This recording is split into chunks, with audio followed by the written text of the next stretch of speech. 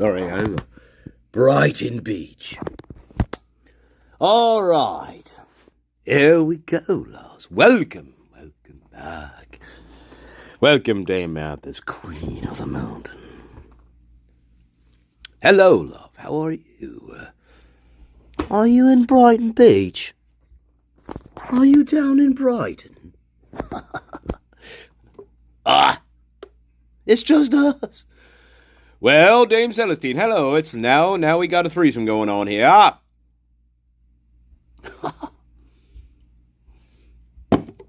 Are you ready for more punishment?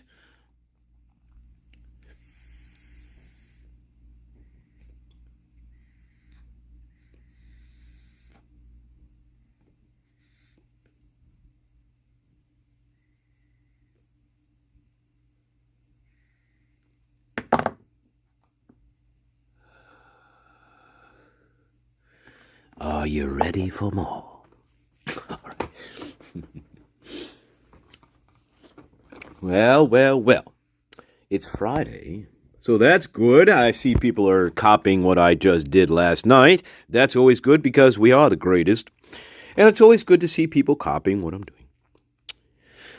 Oh dear. But we do it better, of course. We do it better. Okay. Sometimes we're a day late and $1 short. That's right. But take it away. Sorry, guys, before we get into what we're doing. Take it away, Mr. Zappa. Take it away, Frankie. Take it away, Frankie. Take it away.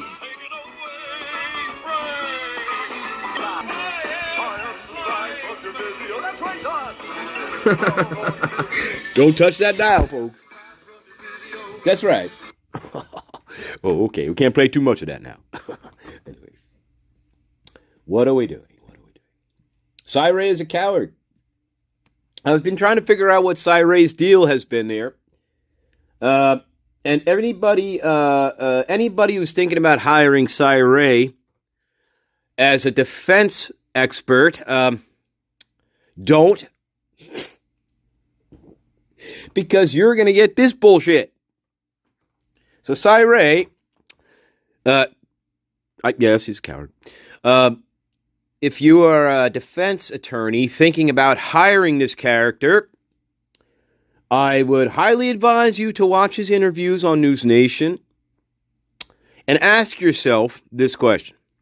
Is it worth the trouble with this fucking guy? Probably not. Probably not. Cy-Ray turned into a fucking coward. Cy-Ray turned into a politician. Cy-Ray turned into, he turned into a politician. That's what he turned into. And now when we see this other action going on in this case, Kohberger's wanting to vacate the plea, have a trial. Now, Mr. Cy-Ray, being the fucking coward that he is, and yes, I'm going to call him a coward because he is. Now, this is what we're seeing out of Cy-Ray. Okay? Now, again, why am I doing this? Why are we doing this? I'm encouraging every good defense attorney in the country to think about hiring this guy in the future. And most likely he's going to run back to his roots and suck police officers' cocks. That's his history, okay? And that's his nature. So anyway, Cy-Ray, hopefully we never see you again, ever as a part of a defense team, okay? You're a coward. You sold out your client. Okay? It's not the other way around, folks.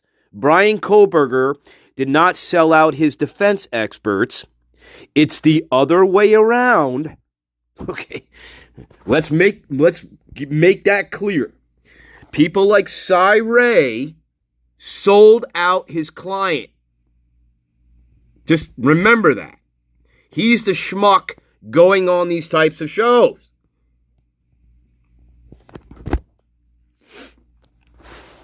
Hey, what's up, Lucky? So anyway, I just want to make that very clear. Defense people out there, don't look at this guy twice, because you're going to have this shit on your hands. And you're going to have this question. I'm going to start with this question from Jesse Weber. We know what he is too, but I'm just saying. We're going to start with this question.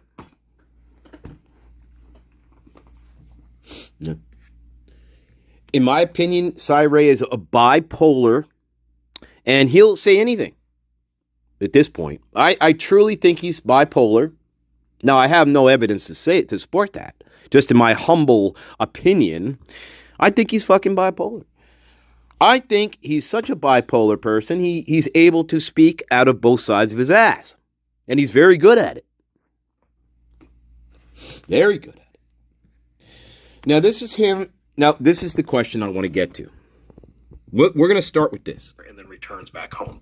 I think that's incredibly telling evidence that when properly presented to any layperson, it tells a story of what's going on. Cy, it sounds to me that if the defense came to you, if he gets a new trial, which I've said yesterday, highly, highly, highly, highly unlikely. If you were to get a new trial and the defense were to come to you as an expert witness, you would say... Yeah, what would you say, Cy?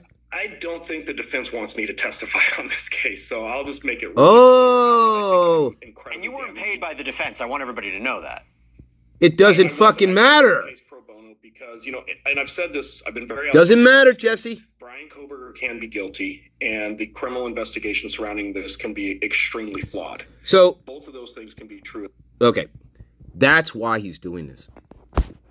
That's why he's doing this.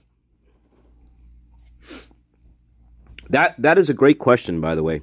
So, again, what happens if there is a new trial? What are you going to do, Cy Ray? Well, now I don't want any fucking part of this. I don't want any part of this at all. You see? He's a fucking coward. Oh, wait a minute.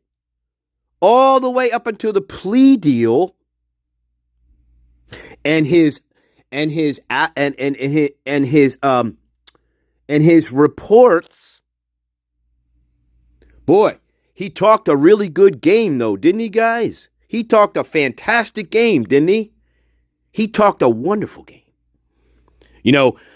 I've never testified for the defense in all my years. This is one of the worst investigations I've ever seen. Remember all that?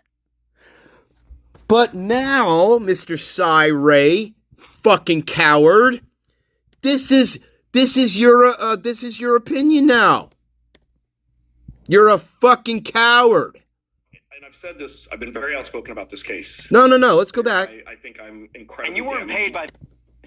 You would say... Yeah, what would you say, Cy? I don't think the defense wants me to testify on this case, so I'll just make it... Oh, that's fucking funny now, guys. That's real fucking funny now, isn't it? It wasn't fucking funny before, but it's funny now. This guy is a fucking coward. He's a fucking politician. He's garbage to me, this guy now. Garbage.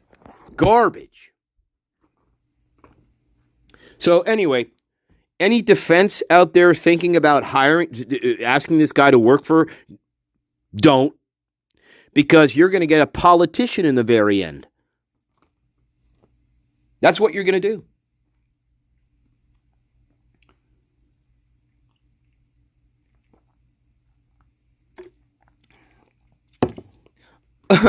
I don't think the defense wants me to testify for them anymore. Not after I'm going on News Nation and giving out these fucking interviews. Yeah, I think so, Cy. I totally agree with you on that, Cy Ray. You purposely did this to get out of it. If there ever was going to be another trial, well, you certainly made it very clear that you wanted out. You fucking coward. You're a fucking cop. You always were a fucking cop. And I don't know what possessed you to take this fucking case in the first place. I don't now. I have no idea what made him take this fucking case in the first place now, guys. I'm confused now. I'm very confused by Cy Ray. Almost like a fucking bipolar manic. I'm very confused, Cy Ray. Right? But he talked a very good game, though, didn't he? Now he's a fucking coward. Oh, I don't want to talk bad about the judge because he may put me in jail. You're a fucking coward. You're a coward. Isn't he? Do you agree with me, guys? He's a fucking coward. Not only is he a coward, he's a political coward. Fuck you, Cy Ray. Fuck you, man. I don't even know what side. You don't even know what side you're on anymore, do you? At first, you were totally gung ho that Brian Koberger, the cell phone shit was all fucked up. It could be exculpatory evidence, but now you're coming out as if you're a fucking cop again. A fucking cop. A fucking stooge for the prosecution. Now, that's the way you're presenting yourself now. After all this fucking time. Fuck you, Cy Ray. Whatever foundations you're a part of, I hope they all burn to the ground. You're a coward. Two-faced coward.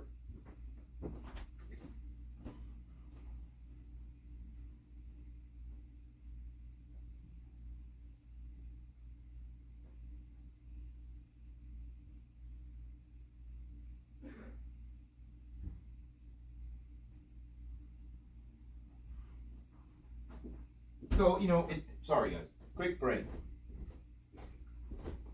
But at this point, it doesn't fucking matter. Listen to me.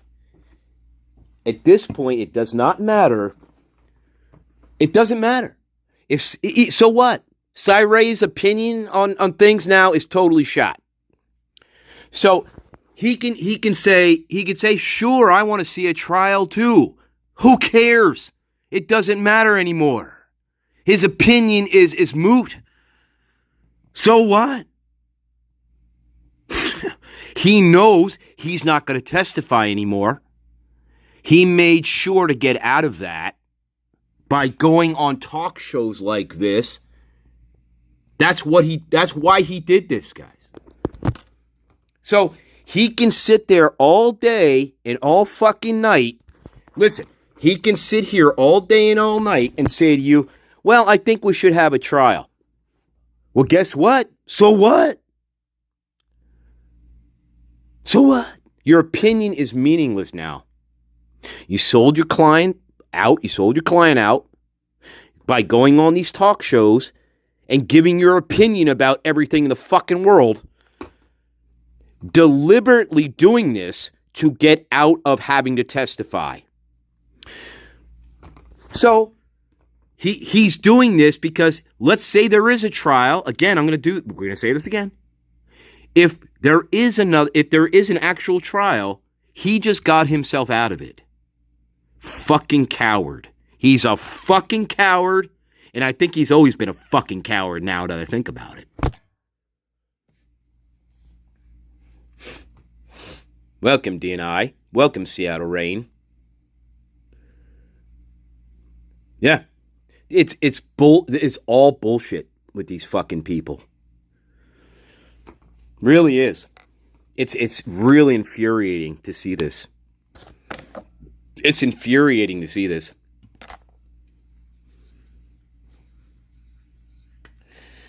Somewhere along the line, I think he thought to himself, well, he got scared off by the inbreds in Idaho somewhere. I don't know. Something spooked him. Did something spook Mr. Cy Ray? Did the inbreds in Idaho, did Hitler spook him? Why did he turn into a Benedict Arnold here? I don't understand why he turned into Benedict Arnold here.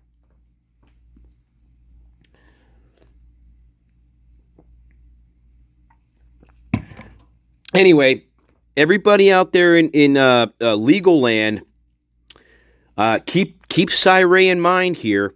He may turn on you if you hire him for things. He may turn on you. Okay, just keep that in mind. And then you're going to find yourself in this situation. You're going to find him on News Nation talking to fucking Jesse Weber about evidence that doesn't exist. He's talking about evidence that was never developed. Never developed. That's important to keep in mind. This evidence that he's so sure about, well, it was never developed by the prosecution. Never. So I can sit here and talk to you all day about evidence that was never developed. Never developed. Just like a photograph that was never developed. Right? It's like saying this. I have a million Polaroid fucking cartridges. I think there may be photographs on them. I'm not sure. But since they're never developed, I don't know. There may be photographs. There may not be. I don't know. There may be negatives or that there may not be negatives. Right? That's what he's doing. In his expert opinion. Okay. Right? Maybe that's not a good analogy. I'm just saying.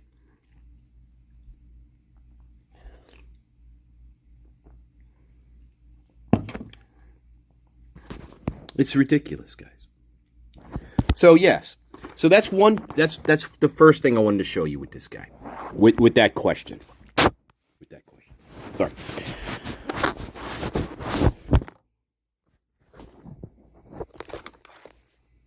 All right. That's the first thing I wanted to show you with this guy. Yeah. Then it goes on. You weren't paid by the defense. I want everybody to know that. It doesn't matter. I wasn't. I took this case pro bono. It doesn't matter. And I've said this, I've been very outspoken about this case. Brian Koberger can be guilty, and the criminal investigation surrounding this can be extremely flawed.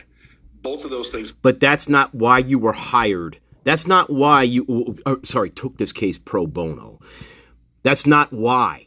Can be true at the same time. And that's not why. Talking about ethics and credibility. The fact that Brian Koberger is guilty cannot weigh into the fact of, do we hold law enforcement accountable when we have incredible deviation from best practices and standards that now subject the family and other people to start going through what it looks like another round of this thing. So you mentioned the family. Si, I don't want you to go anywhere because we're going to do something that I've never done before. We've never done on the show before. When we come back, this is where we bring in the family. Sister of Kaylee Gonsalves, one of the students that was murdered, Steve and Olivia Gonsalves. They're going to be live. They have a lot of questions for Si about his findings, and he's going to be giving the answers. We'll be right back.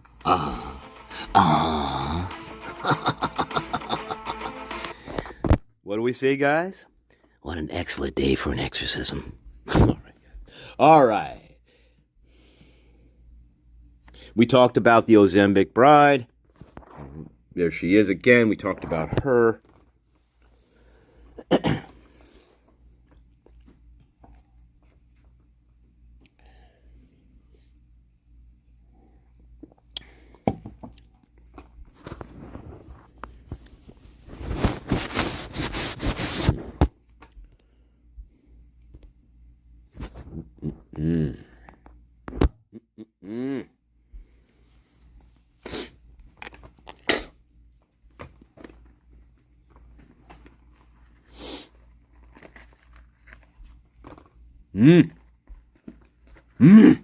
Quick break.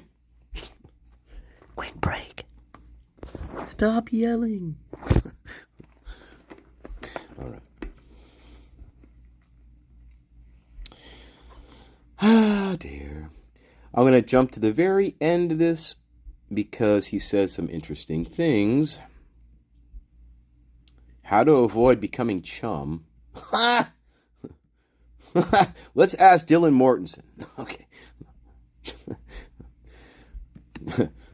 Speaking of Dylan, no, I'm kidding. Weird. Hey, when's Dylan gonna do her interview? Okay. Who's this guy? Okay. It looks like Ringo Starr. Okay. Fucking weird. But there's, at the very end of this, though. Interesting. We're going to review that again.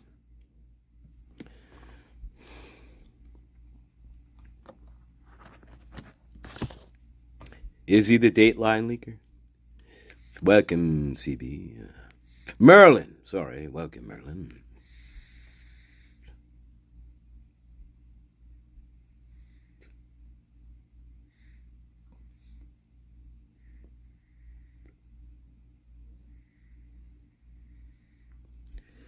Oh dear, oh dear.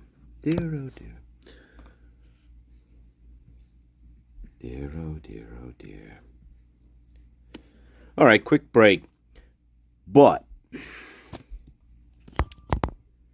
wanted to review this because I wanted to review this again. So this is Turvey, right? Crime and Justice.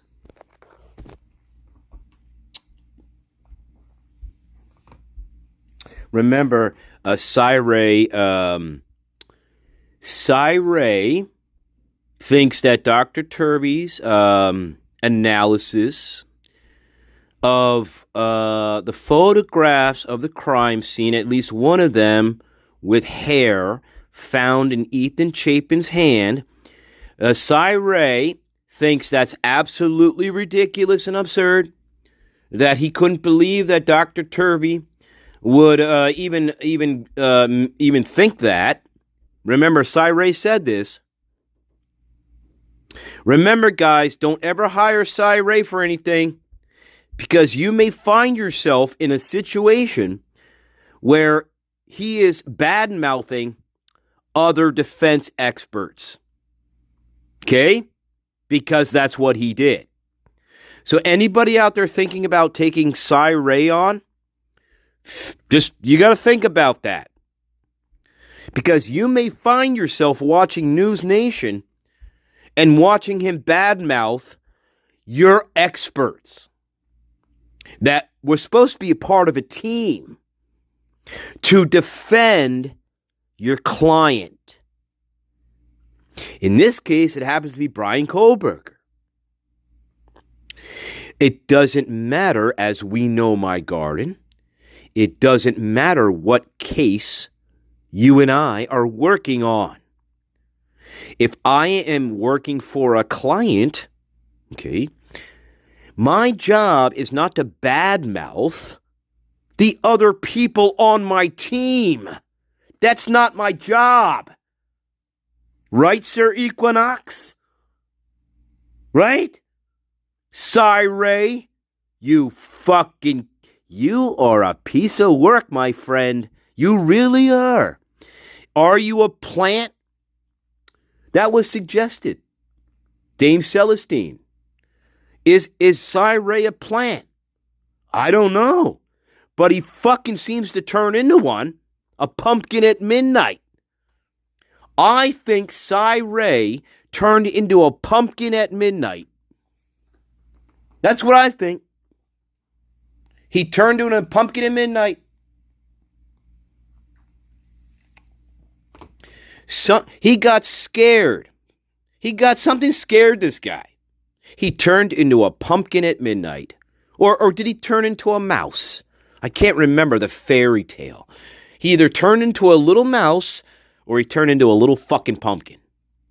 Cy for all your wealth of experience, you're a fucking mouse. You're a coward. You are a coward. Coward. And not only that, you sold out your client. And not only that, you don't want anything to do with a potential another trial. You don't want anything to do with it anymore. You're a fucking coward. You don't stand for anything. You don't stand for nothing. You are nothing. You're a coward. That's what you are. Of mice and men, you're a fucking mouse. Prove me wrong.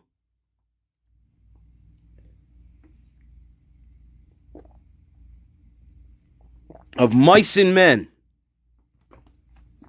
he turned into a fucking mouse. A two-faced fucking little mouse is what he turned into. Otherwise, you say, wait a minute, Master Nature. What are you talking about? Well, I'll show you. Well, here he is on News Nation. Okay. There he is. Looking like the bipolar manic that he is. I wonder if he went off his medication. I wonder if somebody took his medication away for a week in Bermuda. Or Jamaica. Or where the fuck he goes. Fuck this guy. It's like fucking Ken Maines. That kind of bullshit. Fuck you. Fuck you. These people, again, just go away. Just go away. Stop trying to be relevant. Look, it doesn't matter anymore what your experience is. It doesn't matter. You sold your soul for rock and roll, baby. It doesn't matter. You're a sellout. You're a coward. You're a mouse. And you're a sellout. You sold your client up the river just like Ann Taylor did. Siree. So then I was thinking, well, was this a game the whole fucking time? This is just one big game.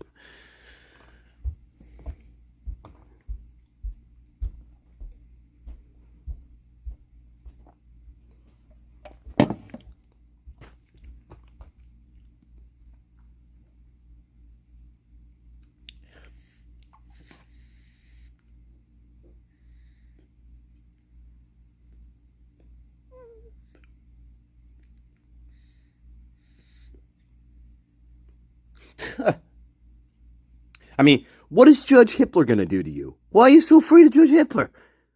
What is he going to do to you? He's a fucking inbred fucking judge in Idaho. What is he going to do to you? Come on.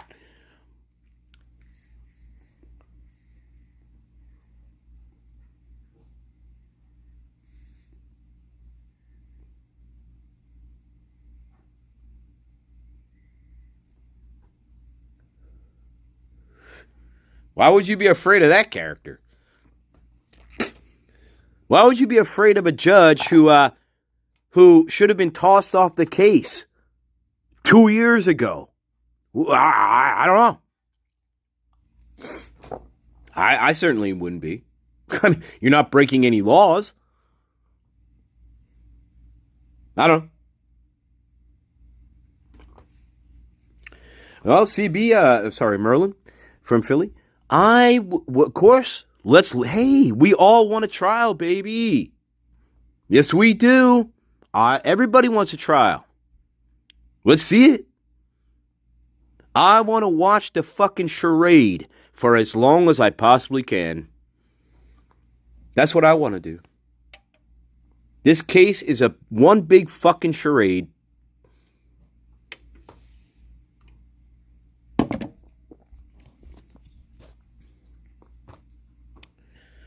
And then, watching those, listening to those Baby Jack interviews yesterday that we covered yesterday, and people are now just catching up to us because we are the greatest of all time. People catching up to us covering Netflix special. We are the greatest, and they always catch up to the greatest. We already covered this, but anyway, listening to those Jack the Child interviews, Jack DeCour. You know what I was thinking, guys? I was thinking to myself, boy, I wonder what else those text messages say between the two of them. I really do. Like, if we're talking about doing cocaine and perhaps selling cocaine 3 months from now, perhaps you're right, Dame Celestine. Perhaps you're correct. I don't know. But you're going to be doing it from 3 months from now anyway. Anyway, I really want to know what else those text messages say between the two of them. I can only imagine.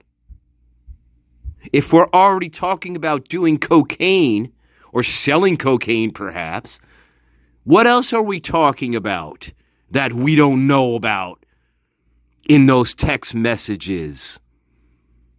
Huh? Hey, Moscow Police Department and Steve G, if you really want truth and justice, why don't we see all the text messages? What? Because they will embarrass you and your family? You don't want the fucking truth. Christy doesn't want the truth. You don't want the truth.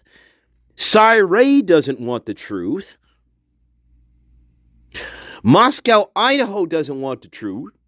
People in denial on Reddit, they don't want the truth. They all say they want the truth, guys. But they all want to live in their denial fantasy world against the wall. That's what they want. They don't want to know. They really don't. They say they want to know, but they don't. We know for a fact that if this pristine, in my opinion, this pristine knife sheath that appears in Maddie Mogan's bed, I know for a fact that if this pristine knife sheath doesn't appear in Maddie Mogan's bed mysteriously, I know for a fact that you're not going to be able to convict Bryan Kohberger. I know that for a fact. Because you have no other evidence. We know that. We know that for a fact.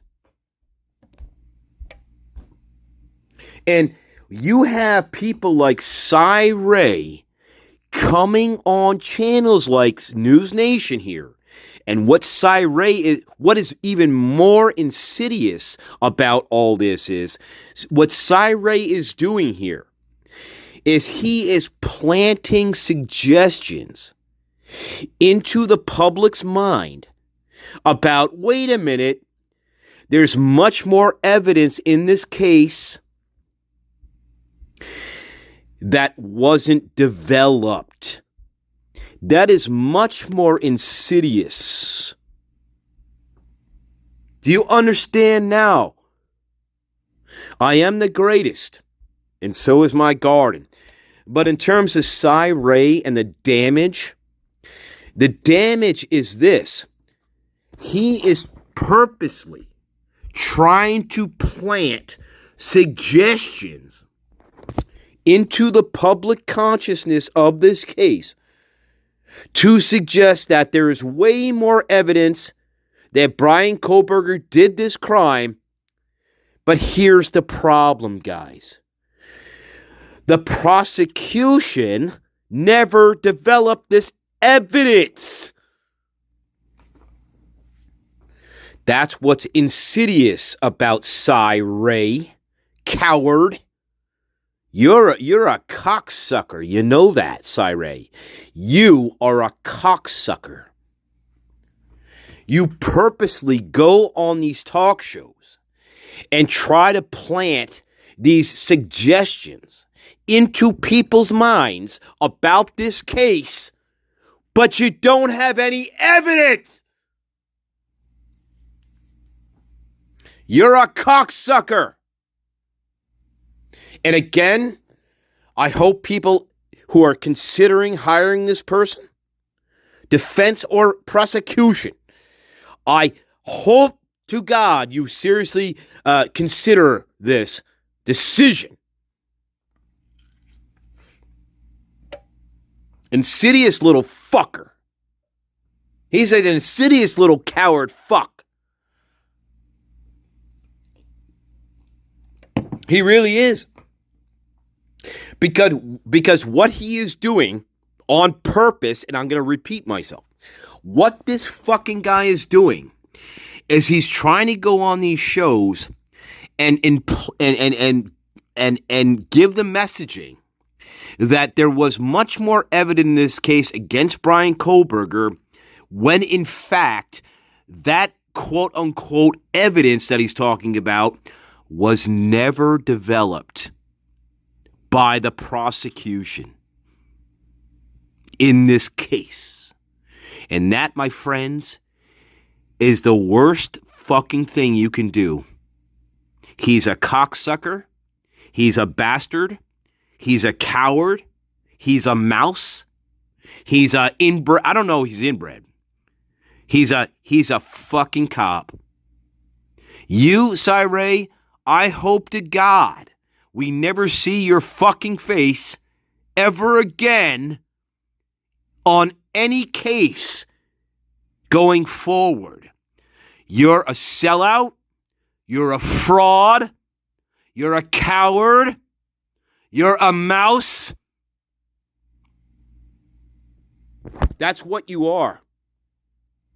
You are the slime coming out of my TV set. You really are. You're a cocksucker. You really are.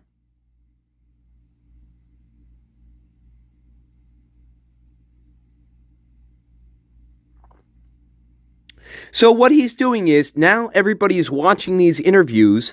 They're thinking to themselves, oh my God.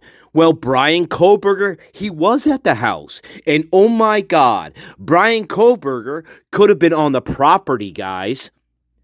This cocksucker did this on purpose to make you think that Michael Myers was running around the property. He was on the property. He was colliding with them. I'll tell you, Cyree, you're an insidious little fucker. You really are, Cyree. And do me a favor, Cyree. I want you to go to Jamaica or the Florida Keys or where the fuck you vacation. And I want you to stay there for the rest of your miserable fucking sellout life. That's the way I feel about Cyree. You're a sellout. You're an insidious little sellout mouse. Now you got people thinking, well, there you go. Bryan Kohberger, he was on the property that night. Because Cyree said that. Cyree suggested that in these interviews. Do you understand now why he's a cocksucker? I hope so. I really do. You can't just... He's a cocksucker. You're a cocksucker, my friend.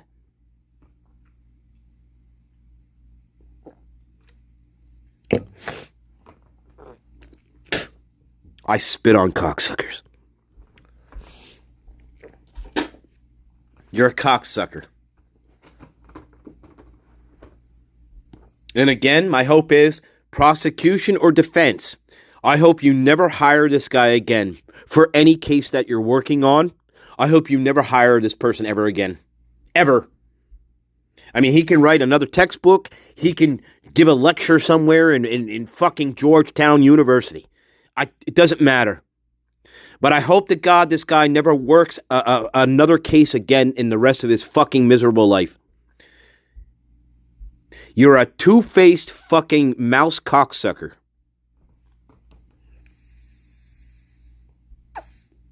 That's what you are.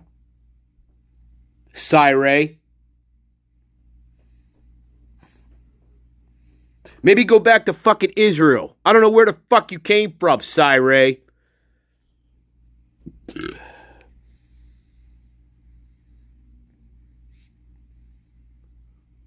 I guess this is the ethical and legal standard now we're setting in all quadruple homicide cases for the history of time.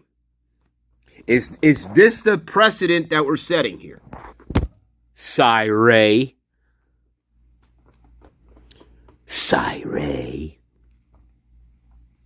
This is the precedent. Fuck you. Quick break. I hope you like this. I really do, because this really burns me up, my friends. This burns me, and I'm going to show you the very end, because the very end of this interview is very interesting. This is where Ray wants to implant messages in the public consciousness that Bryan Kohberger, he perhaps could have been on the very property itself. There's no evidence that was developed in this case to say that Bryan Kohberger was on the premises, in the house, near the house. Bill Thompson never developed this evidence. Ever. People in denial. I want everybody to think about this very carefully. You have Ray trying to convince people that it's quite possible that Bryan Kohberger was just mingling with the victims. But remember, there is no evidence that Bill Thompson and all the other inbreds in this case developed to prove that. You have to prove that. Ray, did you forget in your 30 years of experience? You forgot. You have to prove your case. You fucking Muppet. You're a fucking Muppet. You can't just, so what? You have to prove things with evidence, not undeveloped Polaroid fucking pictures.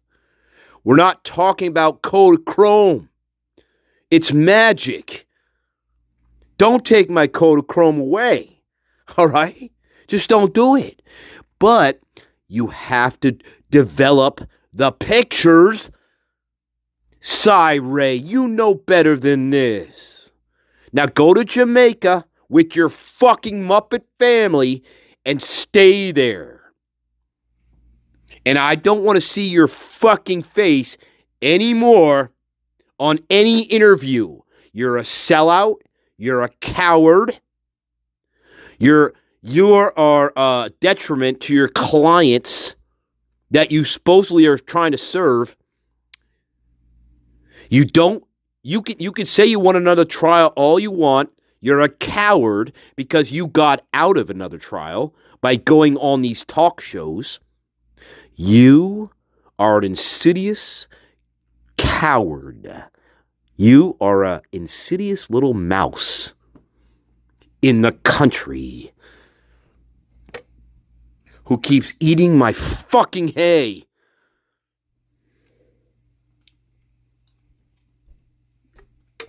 Or go back to fucking Israel. I don't know where the fuck you're from. Cyrus. I call you Cyrus the Virus.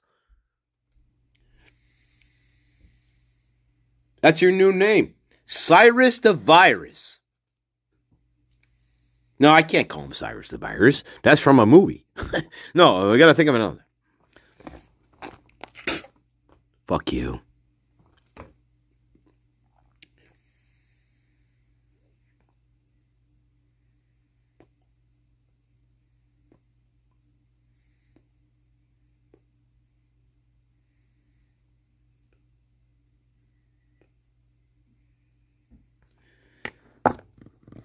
It doesn't matter. And again, a quick break. It doesn't matter if you're working pro bono or if you're getting paid. It's irrelevant. Welcome, Mrs. John Dame. It's irrelevant.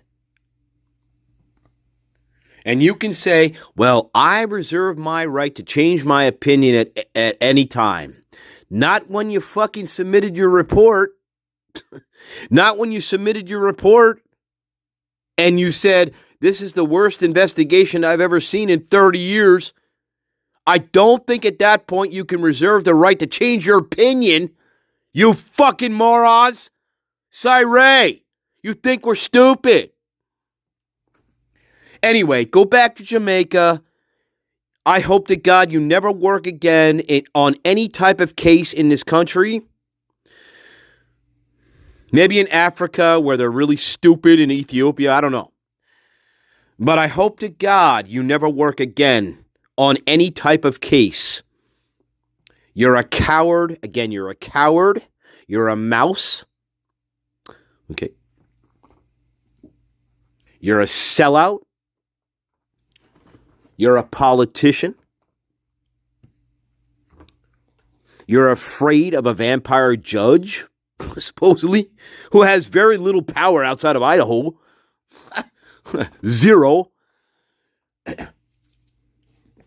Who's a traffic court judge.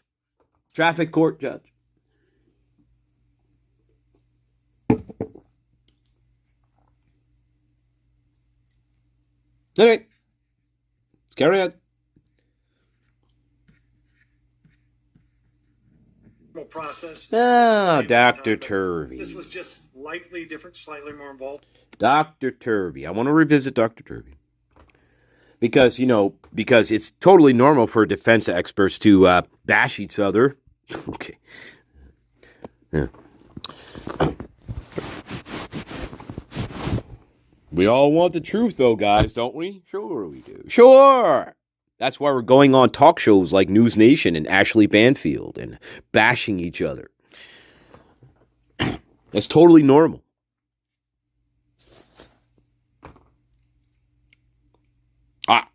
At least I don't think that's normal. I don't know. Yeah, right?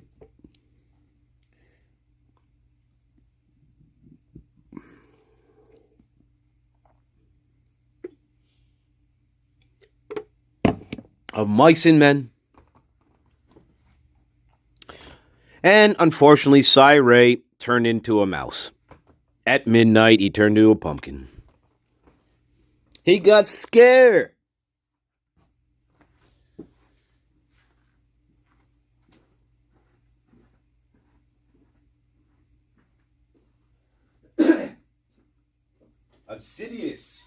Insidious little fucker.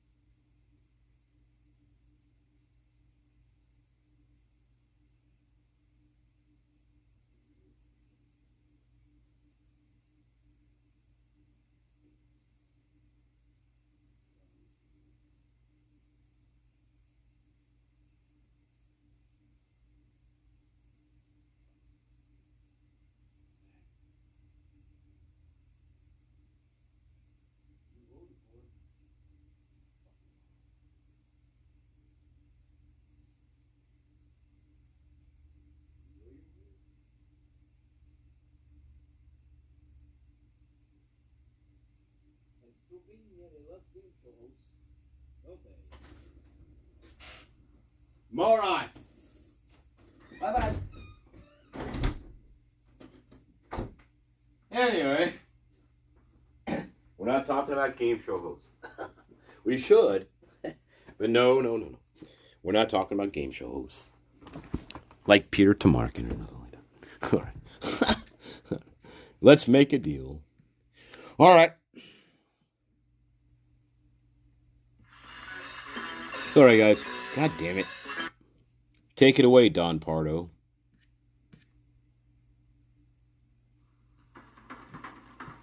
No, wait. Oh, dear. I'm so sorry, guys. I can never queue up what I want. Even though I am the greatest, I have weaknesses. Yeah.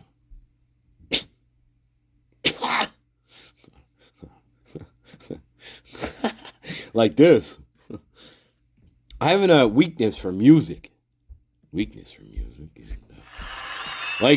instance. Like this.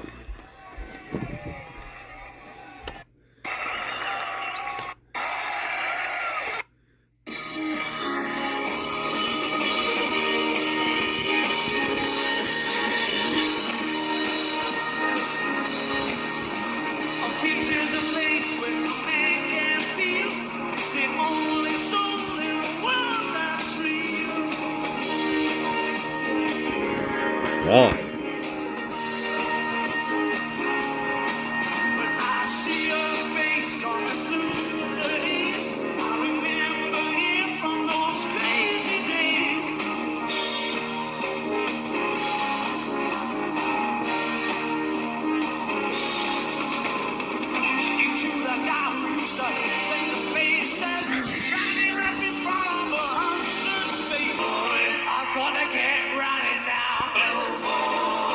Keep my lip buttoned down. Bellboy.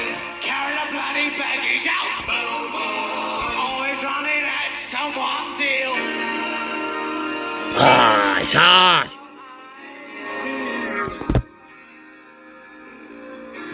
You know, Mrs. Joel, how it was in Brighton.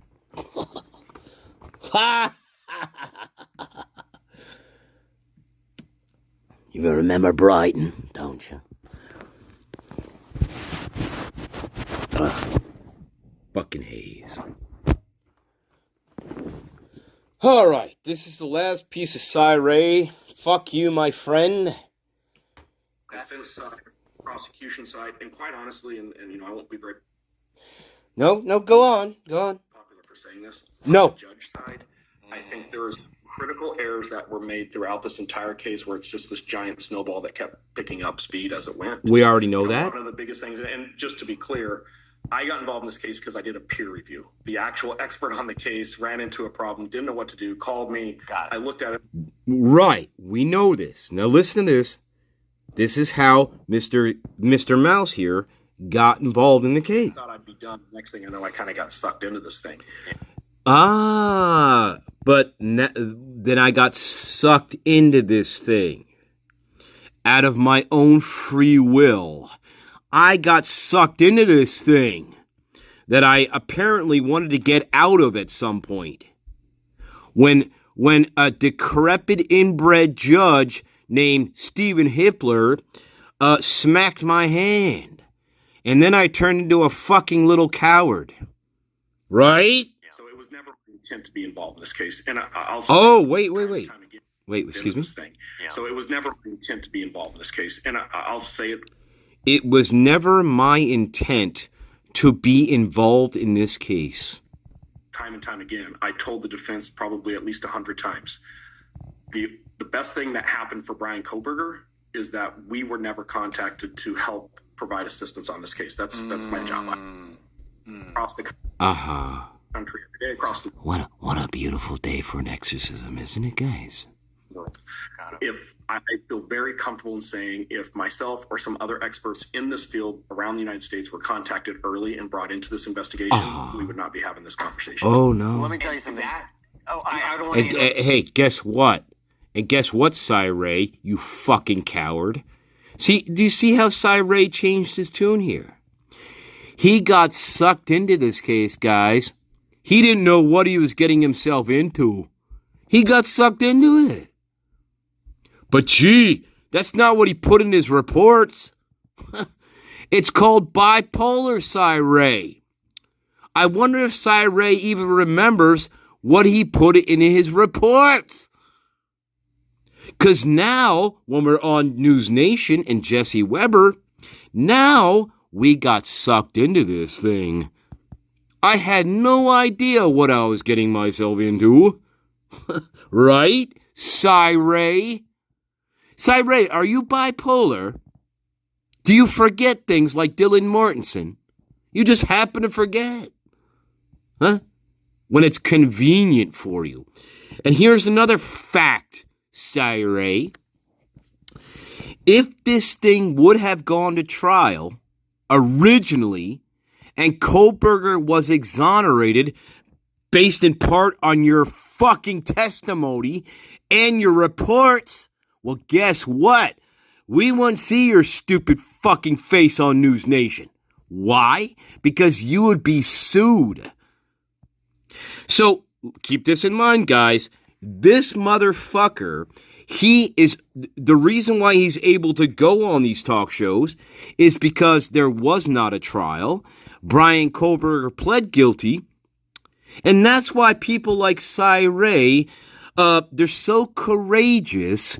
Now they can go on talk shows like this and say whatever the fuck they want to say.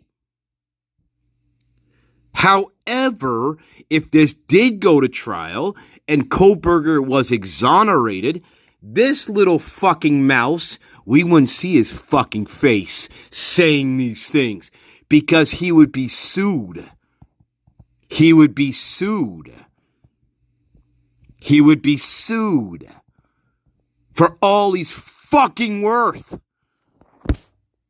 Keep that in mind. Right? Welcome, Mantra. Welcome, which he was. Welcome.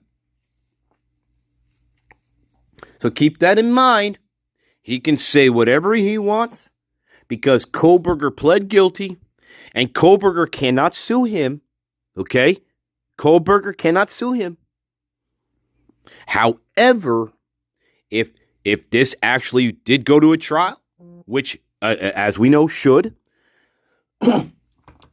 you would never see Cy-Ray's fucking coward, fucking two-faced anywhere.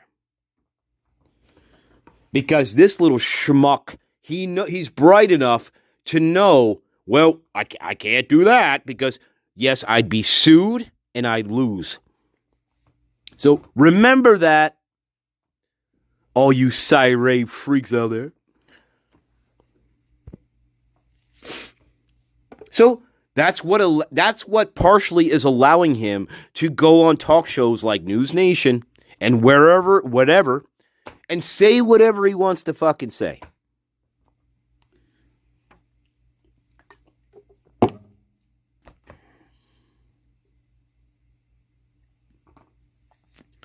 Pav is claiming Cy is playing chess with the G's.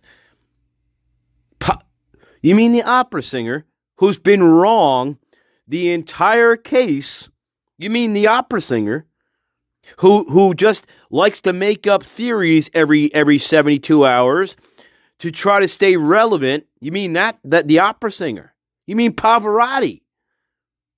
You mean Pavarotti?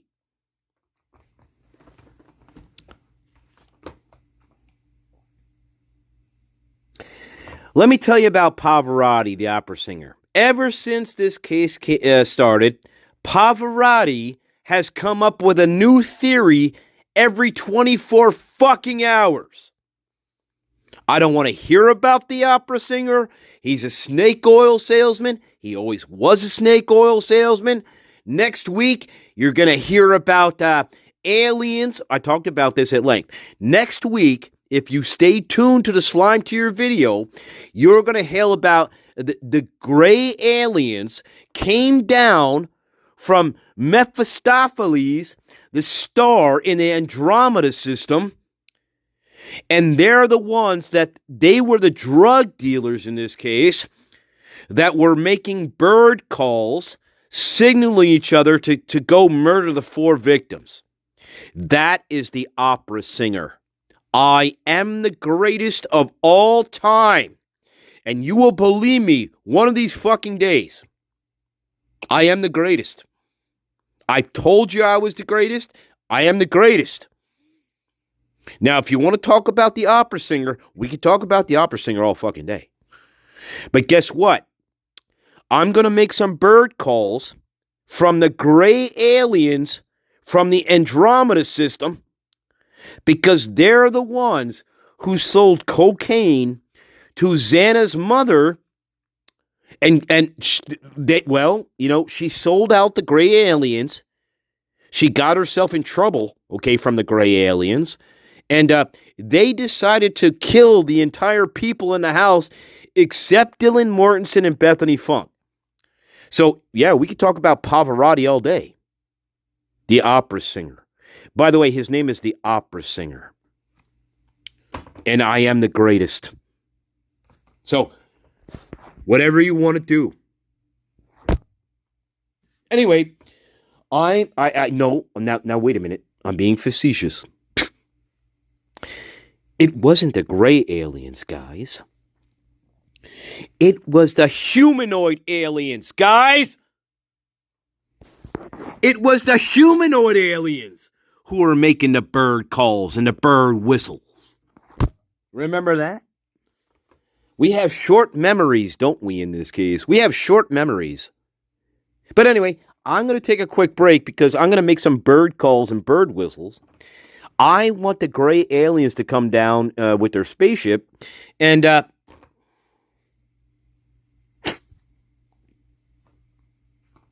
I'm sorry, I'm sorry, you're right. It was the Cylons. I'm sorry, I misspoke. It was the Cylons. Yeah.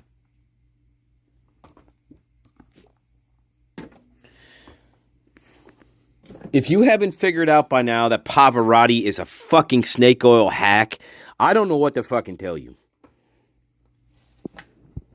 He has no coherent theory. He never had a coherent theory from day one. The reason why he got involved in this case was to make money. He's a hack. He's a hack. That's all he is. That's all he ever was. He has no coherent theory. He never had a coherent theory from day one.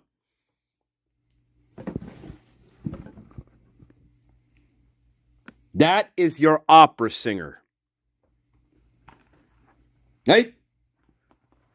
So I don't give a shit of what he says. Sure, he's playing chess with Steve G, huh? For what fucking reason?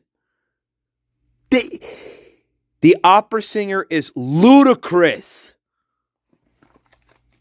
If you want entertainment and fucking game show shit, sure. Go to the opera singer. Okay? Leave me alone. He's a fucking hack. He's a snake oil salesman. He never had a coherent theory ever since he started his fucking channel. He doesn't have one coherent theory about what happened in this case. It changes every 24 to 48 fucking hours. It gets more ridiculous as he goes on.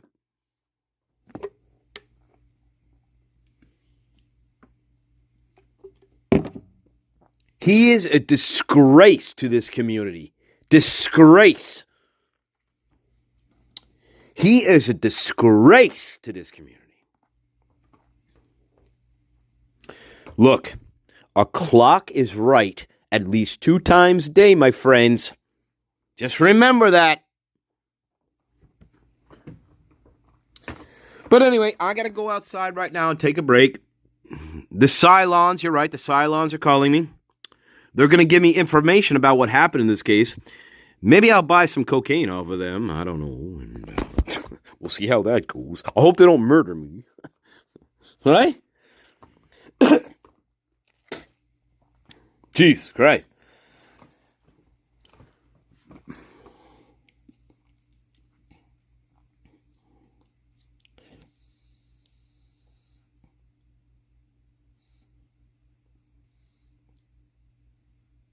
I'm sorry. I'm sorry, guys. I'm so sorry. I'm really giving you misinformation here, guys. I'm sorry. It's not necessarily the Cylons or the aliens, okay? It's, I'm sorry, I'm misleading. I don't mean to mislead my guard here. But it's also the Aryan Brotherhood, okay? In cahoots with the aliens. I'm sorry, guys, I forgot that part. It's the Aryanite Brotherhood. They worked out a deal with the Cylons to sell cocaine and other substances in the area of Pullman, Washington. That's all the way down to Moscow. I'm so sorry, guys. I forgot to mention that part. Can I prove any of that? Nope. but that's the way it went. See, and tomorrow, guys, I'm going to think of something else to tell you.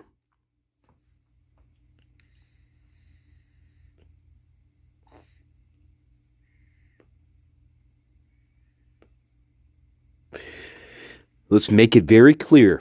The opera singer never had a coherent theory to begin with. He's a hack. He's a fraud. He doesn't care about true crime. Okay? He doesn't have a theory at all. He never had a theory that didn't change within 24 hours to try to entertain you. He's the worst thing that could happen to true crime.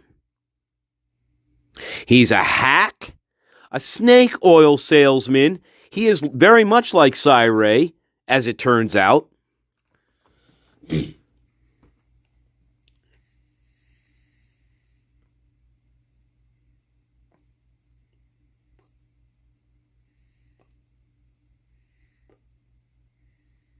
Remember, this is the same Pavarotti who thought that Dylan Mortensen and Bethany Funk were staying down at the Monarch fucking Hotel in Moscow, Idaho.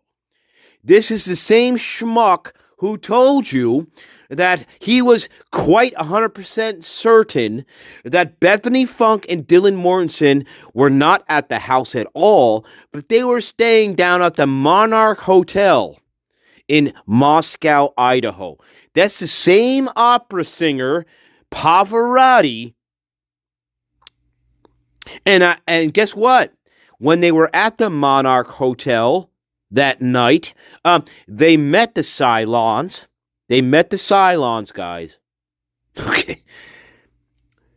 Don't forget the opera singer. The worst thing to happen to true crime, I am the greatest. If you want real information, okay.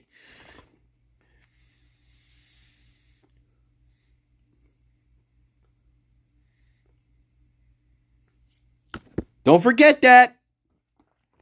Don't forget Pavarotti. Anyway, guys, I got to take a quick break. I got to go to the Monarch Hotel. Okay.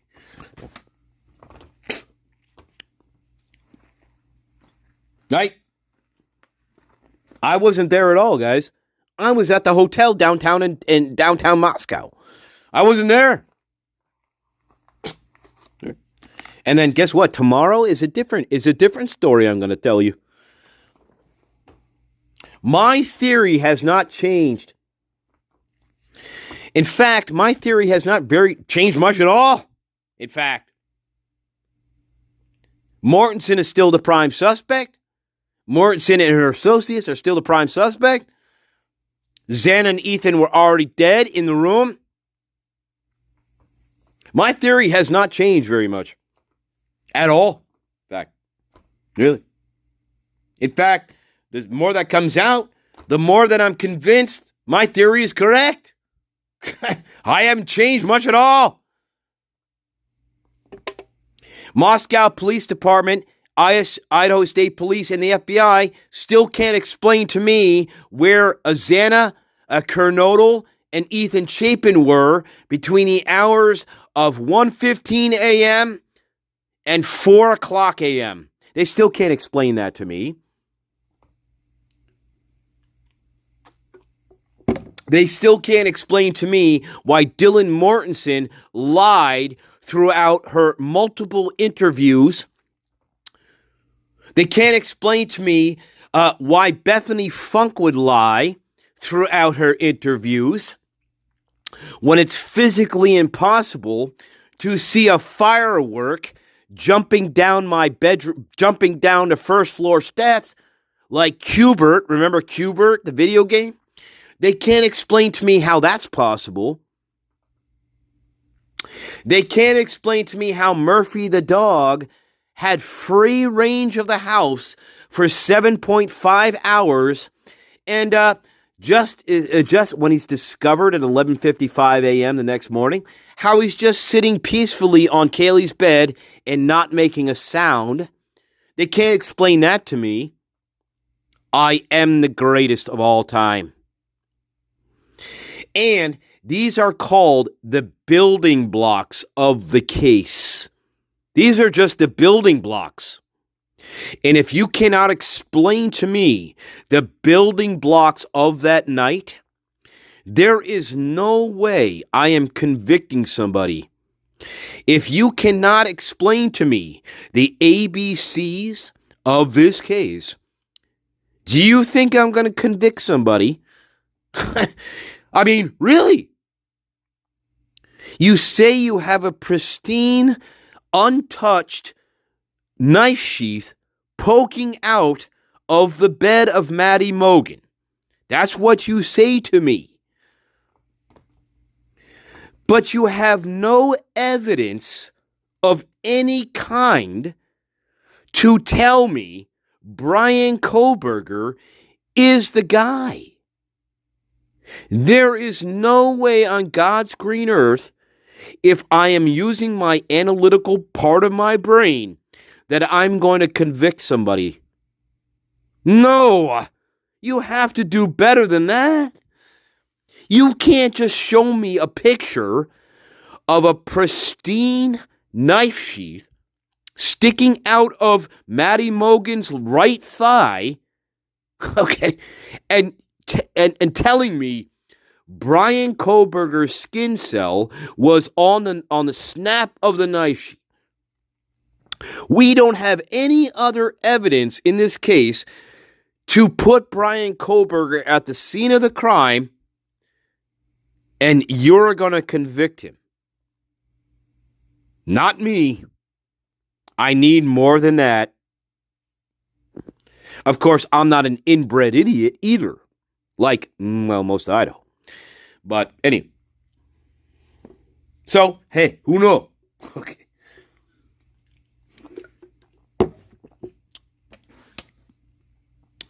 And Cy Ray, you are a mouse. This is the end of Act 1. Cy Ray, you are a coward. You're a mouse. You're an insidious little thing. You're an insidious little thing, aren't you? You're insidious.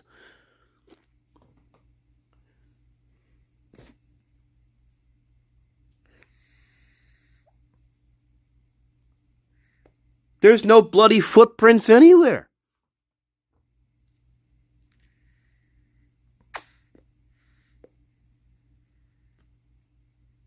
I was so good. Listen to me, guys. I was so good at knifing 4 people. I was so good that I didn't track blood anywhere in the house, guys. That's how good I was.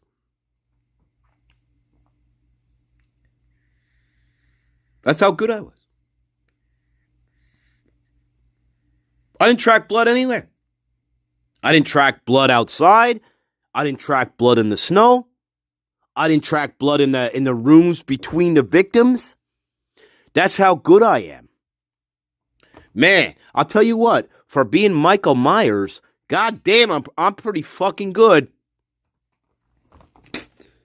I must be the greatest.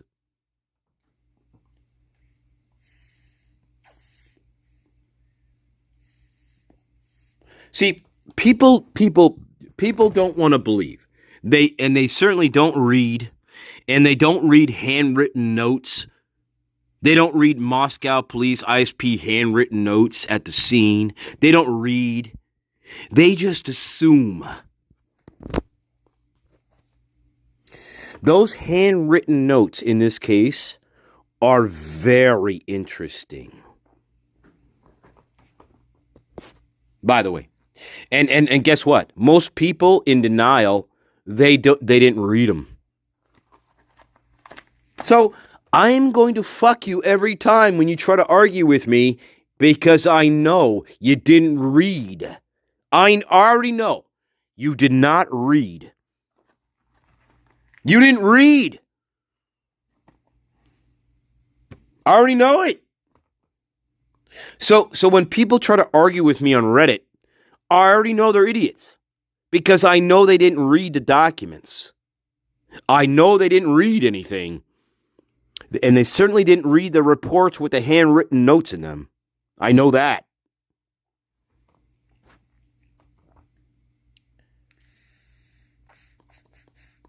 I have a handwritten Moscow Police Department note that says Murphy the dog was found on Kaylee Gonzalez's bed.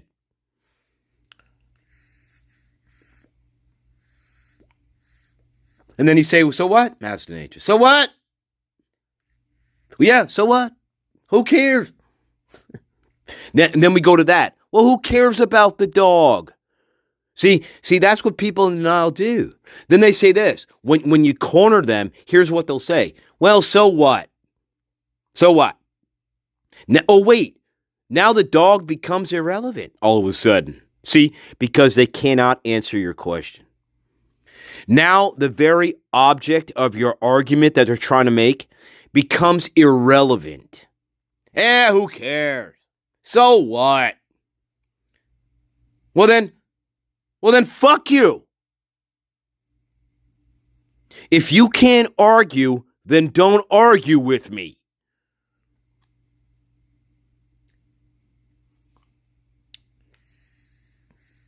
I am the greatest.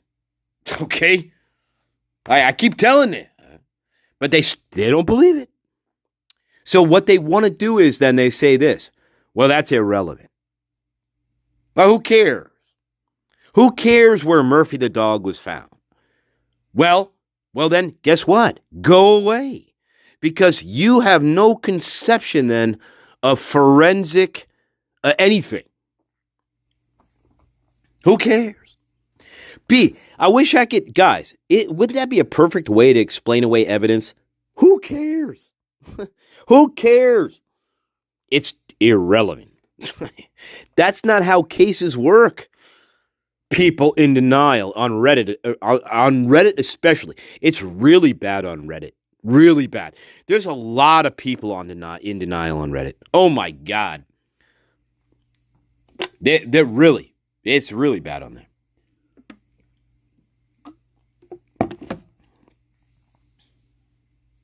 Well, who cares where Murphy the dog was found? It's irrelevant. Okay, sure. So how about this? So what you're saying is anything to do with Murphy the dog is irrelevant, right? Well, no, that's not what I said. I just meant where he was found is irrelevant. No. You can't do that. What you're saying is Murphy the dog is irrelevant. No, that's not what I said. But that's what you're saying to me. It doesn't matter where he was found. It's irrelevant. Right? But they don't understand that concept. You can't just throw little pieces away just because you don't like it. You can't say to me, well, it doesn't matter where Murphy was found. Okay. Well, then I'll say to you, well, then what you're saying to me is Murphy is irrelevant to this case, isn't it then? Right? He's irrelevant. Well, no, that's not what I said. See? Do you see how it goes here? You can't just pick and choose what you think is relevant or not relevant. Because I'm going to destroy you every time. Destroy you. If you don't like where Murphy was found, fine. But you can't just say, well, it's irrelevant. Because I can say this to you. Oh, okay. Since you feel it's irrelevant where Murphy the dog was found, I guess you also think it's irrelevant that Murphy the dog had free range of the house for 7.5 hours, was walking around the house on his own free will. He could go anywhere in the house. He could go downstairs to visit Bethany the Hobbit and Dylan Mortensen, who locked themselves into the Hobbit hole. He had free range to go into the kitchen. He had free range to go into Xana's bedroom, which was wide open, and all the blood in there. He had free range to go anywhere in the house for 7 hours. 7 hours! I guess that's irrelevant too. Oh, no. That's not what I said. But that's what you said. That's what you told me. You told me Murphy, where he was found, was irrelevant. See, people in denial, what they like to do is they like to pick and choose certain bits of information, see, and think they're right about it. But then when I present the full scope, they don't like it. They don't like it.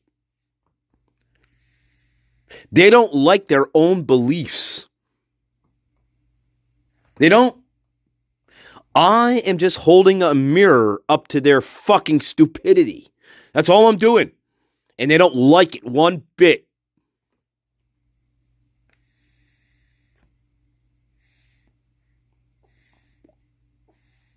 How about this? Murphy the dog was found on Kaylee's bed, right? If we're finding paw prints in Maddie's bedroom, did we find any bloody paw prints on Kaylee's bed? And guess what? They can't answer that question. They can't answer it. See, do you understand now what I'm saying? They don't even know what they believe. So you say to me, well, there's paw prints that were found in Maddie's bedroom, right? You say that to me. There were paw prints found in Maddie's bedroom. Fine. Then I ask you, well, how comes they didn't find any fucking paw prints on Kaylee's bed? You can't answer that question.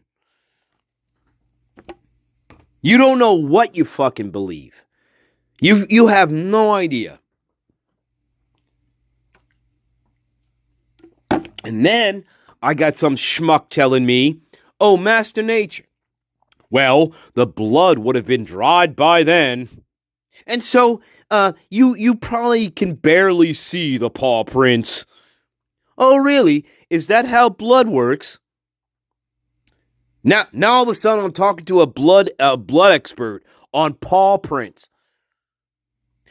These people are such in denial and deluded that it is unbelievable how deluded these people are. It blows my mind how deluded these people are. It really does. They offer me a snack, right? They offer me a snack. And then when I say to them, well, this is the full course menu, they don't like the full course menu. They just want that little snack. But it doesn't work in homicide cases. You cannot just pick and choose the appetizers that you want to eat. And then when I present to you escargot or snails, you can't just turn your nose up at me because I will destroy you. In fact, I destroy everybody on Reddit and elsewhere. I am the greatest. Give me what you think you know, and I will destroy you. Because you don't like the escargot, and you don't like the anchovies on your pizza, and I destroy you. I destroy you. You cannot explain the dog to me. You cannot explain the dog. You cannot explain to me Ethan and Xana's whereabouts. You cannot explain to me why Dylan and Bethany would lie throughout all of their interviews. You cannot explain any of this to me. Not one bit. You can't explain to me why Murphy the dog would just roam outside the house for 7.5 fucking hours. You can't explain that to me. You can't explain to me why he was found just sitting on Kaylee's bed. You can't explain to me why there's no bloody paw prints on her bed. You can't explain to me shit. I am the greatest. But they still want to argue with me. They're all deluded. They don't like the anchovies on their pizza. That's the best way I could put it. You don't like the anchovies that I ordered for you. You don't like it. But that's why you're in denial. You don't like the fact that there's only 2 survivors left in this house.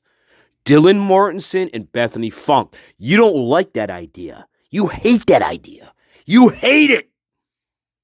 You hate it.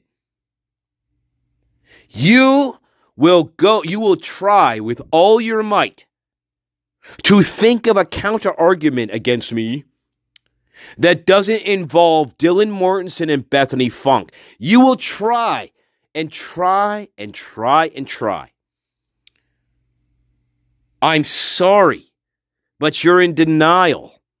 You're deluded. You're against the wall.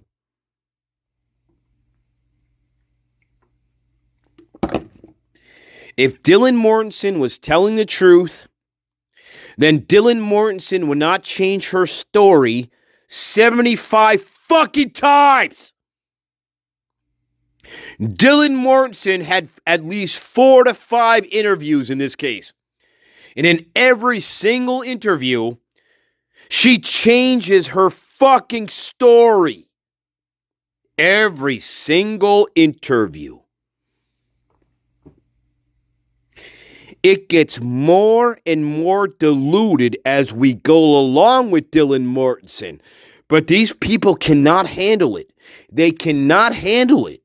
They just cannot. They refuse to accept the fact that Dylan Mortensen is a fucking liar. They refuse.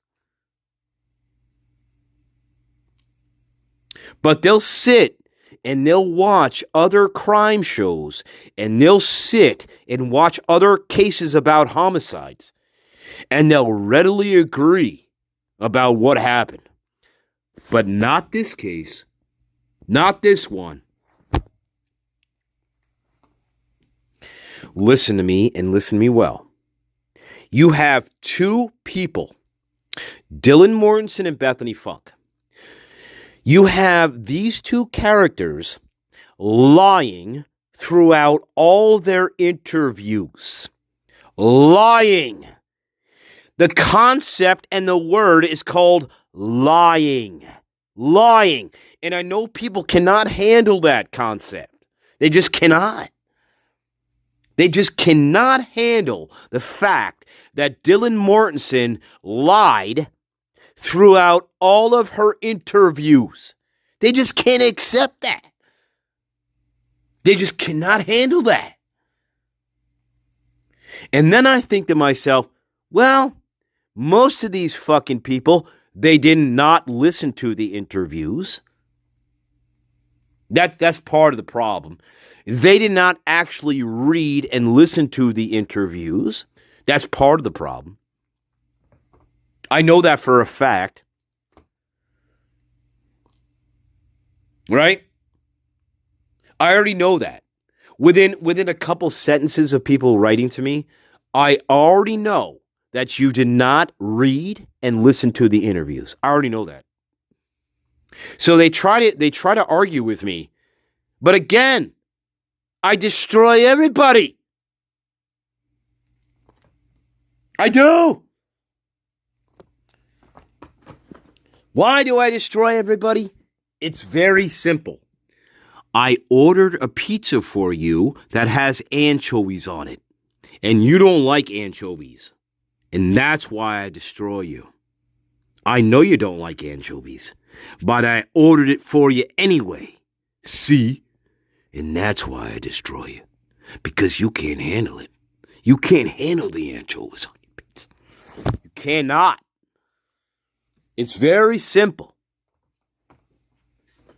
Because you want to pick those anchovies off your pizza. And the minute you start picking those anchovies off your pizza, I destroy you. I hope you understand now how great I am. Anyway, quick break. In the meantime, I'm going to order a pizza for you with anchovies on it. And your task is not to pick them off the pizza, if you can help it. See? Do you see now? I am the greatest. You can't pick off anchovies on your pizza if you're trying to solve your pizza. Do you understand? You're going to have to eat the pizza with anchovies on it, whether you like it or not. You may not like it, and it may taste awful to you, but if you want to solve a case, you're going to have to eat the slice with anchovies on it, my friends. And if you don't, which most of these fucking people don't, I destroy you. And that goes for the opera singer. Well, I'm not even gonna put him in the same category as true crime. So he is in his own circus category.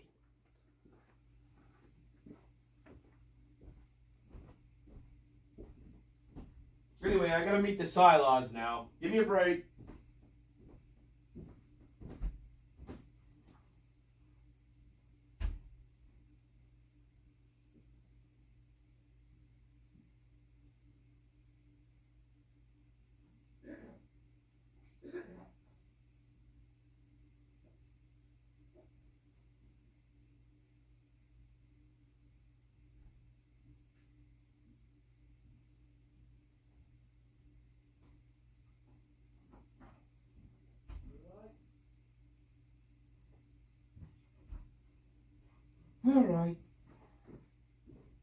All right. Big break. I am the greatest. What's my name, Ernie Terrell? What's my name, Ernie? What's my name, Ernie? Do I need to batter your face some more? What's my name?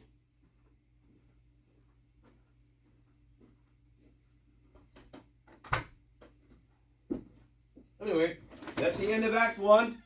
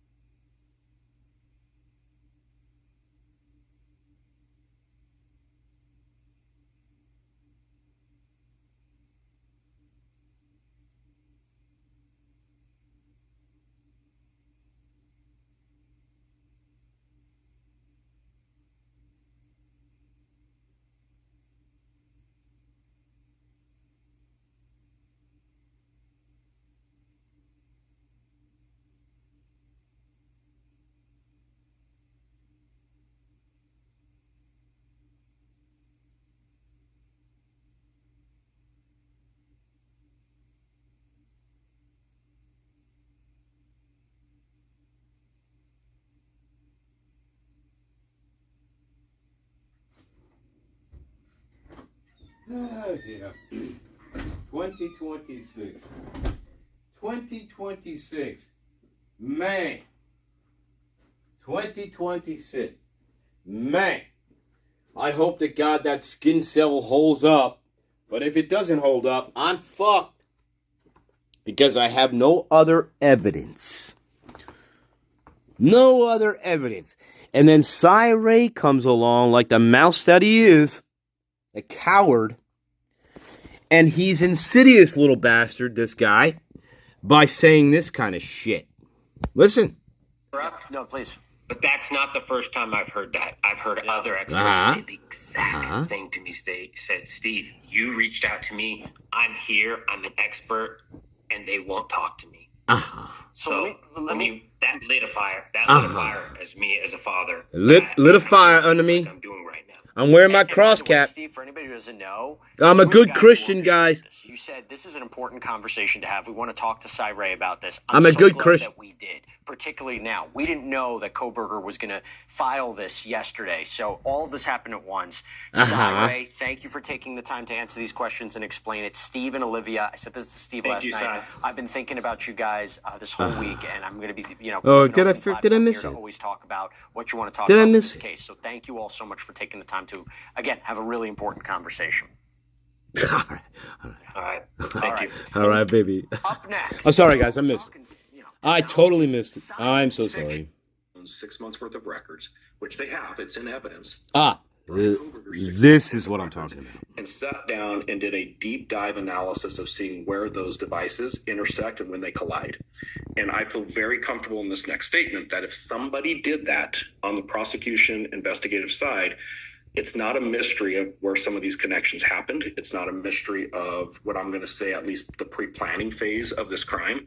Pre-planning? Very telling evidence in those phone records that, to your point, we can be a little bit more specific. We can be a little bit more isolated instead of just saying, well, both phones are in Moscow. Yeah, no, they're actually both on the same street corner. Or, more importantly, there's a couple phones that belong in Moscow that are in Pullman at times. And there's an intersection and a collision between Kohberger and a couple of the victims in Pullman. So the evidence is there. It just needs to be properly analyzed. Cy, I just want to jump in 1 second as I'm listening to you speak, and I'm listening to your expertise in this and thinking that you were retained by the defense at one point. You are quite knowledgeable. You are the kind of expert that any side would want. Did you and your experience, the reason I say that is because Brian Kohberger saying he had bad lawyers. He had ineffective assistance of counsel. What do you think about that, Cy Ray? I'm thinking, all I've ever heard is that he had... Let me back up. I want you... Why am I doing this? The reason why I'm showing this to you is because I want you to see how insidious Cy Ray is here. There is no evidence of this, okay? But Cy Ray, being the fucking coward fucking plant that he is suggesting to everybody watching this that there is evidence that Brian Kohberger collided with these people, the victims. But again, the prosecution, Bill Thompson, Moscow Inbred Police Department, Idaho State Inbred Police Department, the FBI, they never developed any of this evidence. But Cy Ray, he seems to know that that is evidence. Do you see?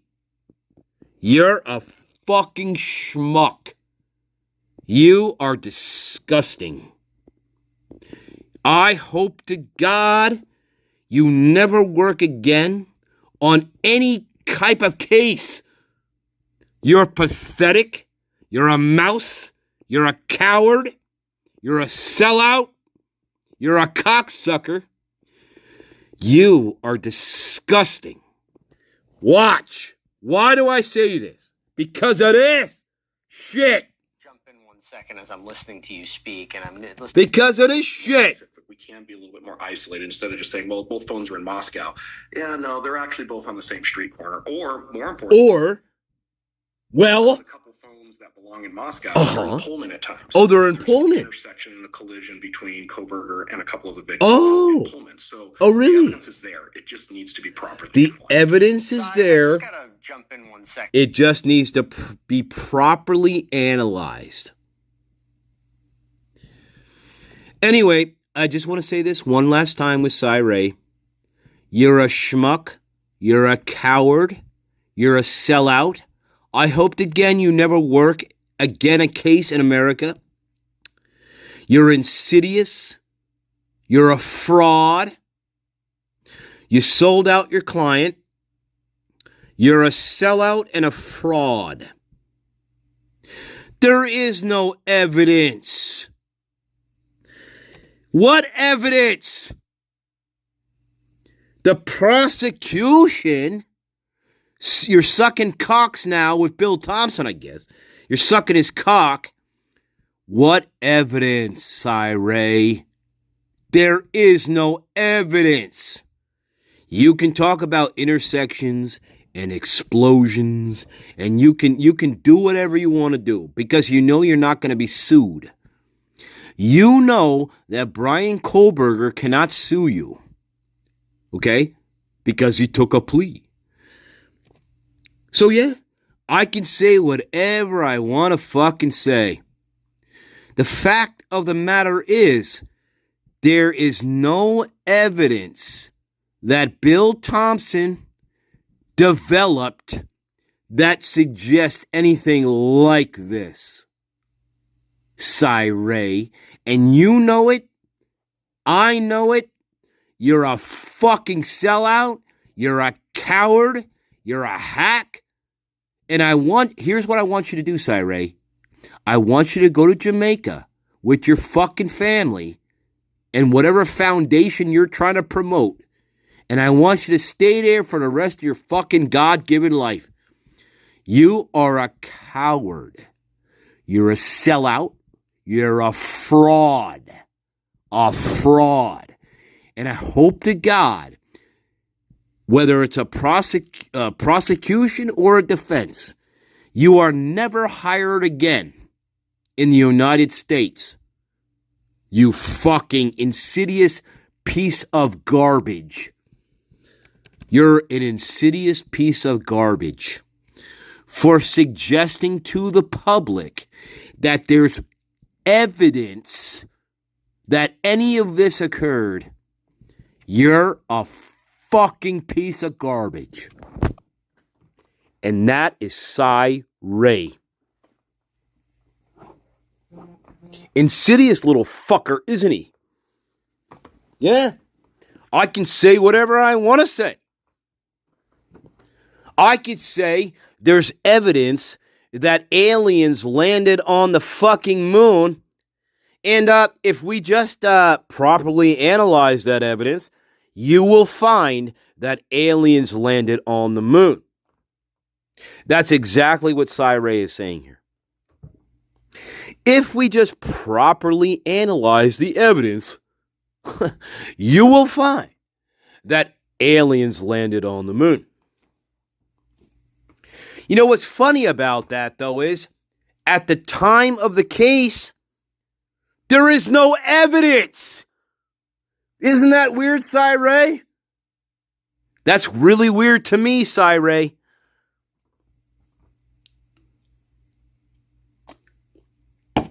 Again, and again, and again, I have a Polaroid camera, Cy Ray. And there may or may not be 45 undeveloped pictures in that Polaroid camera. But at the time of this case, guess what? They're not developed. And there may not be anything on my Polaroid camera. You are a cocksucker of the highest degree. You are a cocksucker of the highest degree. You're a sellout. You're a coward. You're a fraud. You're a mouse. You wanted to get out of a trial, and you got yourself out of a potential trial. That's what Cy Ray did. He got himself out of a trial. He's a coward. He got scared somewhere along the way here. I don't know what scared him, okay? And I don't think it's fucking Stephen Hitler that scared him. But he got scared along the way here to completely sell out and change his tune like a canary.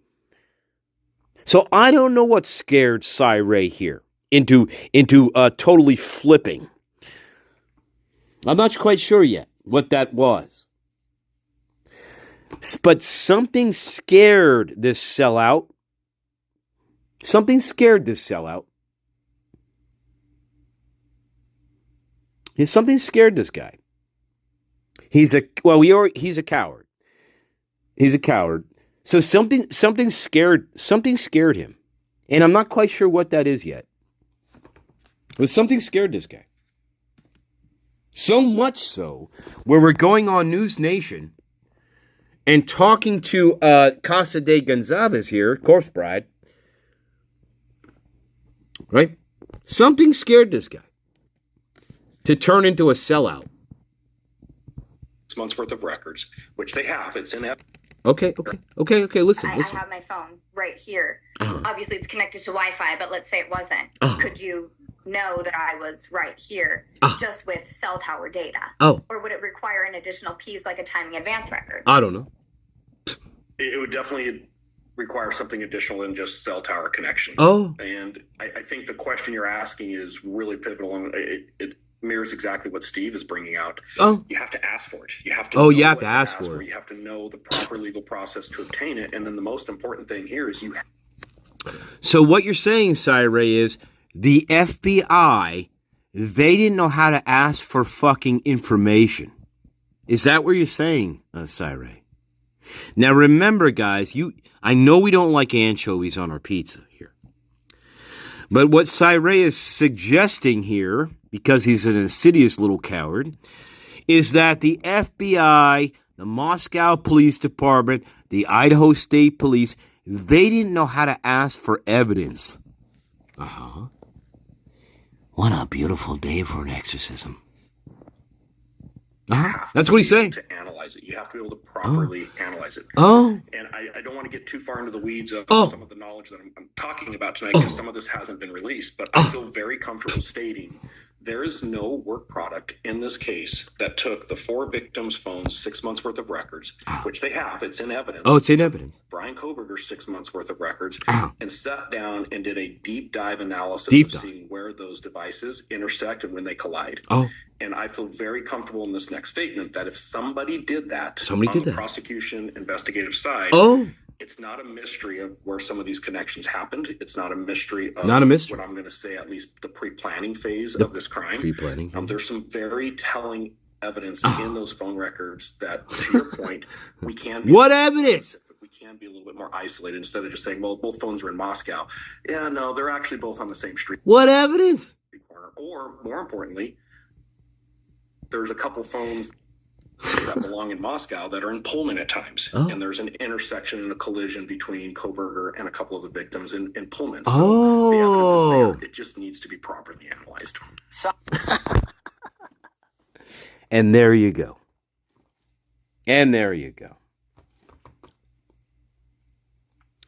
So not only did Cy Ray turn into Benedict Arnold, he is now, what Cy Ray has done because of this, not only has he turned into Benedict Arnold, he is giving hints and advice on News Nation to Bill Thompson and Moscow Police Department on how you can retry this guy, or how you can try this guy if it goes to a trial.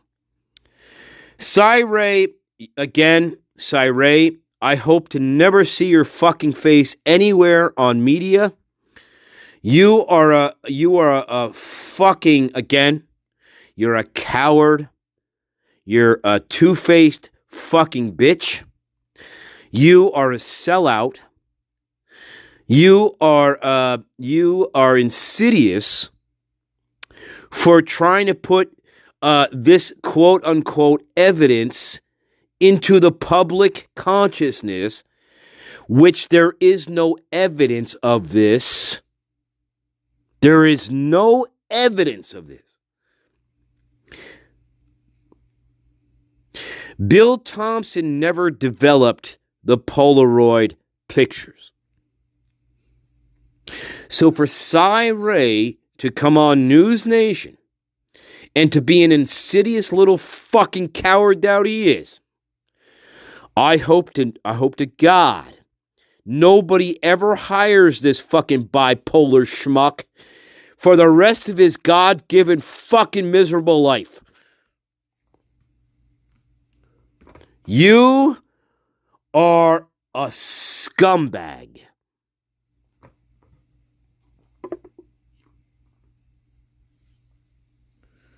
You are a bipolar fucking scumbag is what you are. You're not medicated, perhaps, and you'll say whatever you want to fucking say if you feel you're not going to get sued for it. That is Cy Ray. And maybe he was a fucking conspiracy. Maybe he was.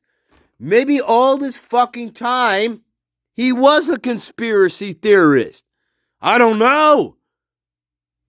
But I thought at one point this schmuck had integrity. But after seeing these interviews, I have no doubt that this schmuck has no integrity whatsoever. Absolutely not.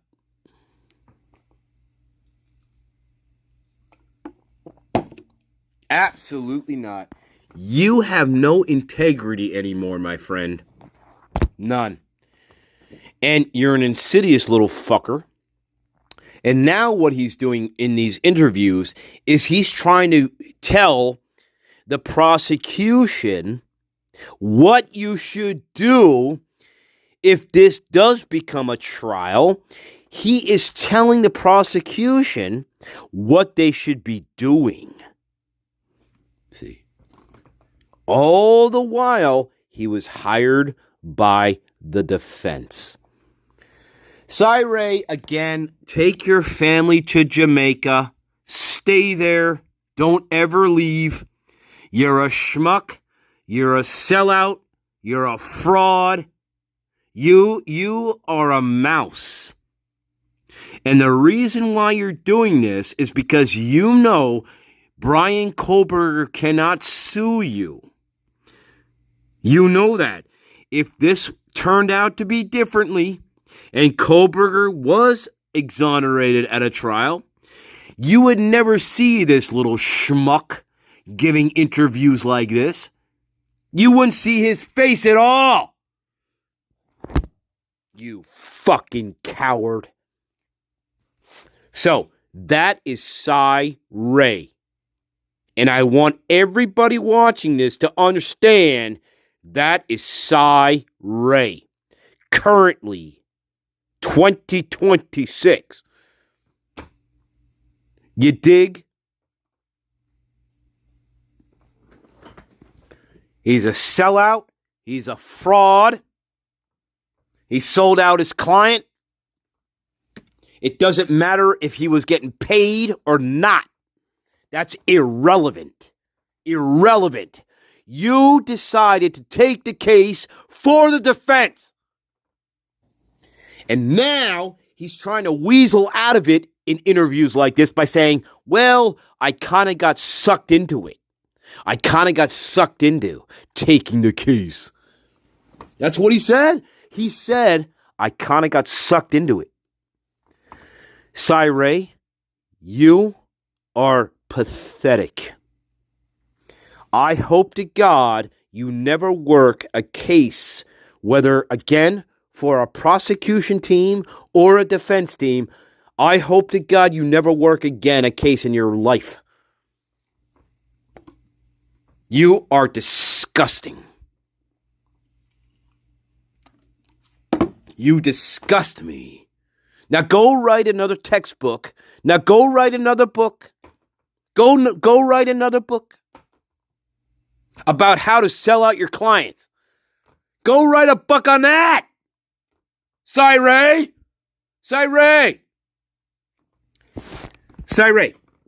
Here's what I want you to do, Cy-Ray. For me, in my garden, I want you to write a book about how to sell out your clients. You fucking schmuck.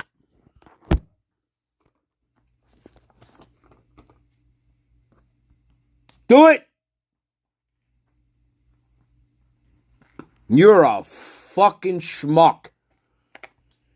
And whatever you're promoting, whatever your foundation, I don't know I don't care. But I hope they all fucking crumble at your feet. You're disgusting. Scary monsters is super creeps. Guess what? You're one of them. You're one of them.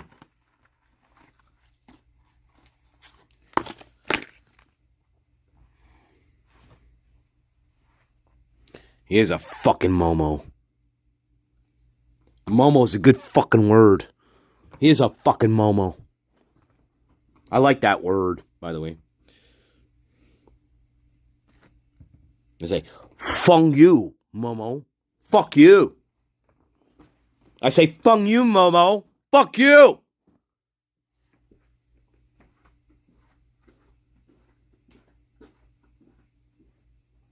Sellout. Fraud. Scared. Little fucking coward.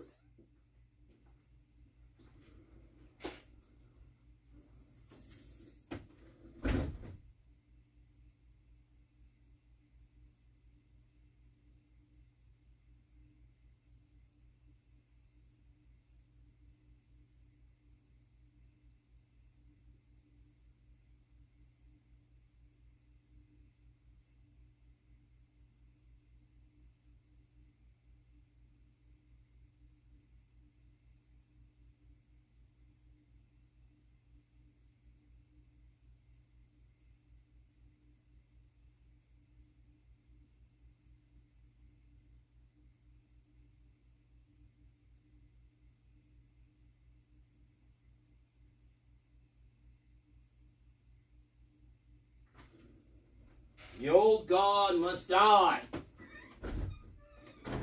God save the Queen. The old God must die. Right? All these fucking people, they need to go away. Ken Maines, fucking that other schmuck who supposedly did 2,000 fucking autopsies. All these schmucks need to go away. They all do. And Cy-Ray, unfortunately, is in that category now. Just go away. I can't believe a word you fucking say anymore.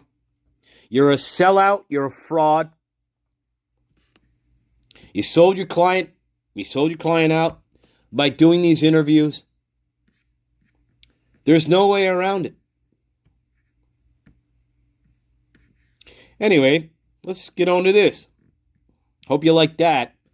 Okay. Act 2. Brent Turvey. So there's something about Brent Turvey I wanted to revisit. So this is Brent Turvey. This is another defense expert. Remember, we know Brent Turvey, right? I was originally contacted by Becca Barlow. Becca Barlow. Attorney that I have worked with in the past on cases involving staged crime scenes. And staged crime scenes. She contacted me and wouldn't let me know what case it was, but said, I'm working on this case. We have a potential staging issue. Can you take a look at it? Potential staging issue. I want you to meet with the defense team, and I can't tell you what case it is. I said, okay. I mean, to me, that's like not a big deal. I have a caseload of about 35 to 40 cases at any given time. So, every lawyer has their own different way they do things. And so I agreed to meet with them via Zoom. I was traveling at the time. I think I was traveling in South Korean Seoul or something like that. So I met with them. There was a time difference, and we talked about certain things, and they vetted me a little bit. And they asked me to take a look at some evidence related to the knife sheath. And after I sort of gave a preliminary thought on it, they said, okay, well, what would you need to do to figure out, to sort of really do a proper assessment of this piece of evidence in context? And I said, well, you have to do a full crime scene analysis. You can't just look at one little piece of evidence out of context. Right. So, very good. Remember those anchovies? Started out just looking at the knife sheath, and then it expanded into a full-blown crime scene analysis, which includes examining sort of the process of crime scene processing and physical evidence collection and documentation and chain of custody and all that good stuff to figure out what had been done, what hadn't been done, and what could still be done with the physical evidence. So my role started out just looking at the sheet, and then once that preliminary assessment was done, welcome to Nation Uncensored. I am the greatest. I just want to make sure you will find. I always get them wrong. I started working on the case formally in October 2024, and I submitted my report in the case on January 22nd, 2025. And the reason why that time frame matters is because, as is often the case, the defense was under a deadline for disclosure of expert reports. And most people don't realize this because they don't work cases. They think that we have all the time in the world and the court's very accommodating. That's not true at all. You have the discovery that you have at the moment that's given to you by the state. You examine and evaluate that. And then the court puts in place deadlines for discovery, which really? The prosecution just ignores. Really? Completely is not even interested in following that. You have to fight to get the discovery.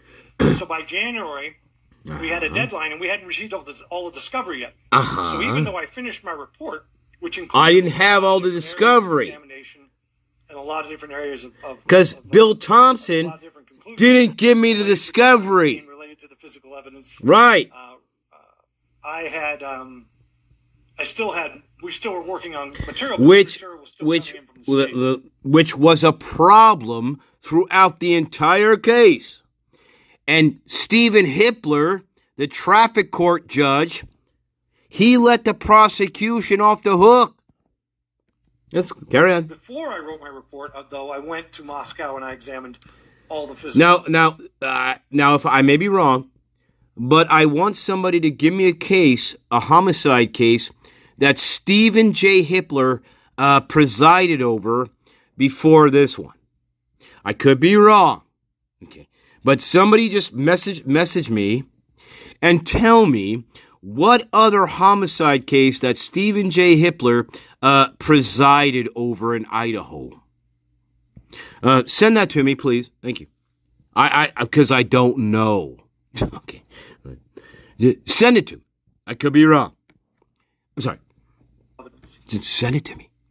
And so I got not traffic infractions or traffic violations or petty crimes like I don't know marijuana use or breaking into other people's homes and just like being drunk. No, I mean a homicide case in Idaho. Contract. Send me it. Contract for each part of your work. You get a contract for X dollars for. Send me it. And then I will totally analyze it. And then you determine if you need more, and you keep going until you're done. And the more discovery that's given in, the more time you need to evaluate it. And so I think there's a lot of confusion over, why. For example, the hair is in the report. That's all in there, and you know all about that. The hair in Ethan's hand, but we'll definitely talk about that. Yeah, the chain of custody didn't get mentioned because we didn't discover it until later on, as there were subsequent data dumps and subsequent assessments. Because again, there just wasn't the time. Right. I think that's what people don't understand. And that was on purpose. When you're a trial lawyer, especially when you're that was on purpose from Bill Thompson. And they're sending these data dumps to the other side, and they evil Santa they want, and sometimes they don't as we know him to be rhyme or reason chronological order. So you get these things that maybe don't make sense, right? Until you get the second dump or the fourth dump, and then you're putting pieces together. It's like a jigsaw. Like a jigsaw puzzle. That's definitely a frustrating thing. So when you went to Moscow, obviously, everything that you were able to review were the pieces of evidence that were actually inventoried by Moscow police the night of and then the subsequent days that they were in that home. Is that correct? That's partly true. absolutely true that everything that I was examining in Moscow at the Moscow PD was in a facility that they created just for this case. Right. Because there was so much evidence. Right. A storage facility just for this storage case. Facility, right. And it was most of, I would say 70, 80% of what was there was what they had collected on their own. Then, and this is in my report, it's not a secret, it's all part of the files that have been released. They were going to bulldoze the house, and the defense sent their own team out there and recovered other things and took other photos, like the bed frame and other bloody items that were in the scene, that they were just going to leave there or just destroy. So the defense directed the collection of a bunch of material, wisely so. And so there was a bunch of material that was held there that they had collected on behalf of the defense. Hey, believe me, if Bill Thompson had his way, he would have had everything that had blood on it destroyed. Believe me. Hey, I'm going to say this. If Bill Thompson, Evil Santa Claus, had his way, he would have had anything with blood on it destroyed. Okay.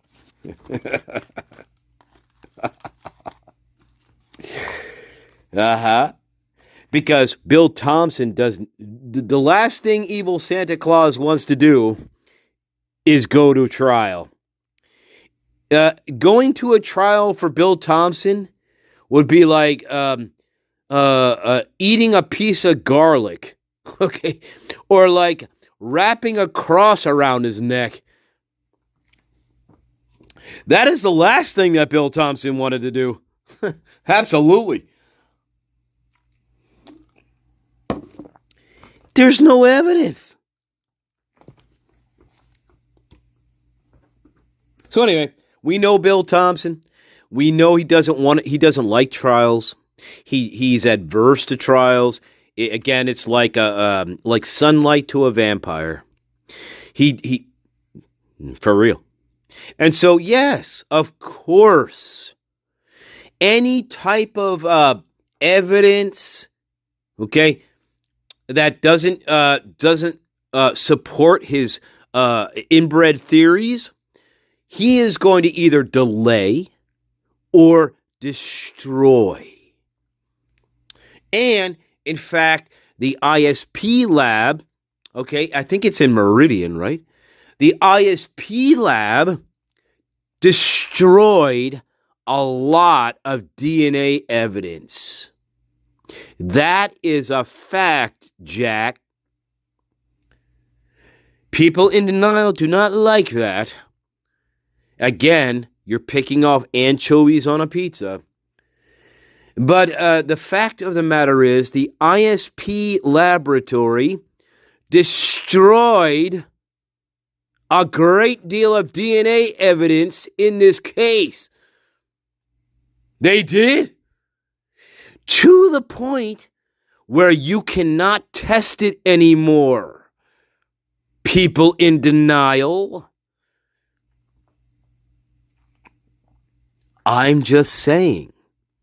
That is the fact, Jack. What does that mean?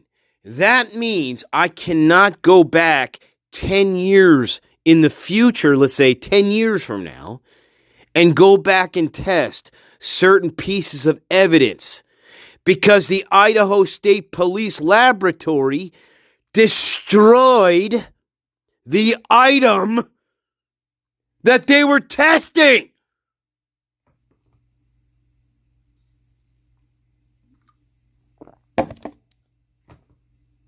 Because they're such competent investigators. You fucking inbreds. I just want people to keep that in mind. I cannot go back and test certain pieces of evidence because these fucking inbreds destroyed it in the process of testing. Because they have no idea what they were doing.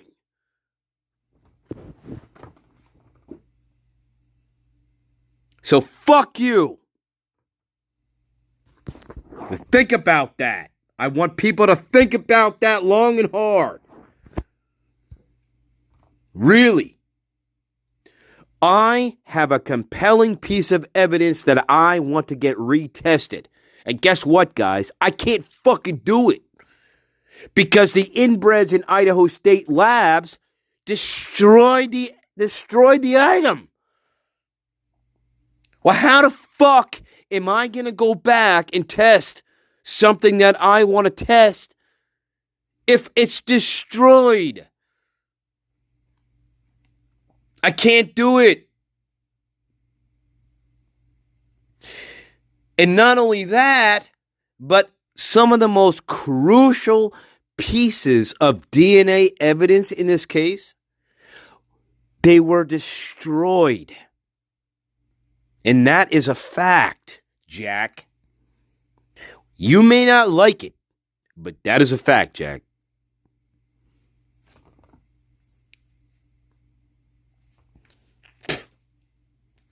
For instance, the 3-mixture DNA that was found on the knife sheath, well, guess what happened to that? That piece of the knife sheath that we were testing was destroyed in the process of testing. And not only was that piece of the knife sheath destroyed in the testing, but the DNA sample itself that we retrieved from that piece of the knife sheath, that was also destroyed. So I can't even test the sample that was gotten from that piece of the knife sheath. Moscow police, Idaho State. So anyway, the point of that is some of the most crucial, fresh DNA evidence that was obtained from the crime scene, fresh blood evidence. We're not talking Jack the Ripper here, babies. We're not talking Jack the Ripper. We're not talking about Elizabeth and the shawl. We're talking about a fresh crime scene with fresh blood in it. An Idaho State laboratory is telling me I could not get a viable DNA sample to compare against other DNA. Again, we are not talking about Jack the Ripper, 1881 in White fucking Chapel. We are talking about a fresh crime scene. Let that sink in. We are talking about fresh blood that you're not going to dry with an air conditioner.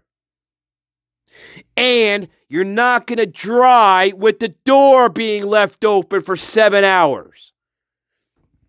You fucking idiots. You're idiots. Idaho. We are talking about a crime scene that is 7 hours old. That's what we're talking about. We're not talking about 1881, Whitechapel, fucking UK, London. We're not talking about the Ripper. But Moscow Police Department wants you to think, and Idaho State Police wants you to think that these blood samples fresh from a fresh crime scene, we could not get a viable sample to compare against other people's fucking DNA. I want you to think about that very carefully. I am the greatest of all time. And I'm not talking about Whitechapel. Think about it. Any type of blood that I'm getting from this crime scene is fresh. It's fresh blood.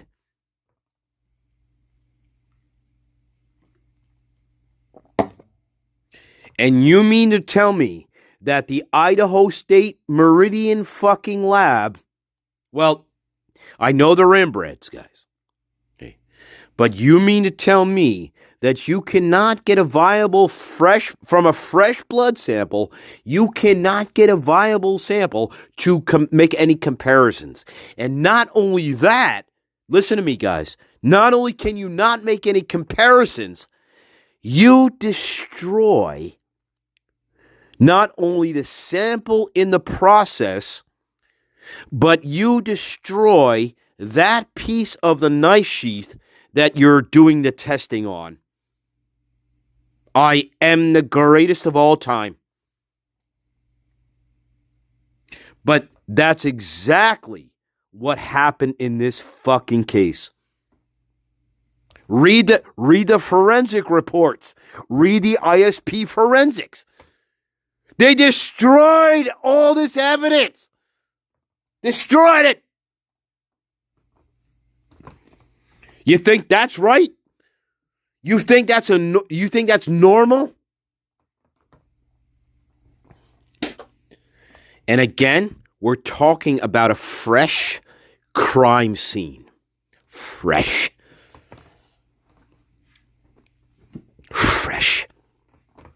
We're not talking about a crime scene that was laying in situ for 3 months and nobody discovered it. We're not talking about an archaeological dig that happened in 2000 fucking BC. We are talking about a crime scene that is 7 hours old. And the Idaho State Forensic Lab, they can't figure this out.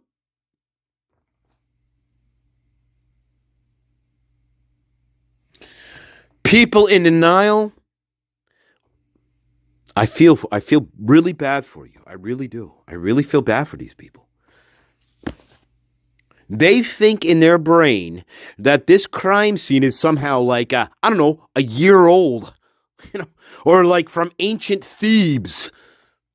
We're talking about a fresh crime scene. Fresh. And for the Idaho State fucking inbred laboratory to come back and say, we cannot make a comparison because the DNA samples were too weak from blood that is fresh, is absolutely absurd. Absolutely. But we got this tiny skin cell on the snap of the nail. We got this beautiful, pristine DNA sample from the smallest part of the entire knife sheath. This particular sample was the greatest sample I've ever seen in my life. Do you believe that? You are going to have to believe that, my friends. You're going to have to believe it. You're going to have to believe that this is Whitechapel and Jack the Ripper. Because apparently the Idaho State Police Forensic Lab in Meridian, Idaho is so incompetent that they don't know how to process fresh blood off an object. That's what you're going to have to fucking believe, my friends in denial. And in fact, they do believe that, which is very scary.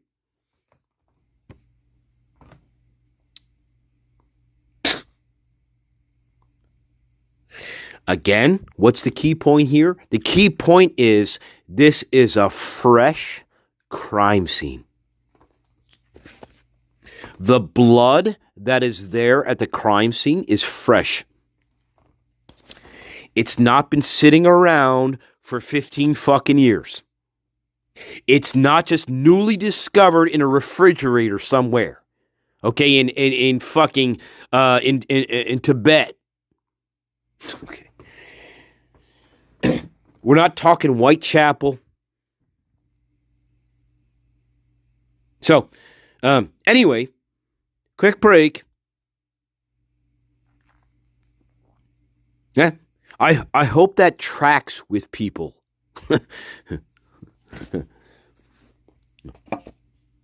I hope that does track with people. Remember, this crime scene is only about 8 hours old. Only 8 hours. 8 hours. I got idiots on Reddit telling me, oh, well, the blood must have dried. I got idiots on Reddit thinking, well, the blood must have dried after 8 hours, and, therefore, you can't get a good sample. I got idiots on Reddit thinking that. These people are fucking stupid. Who cares if it dried? It doesn't matter. It's irrelevant if the blood is dried.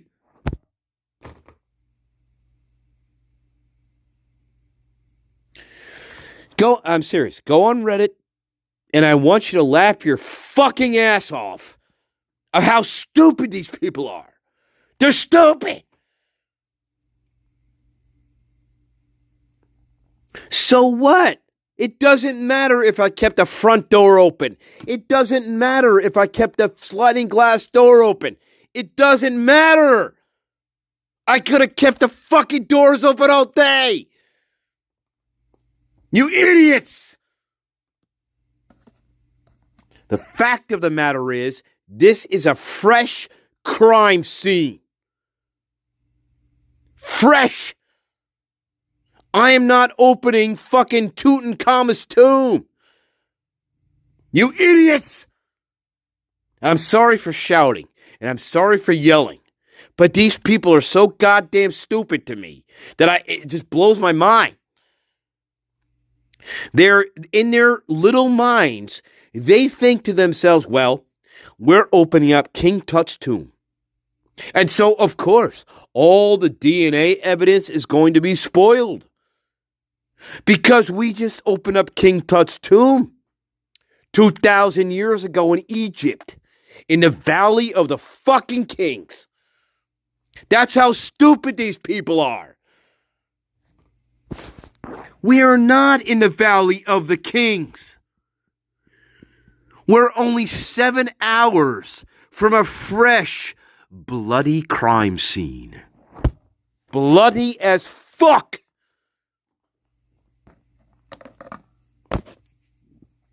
And so, for people to say to me that the Idaho State Forensic Laboratory in Meridian, Idaho, are that fucking incompetent, well, guess what?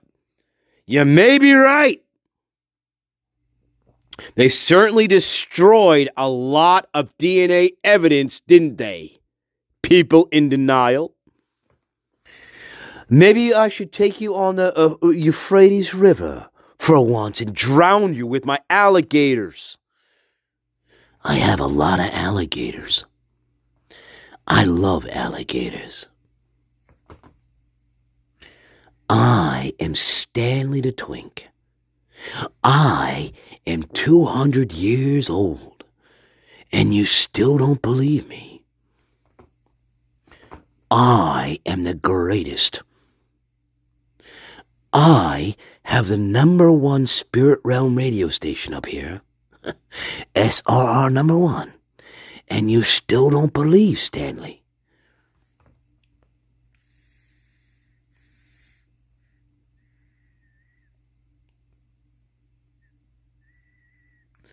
Bye, Truth.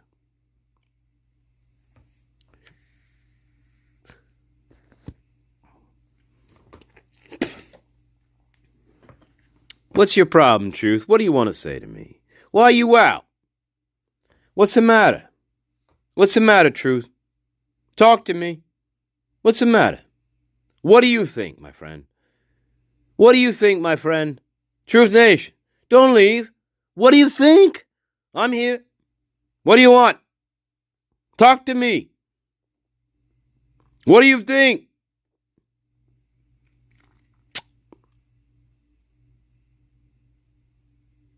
They act like children, JS. Well, you can leave too then, I guess.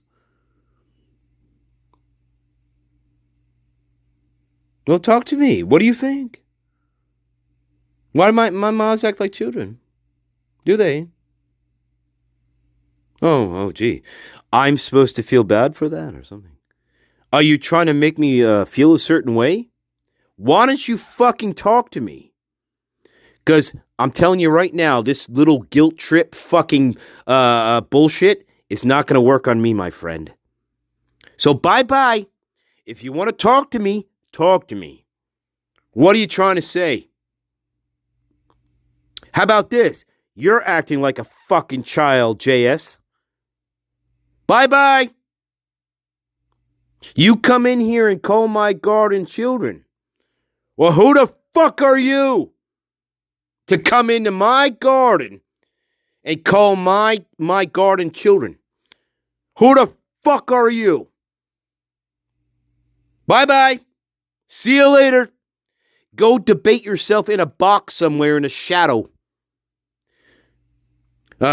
Order a pizza with cheese and pepperoni, you fucks.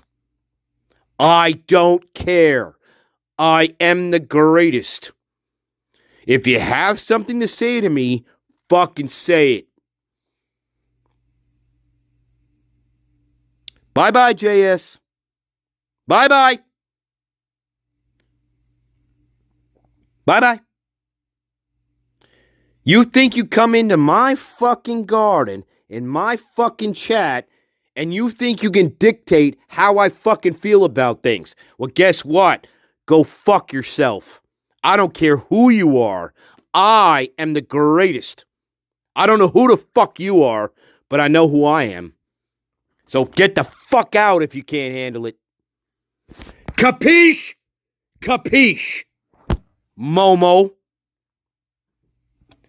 Fucking momos. You want to use the word Momo? Let's use the word Momo. You fucks.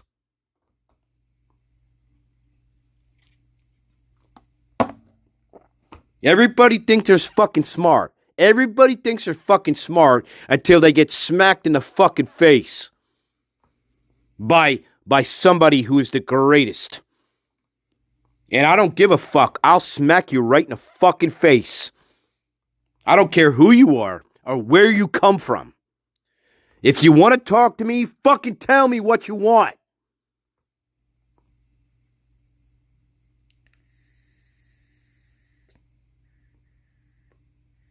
And I don't care if you have 10,000 subscribers. I don't give a fuck at all what you got. I don't care if you have 50,000 fucking subscribers. I don't give a shit. If you want to talk about this fucking case, let's talk about the case. You want to be in denial? Stay in fucking denial.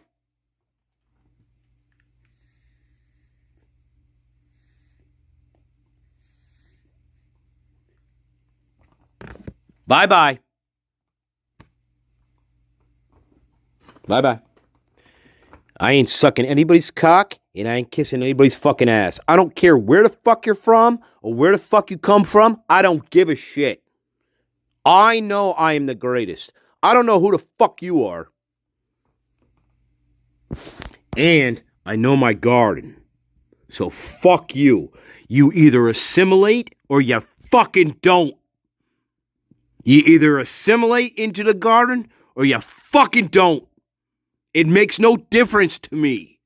It really doesn't. And I hope you understand that by now.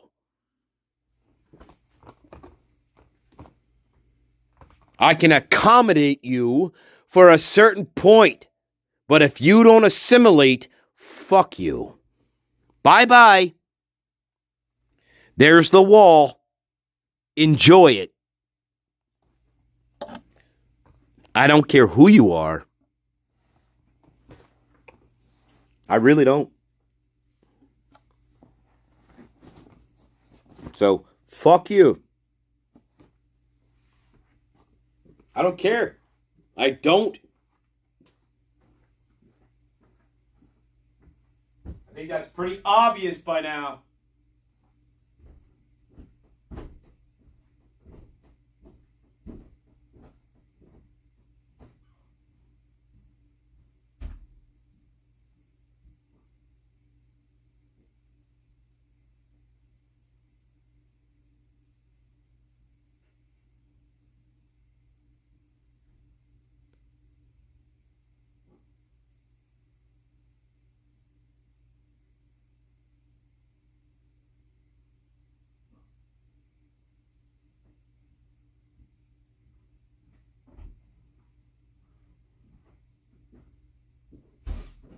Yep. Bye-bye, JS. And go hang out with, I don't know, whoever you hang out. Probably Pavarotti, I'm guessing. Anyway. Sorry, guys. It was aliens. It was aliens the whole time. Sorry.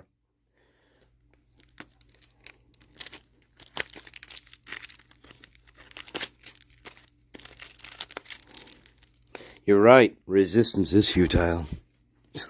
It's all right. They have free will. They can do whatever they want. Welcome, Daphmans.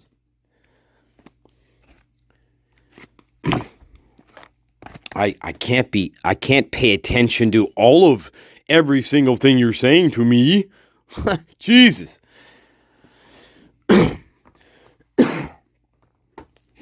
Christ. That's why we have moderators. Jesus. But you're not going to insult my moderators, cocksuckers. Bye-bye. Bye-bye. Bye-bye. Go cry somewhere else. Maybe you can hook up with Dylan Mortensen and start a GoFundMe and cry your eyes out.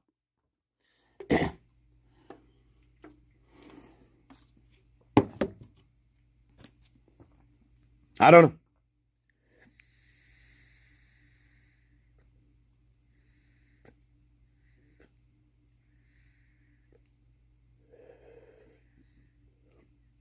Who's a school friend in what profile?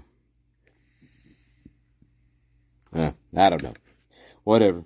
Everybody thinks they know. Whatever. Anyway, quick break and then we'll get back to Turvey.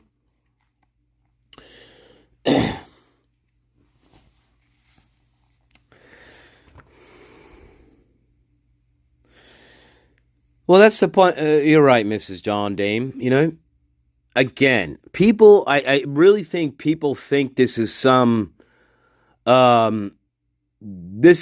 sort of crime scene that was so complicated that we cannot get more than one DNA profile out of it.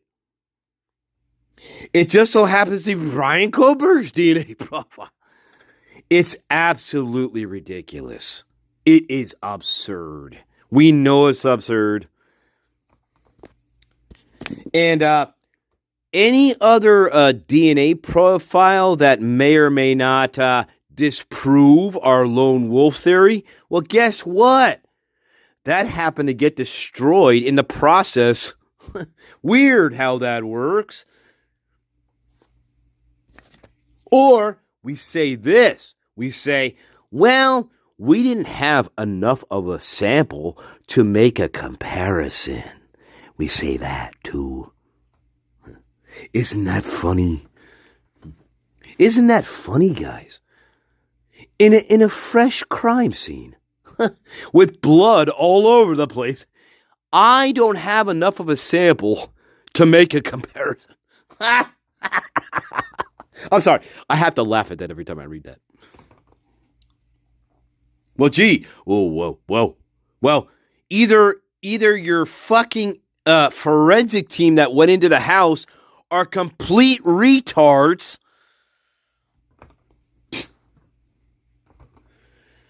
Okay? And we're picking up evidence that's completely irrelevant to the crime. Or maybe we lacquered the whole fucking crime scene down in Blue Star paint. Maybe we lacquered the whole fucking crime scene down in Blue Star and destroyed evidence in the process of lacquering most of the entire crime scene down in Blue Star fucking chemicals.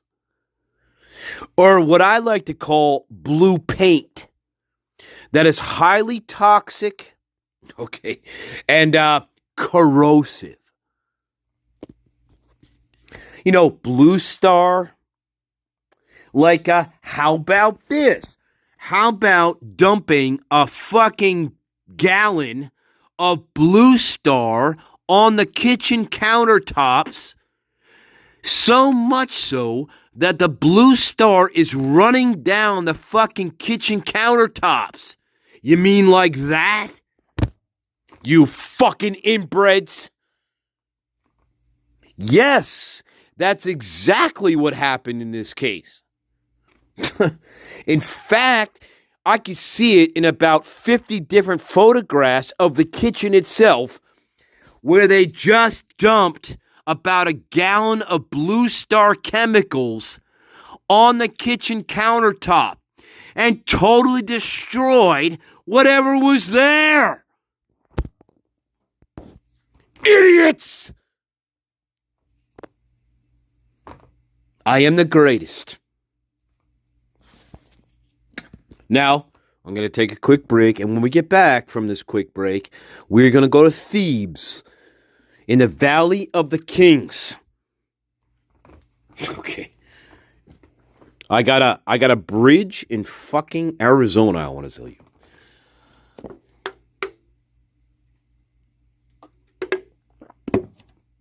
So anyway, I'm sorry. I'm sorry.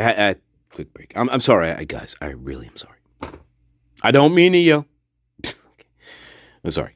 Anyway, I'm going to take my Blue Star while I go on my break here, and I'm going to proceed to dump it all over the fucking kitchen and think to myself, boy, I hope to God this reacts with blood. I might as well dump 2 gallons of fucking Blue Star on the shit. Right? And I hope to God it reacts with something like blood, guys. I really hope to God. And if it doesn't, hey, guess what, guys? I'm going to dump 3 gallons of Blue Star, just to be sure. That's not how it works, Idaho. You just don't dump Blue Star all the fucking place. Idiots! But that's exactly what the kitchen looked like. It looked like a bunch of inbred fucking crime scene technicians who never worked a homicide in their fucking life.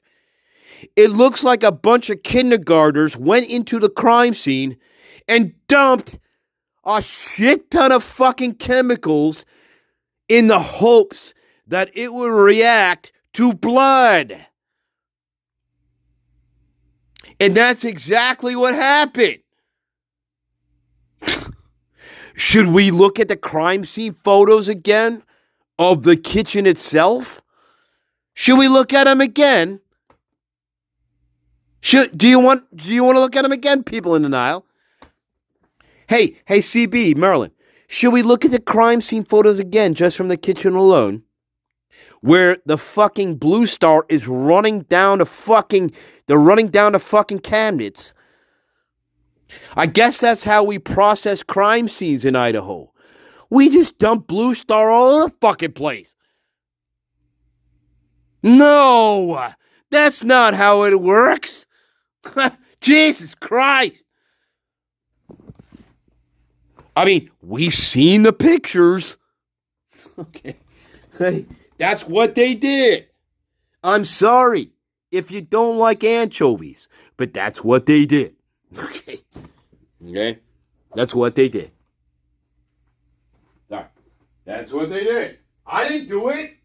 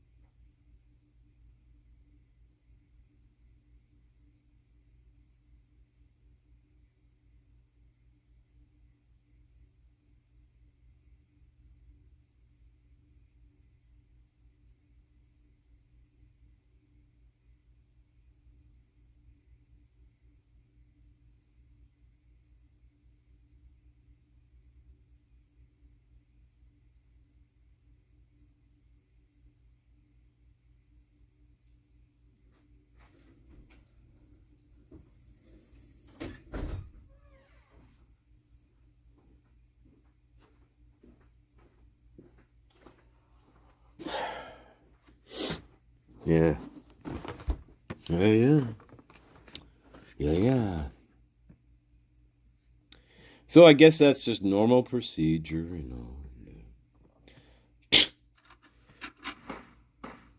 It's the same LOB. All right.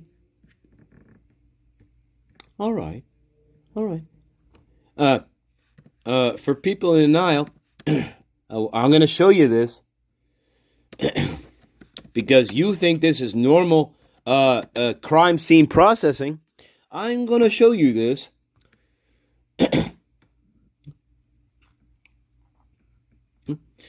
How about this? Let me just find some. Especially the kitchen. The kitchen is crazy. We must have dumped about 6 gallons of Blue Star in the kitchen itself. Jesus.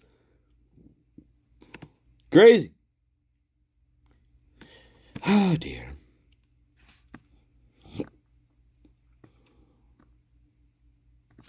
Mm-hmm.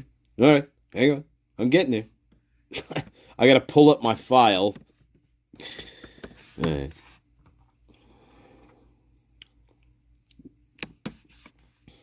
I love the kitchen. The kitchen is very interesting to me.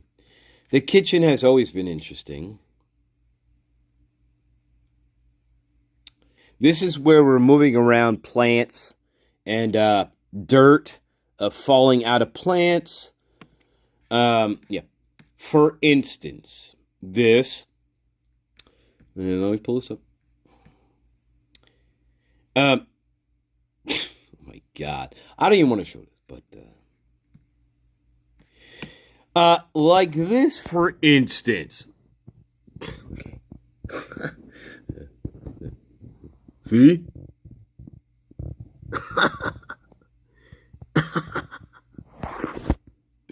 Yeah. Excuse me. Do you see all this staining here? That's Blue Star. And now I just destroyed whatever was on this surface. I just destroyed it. And I have Xana's Jack in the Box prominently displayed, even though that's not how the bag looked. The label was torn off.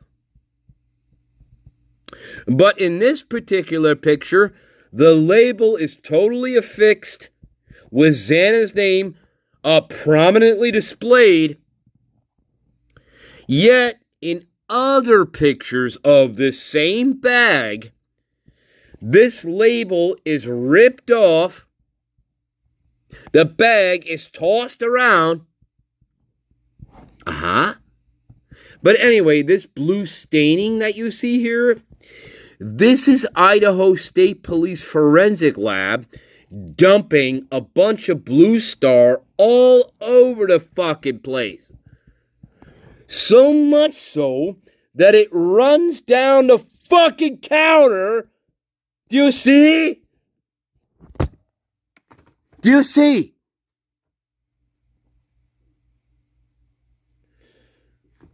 So anyway, this blue staining that, let me repeat myself. This blue staining that you see here in this picture, that is running down the countertops, okay, this is Blue Star that the Idaho State Police Forensic Laboratory in Meridian used to process the crime scene, guys. Do you see this? Huh? So much so where you can't see it, but it runs down the entire countertop here. It runs down the entire kitchen. Uh-huh. And you think to yourself, well, wait a minute. Is that how a Blue Star is used? No! Absolutely not! No! I am not using Blue Star, a toxic chemical, and dumping it all over the fucking place. But that's exactly what Idaho State did. That's exactly what they did. Again, this blue staining that you see here in this picture is a highly toxic chemical that happens to spill all over the fucking kitchen because we know what we're doing. Because we're not inbreds. Sure. See? The entire kitchen was ruined. The entire forensic value of the kitchen was ruined because of this shit. This is bullshit, by the way. This bag is bullshit. I'm just saying, the entire forensic value of the kitchen was ruined because of this. Look, it's everywhere. It's on the fucking wall. It's on the window. It's on the stove. It's running down the countertops. And you tell me that Idaho State Forensic Laboratory is not inbred. Go ahead. Go ahead. Do it. Do it. Do it.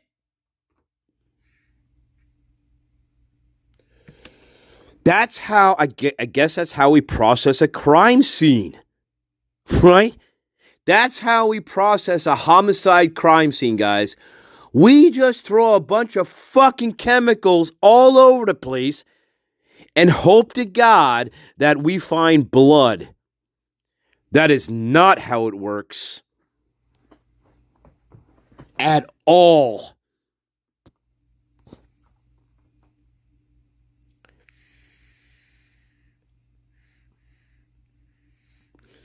Anyway, the point of this rant is whatever forensic value the kitchen held, it was totally wiped out.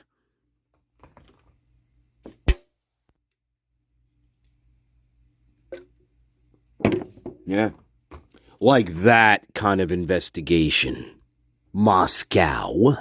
Brett Payne. Or how about this little beauty? How about this little beauty? I love this one. No. Wait a minute. I know you don't like anchovies. Okay? But let me show you this one. This one I always liked. I always loved this one. Come on now.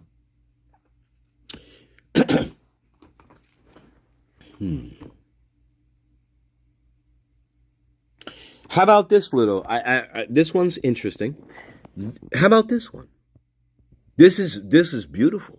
What Moscow police and Idaho State Police did in this photograph, they grouped a bunch of items together and put them together like this, and photographed them. And tried to make you think that this is what the kitchen looked like. This is not what the kitchen looked like. But in Idaho State Police inbred investigation, they grouped all these items together, put them all together here like this, and took a photograph. They did this throughout the entire investigation. That is not in situ. That is not in situ at all. That is not how you fucking investigate a crime. You just don't group objects together and then take a photograph. I don't know where these objects were in the house. They certainly were in situ. See? Moscow, you fucking inbreds. Do you understand now? Oh, and there's a million pictures like that. A million. Oh, how about this one? I'll show you this one. Here's another picture of the kitchen. Here's another picture.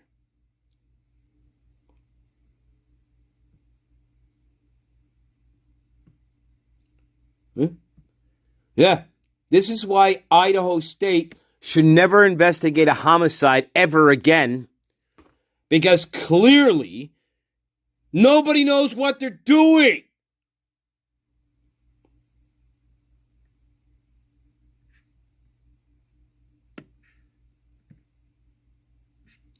Let me find another good one for you. Now remember, these are officially released photographs. Let me find another one for you. Let's see. I like the one of the plant that's knocked over with the dirt spilling out into the sink. I always like that one. Okay. That's one of my favorites.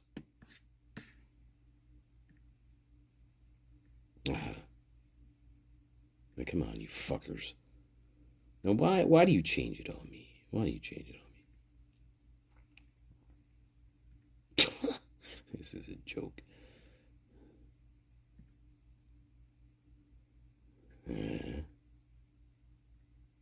Oh, I'm sorry, guys. I'm sorry.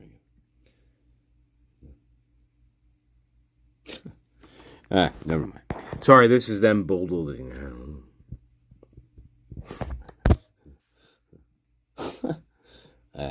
Bill Thompson breathed a sigh of relief after that happened.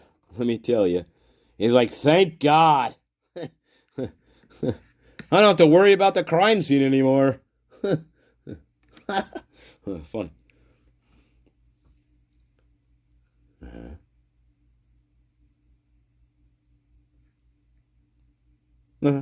So, okay, like this, for instance. See this one? Supposedly that's a handprint, right, guys?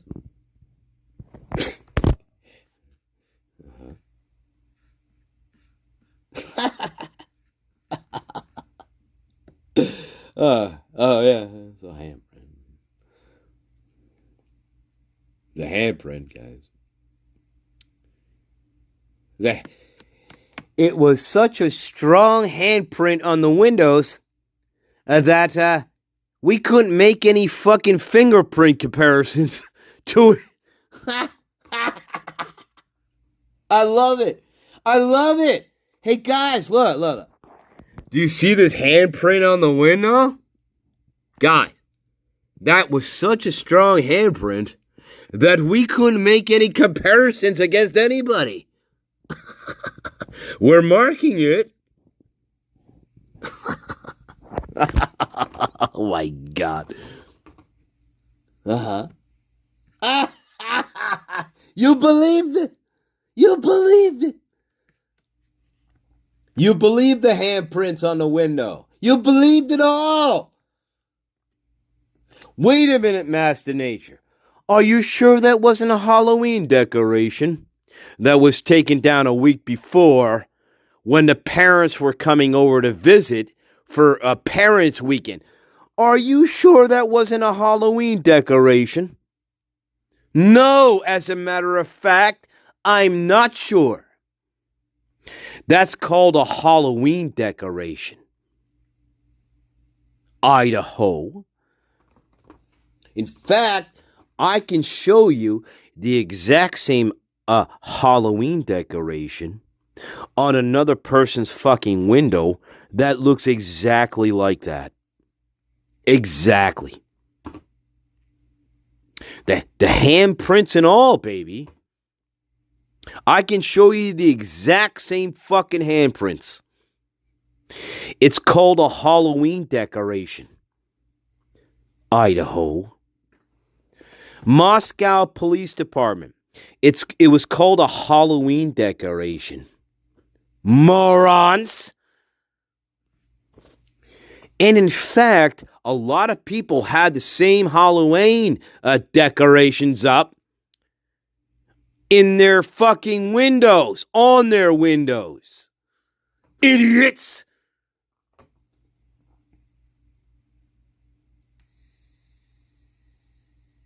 You notice how we never hear about you notice we never hear about those handprints anymore on the window. And you wonder why to yourself, well, we never got any forensic information off those handprints on the sliding glass door, right, guys? We never hear anything else about it. Why? Because it was a Halloween decoration. That's why. Idiots. In denial.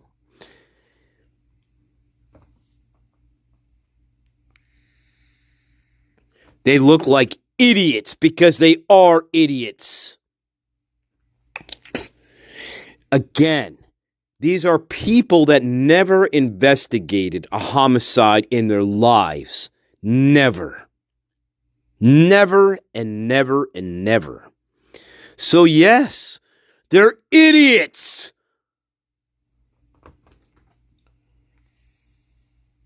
Bill Thompson knew it. Ashley Jennings knew it. The entire fucking prosecution team knew it.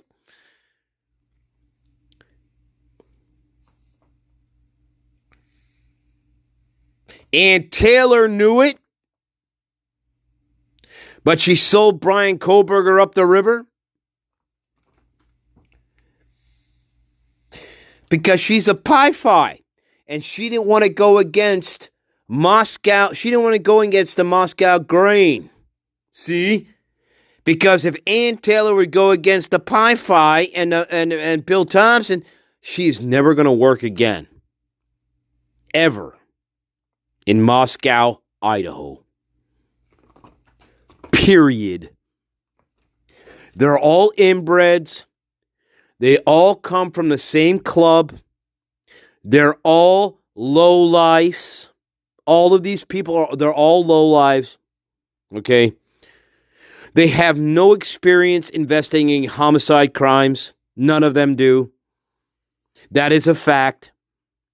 Judge Hippler has no experience as a presiding judge over a homicide. If I'm wrong, show me I'm wrong. Show me. Email me a case in which Stephen J. Hippler presided over a homicide in Idaho. Email me it. Go ahead, do it. Email me. I'm serious. Email me.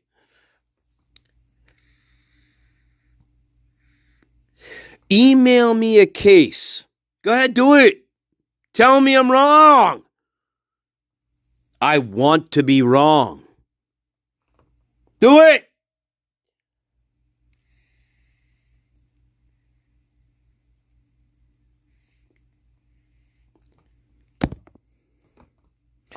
They're all inbreds.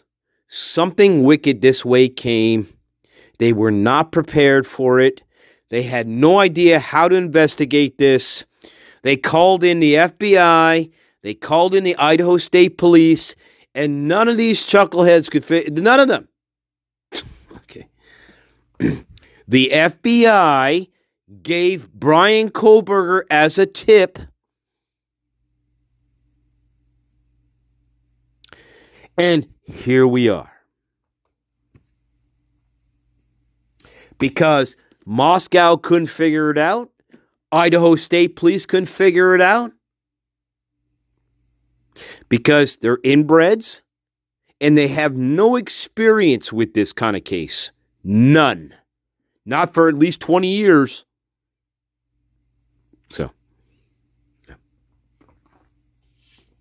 So anyway, my point is I'm going to go into the kitchen and dump a bunch of Blue Star all over the fucking place in hopes that it has a reaction with blood.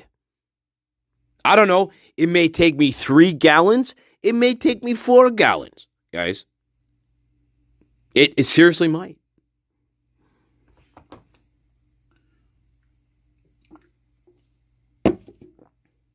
That's just the kitchen. I didn't even show you the fucking steps. Well, you already know this. I didn't even show you the steps that go downstairs into the hobbit hole. I didn't even show you that. You want to talk about fucking Blue Star. So yeah, I am the greatest. And no, that is not how you investigate a homicide at all.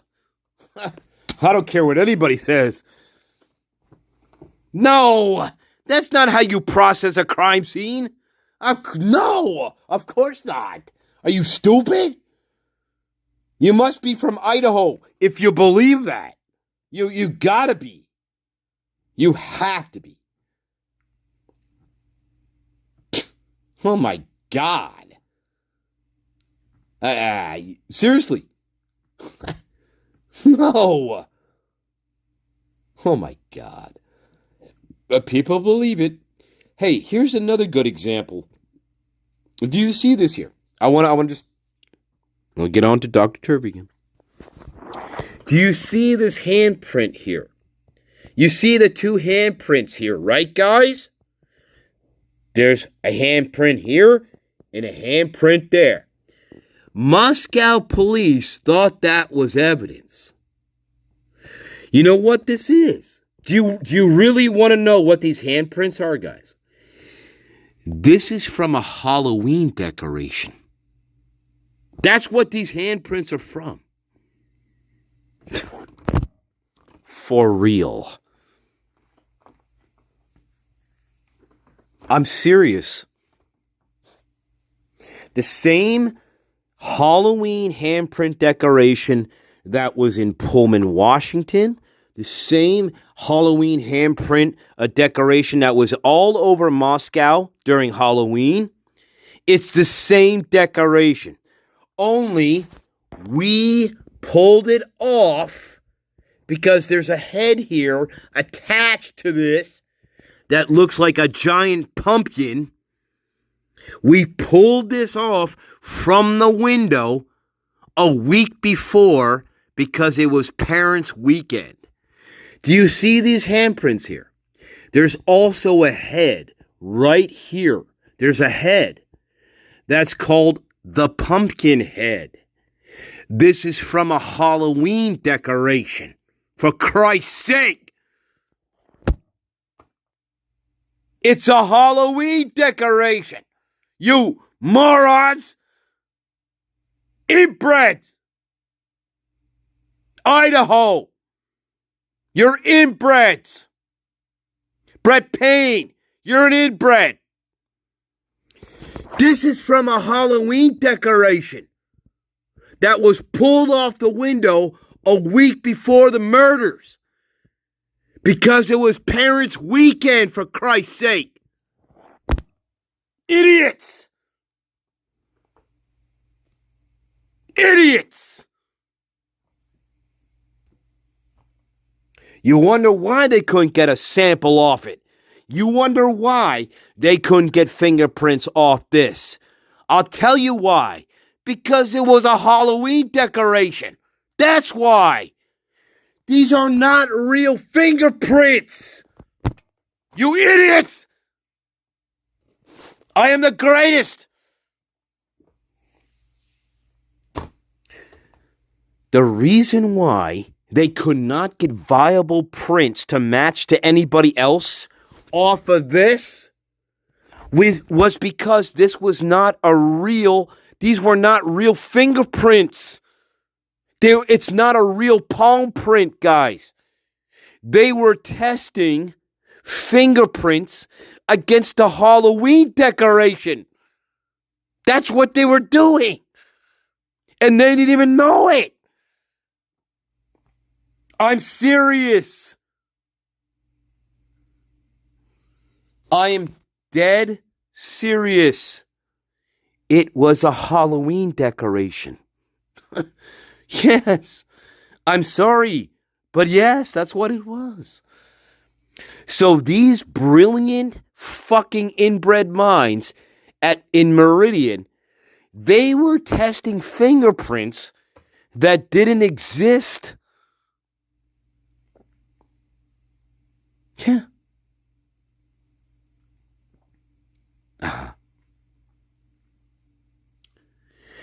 I'm going to show this to you again. I really want you to pay attention to me here. I want to show you. Do you see this handprint? And do you see, it's hard. The other handprint is hard to see. Okay, with my phone. But the other handprint is right there. Okay. They are perfectly spaced out, guys. Perfectly spaced.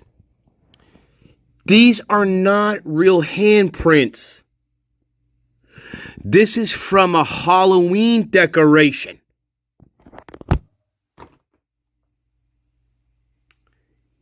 For real. I am the greatest. But that's what they were testing, guys. They were testing against a Halloween decoration. That wasn't even, that there's no prints on it.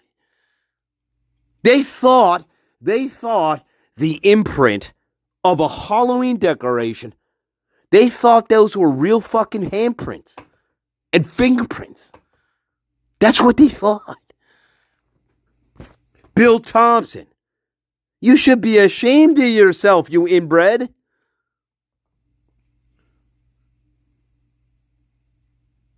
Think about this, guys. In a quadruple murder case, I am testing fingerprints against a Halloween decoration. That's not even real. But that's what Idaho did. And you tell me that Brian Kober wouldn't have gotten off? Are you kidding me? Brett Payne thought these fingerprints and handprints were real. Brett Payne, the leader of this case, remember, he's the leader of the Moscow Police Department case. He thought these fingerprints and handprints, he thought they were real. Guys, these inbreds thought that those handprints were real.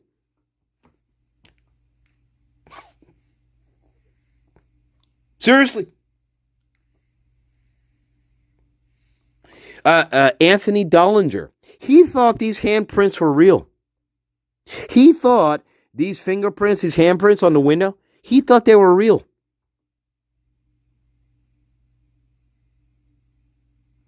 Huh?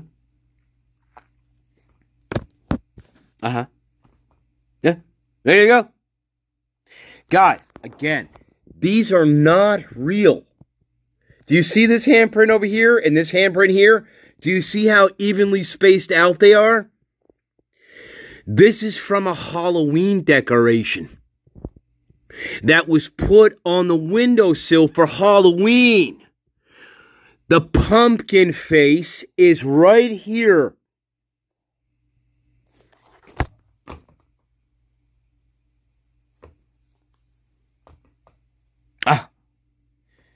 I'm just saying, I am the greatest, and that is the truth. So I want everybody to think about this. Brett Payne, Dollinger, Chief Fry, Idaho State Police Lab in Meridian, they all thought these handprints were real, guys. And they weren't.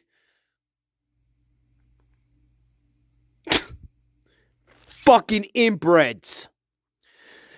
Idaho, you better pray that you never encounter a homicide for the next 10 years.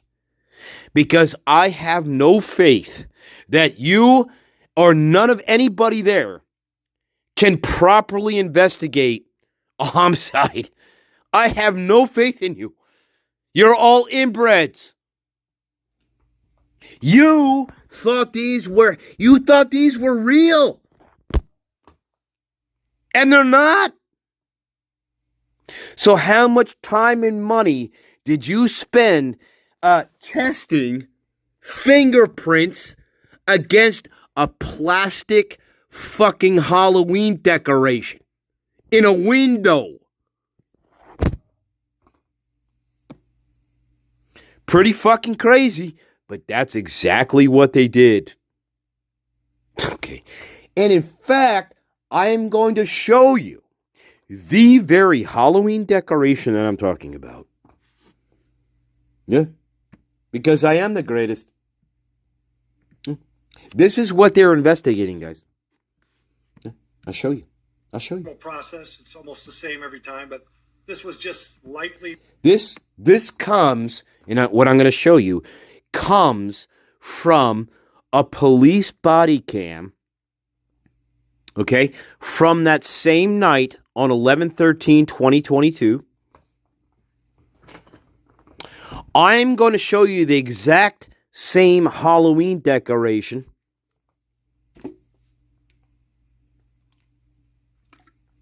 I have to find it. Again. It's been a long time since I watched it, okay?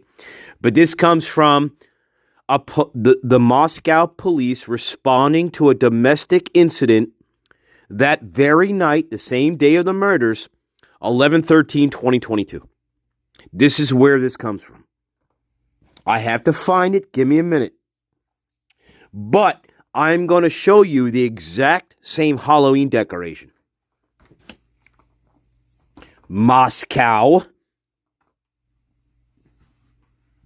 Idaho State, my inbreds, Steve G. I hope you're paying attention. These are your people. Stacy Chapin, this is your tribe, weirdo. This is your tribe, weirdo.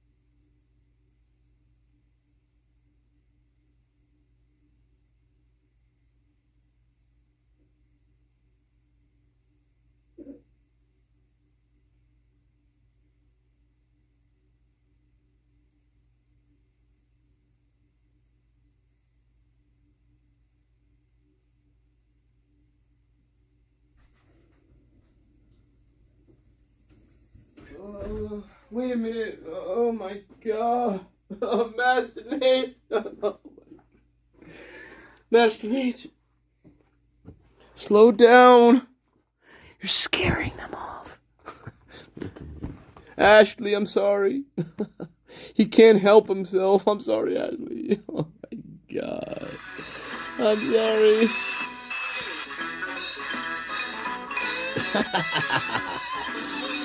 Wait, I'm sorry. We got two things going on here at once. I'm sorry. Take it away, Don. Sorry, guys. Take it away, Don. No, sorry, guys. It has been stuffed into my mold, and you will do as you are told until the rights to you are sold. Take it away, Frank. All right, Ray. It's me, Frank.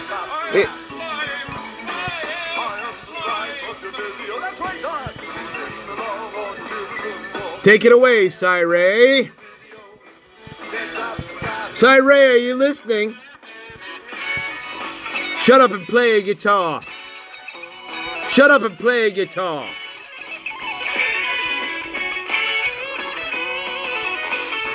That's right, Frankie.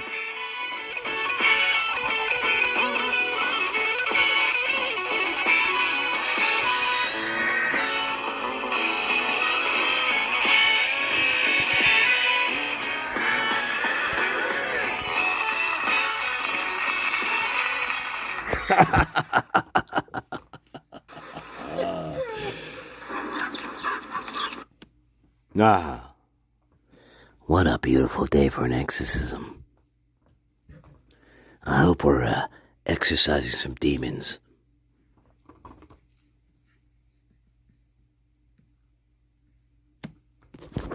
Ray,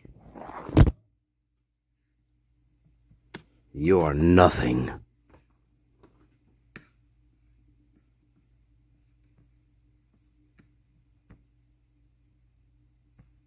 You are the slime oozing out of my TV set, Ray. That's what you are. That's what you turn into.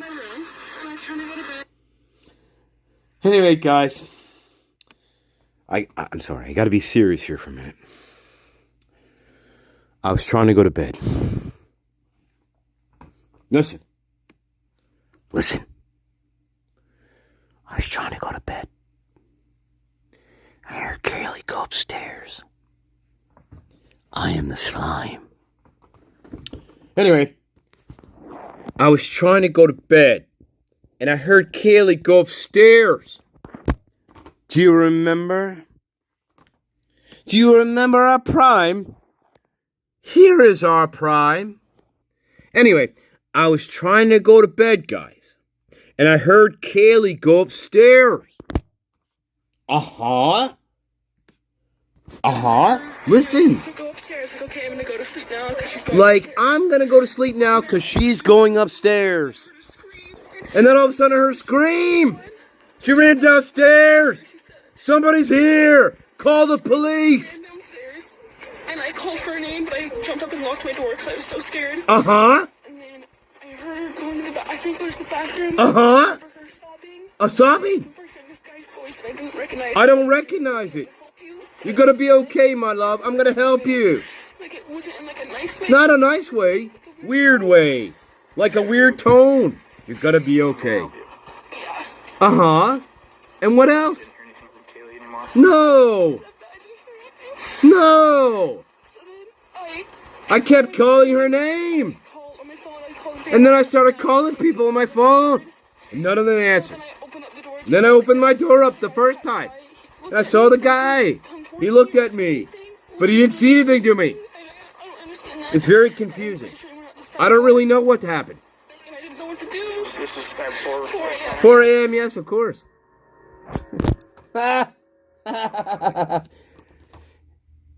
I love my prime. I love you. I love you. Why do I love you? Because none of that ever happened. That's why I love you. Hey, Amanda Knox. I love you too, Amanda Knox. I love Amanda Knox. I love Amanda Knox with all my heart. Amanda Knox, I love you with all my heart.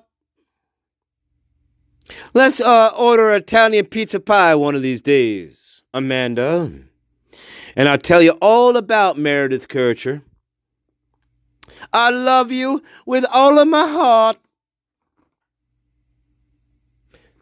I am the greatest. Amanda Knox. Dylan Mortensen. I am the greatest. I love you with all of my heart. Yes, I do. Because your story is a pile of dog shit. Your story is bullshit. It always was bullshit. It always will be bullshit. Again, nobody was crying in the bathroom. There's nobody running into the bathroom crying or sobbing. There's nobody saying, I'm here to help you, like a Vampire Diary episode. None of this happened. People in denial. Now, Dylan Mortensen can tell you whatever she wants to tell you. But Dylan Mortensen is a liar. Just like Amanda Knox is a liar. And you can do a million fucking interviews on television. But it doesn't make you not a liar. Amanda, I know what you did. Amanda, I know what you did. Meredith Kircher knows what you did. Rafael Sosolito knows what you did. Amanda Knox, I know what you did. I am the greatest. I know what you did. See, same with Dylan Mortensen. I know what you did. And you can bullshit me all you want. And you can tell me 17 different fucking stories all you want. And none of them make any sense. You know why they don't make any sense? It's because she was involved. That's why. That's why. There is no getting around this. None. And I know people in denial, I get it. You refuse because you want to see a 19-year-old little girl want to be innocent in this. I totally understand that. The same way with Amanda Knox. But the evidence and the facts of the matter are, number one, they lied. They lied throughout all their interviews. They lied to you. They lied to you. But yet you still believe them. Still to this day. Amanda Knox goes on CNN or goes on. She lies to your face. And you still believe her. Why? Because you never looked at the evidence in the case. That's why. You have no idea what she did that night. You have no idea what Amanda Knox and Rafael Sosolito did that night. You have no idea. Well, guess what? They turned off their cell phones too that night. They turned off their cell phones too that night, my friends. When the murder was happening, they just happened to turn off their cell phones too. Amanda, I know what you did. Okay, that's why she was convicted of murder until her pressure campaign from the United States got the Italian Supreme Court to overrule. But make no mistake about it, Amanda Knox and Rafael Sosolito were convicted of murder of her roommate, Meredith Kircher. And that is fact. Because they were involved with the murder. And that is fact. I know people don't like anchovies on their pizza. Okay? But that is fact. So Amanda Knox can go on all these TV interviews with her crazy fucking psychotic eyeballs and try to tell you whatever. The fact of the matter is, she was a participant in the murder of her roommate, Meredith Kircher. She was convicted of murder along with her boyfriend, Quinn Kelly. Oops, I'm sorry, not Quinn Kelly. Rafael Sosolito. I'm sorry, did I say Quinn Kelly? I'm sorry. I misspoke. Sorry. I'm sorry. Rafaela. Not Quinn Kelly. No, not Quinn Kelly. No. Remember Quinn Kelly? The phantom boyfriend of Dylan Mortensen? Who they've been dating for 2 years, all right? But never visits her. Yeah. You remember the phantom boyfriend called Quinn Kelly? Uh-huh. Sounds a lot like, well, no, it's not the same as Rafael and Amanda Knox. Not quite the same. Not quite the same. No. Because, well, they would hang out with each other all the time. They were in love with each other. She would hang out with Raphael's place, and he would come over to her place. So it's different. It's different. See. But I'll tell you what, people in denial. The Italian court got it right. And they convicted a 19-year-old 20-fucking girl for the murder of her roommate. And yes, this happens. People in denial. As we know in the Amanda Knox case. So, anyway, to listen to Dylan Mortensen change her story 17 fucking times throughout 4 to 5 interviews, yeah, that is called, she's a suspect and a participant, in my opinion, in the murders of her roommates. Because it wouldn't be this difficult, my friends. It would not be this difficult at all. It would not be this difficult, my friends. It wouldn't. It would not be difficult. But Miss Mortensen makes it difficult. She's telling all kinds of stories, guys. If Miss Mortensen was not involved in this crime, I don't need to hear 17 different fucking stories that all contradict each other. I don't need to hear it. At all. People in denial, remember, they do not like anchovies on their pizza. That's all I'm saying. They want to pick the anchovies off the pizza and eat the rest of it. But you cannot do that in this case. Nor in the Amanda Knox case. By the way, the same.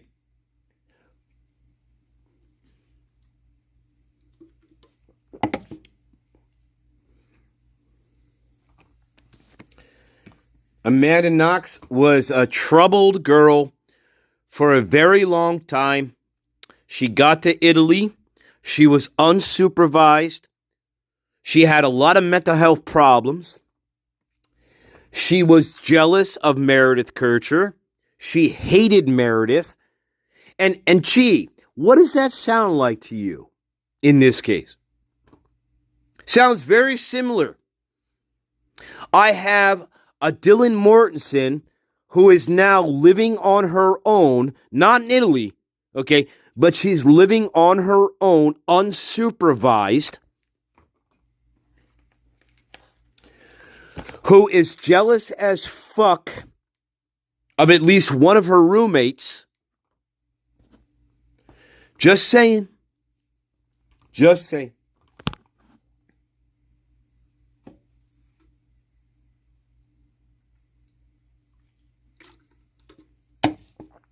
Unsupervised. The key part about Amanda Knox is she was unsupervised. That's a key part of that case, by the way. She was unsupervised. She was left to her own devices. Not only in Idaho, but in Italy, for Christ's sake. Far away from Seattle, or where the fuck she came from. All the weirdos come from there, but anyway. Idaho. Stacy Chapin. Right? We're talking in metaphors. We don't need to talk in metaphors. Stacy Chapin's a straight up weirdo. When Stacy Chapin was asked how she felt when she learned that Ethan Chapin was murdered, she goes on this long diatribe about oh, well, this is not going to ruin our family. This is not going to ruin our family unit. She's a straight up fucking weirdo. Fucking weird. They're all inbreds. Stacy Chapin. I think Stacy Chapin was asked, well, how did you feel when you first learned that Ethan was murdered? And she goes on this long-winded explanation about how it's not going to ruin our family. Our family's going to stay together. We're not even talking about that. Stacy Chapin. We're not even talking about that, Stacy Chapin. You're a fucking weirdo. You're an inbred, just like the rest of them out there in the Seattle fucking Pullman, fucking Washington, fucking Pacific Northwest. I mean, we just asked you, what did you first feel when you found out your son was fucking murdered? And she goes on this fucking answer that has nothing to do with the question. Nothing. Like fucking Amanda Knox. Or like Dylan Mortensen. They're all inbred weirdos. Well, here's the answer. Well, it felt like I was stabbed in the chest. I was inconsolable. I was crying my eyes out. I couldn't believe what happened. No, that's not the answer we got. We got some long-winded fucking explanation about nothing. Well, I guess Hunter Chapin is going to receive that fucking scholarship now. Right? That's where her head was at, guys. Fucking weirdos. They're all fucking weirdos. I'm serious. Go back and watch Stacy Chapin interviews. She has asked this question. And she goes on this long-winded, fucking bizarre explanation about what it was like when she first found out her son was dead. She goes on. I don't know what's going on in the water out there in the Pacific Northwest, in Pullman, in fucking Moscow. I have no idea. But these people are all fucking inbred weirdos to me. I'm telling you. These people are inbred fucking weirdos to me. The answer is very simple. I was distraught. I couldn't even speak. I was crying my eyes out. No. This is not going to tear our family unit apart. I'm still going to write a book. I'm still going to go to CrimeCon 2025. Yeah. I'm still going to vacation on my lake house. I told Jim Chapin, my husband, this is not going to destroy our family. Okay. Well, I don't think I needed to know all that, but thank you, weirdo. Do you understand what I'm saying here?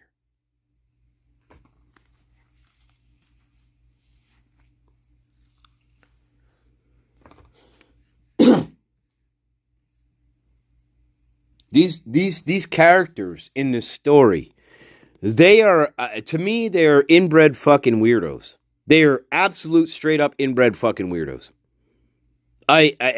You just can't answer a fucking question. You have to go on some fucking weird ass fucking tangent about, well, this is not going to stop our family. And, well, what are you talking about? Well, I have no idea what you're talking about. I just asked you, what did it feel like when you found out your son was murdered? That's all I asked you. It's a very simple answer. Very simple, guys. I could answer this question in 2 sentences. But no, not Stacy Chapin. We have to write a book about it, I guess. Huh? Beware of Mrs. Chapin. They're all inbred fucking weirdos. That's what they are to me. They're all inbred weirdos. None of them process emotions normally. None of these inbred weirdos out there, they don't process emotions the same way that the rest of us do. They don't. They don't process grief or sadness in the moment the same way that you and I do. In fact, most of them don't even seem upset. They don't seem upset at all. They're all inbred weirdos. None of them process emotion at all. Hunter Johnson, for example. There is no processing. There is no processing of emotion that even comes close to grief or sadness. They're all inbred weirdos from the Palouse. From the Palouse. Weird. Very strange. That is one of the most strangest parts of this case. None of these people display the appropriate emotion in any of these situations at all. Very strange. Very strange. Very, very strange. Not even when I'm interviewing them. Not even when I'm interviewing them 2 days after the murders. It's like, again, it's like I'm going to go to the fucking mall. Fuck you. Yeah, my roommates got fucking murdered. So what? There is no register of appropriate fucking emotion with these fucking weirdos. There is none. Go back and watch the Hobbit's interview from 11/16. Watch the Prime's interview from 11/17. And you tell me, you tell me that you could tell that these girls were involved in a Michael Myers slaughterfest. You would have no idea at all. You would have no idea. If I didn't tell you the context of these interviews, you'd have no idea at all. None. There is no grief. There is no horror. There is no shock. There is no tears. Same with the family members. It's like, yeah, my son got fucking stabbed to death, but we're not going to let that tear our family apart. Like, what are you talking about? These people are all inbred weirdos. They all are. They do not process emotions like normal people. That's apparent. I got Hunter Johnson making a 2-bit joke about Ethan being a fucking an alcoholic, not an alcoholic, but I got Hunter Johnson making a 2-bit joke about Ethan Chapin, who likes to borrow money from me. He doesn't like to pay me back, and you can guess that I never got my money back from him. That's how inbred these fucking people are. They think that's funny. These people are so inbred, they think that's funny. At the memorial service, that's how inbred these people are. They think that's funny. And now the rest of us, like normal people who are not inbred and from Idaho, we don't find that very amusing. I don't. Not when I know how Ethan Chapin was murdered. Now remember, my friend was stabbed in the neck and stabbed all over his fucking body to the point where he bled out so much that it dripped down the fucking walls of the house. And I'm making a joke about Bud Light limes and not being paid back $34. That's how inbred these fucking people are. And there is no context in the world that is funny. I don't care. There is no context in the world where that's funny. Except the Hunter Johnson and the inbreds in Idaho. That's not funny at all, actually. In fact, there's no humor in that at all.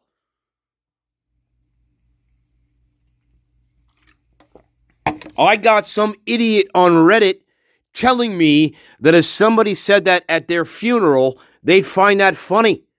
Well, guess what? You're a fucking inbred, aren't you? Because there is no context when it comes to this that's funny.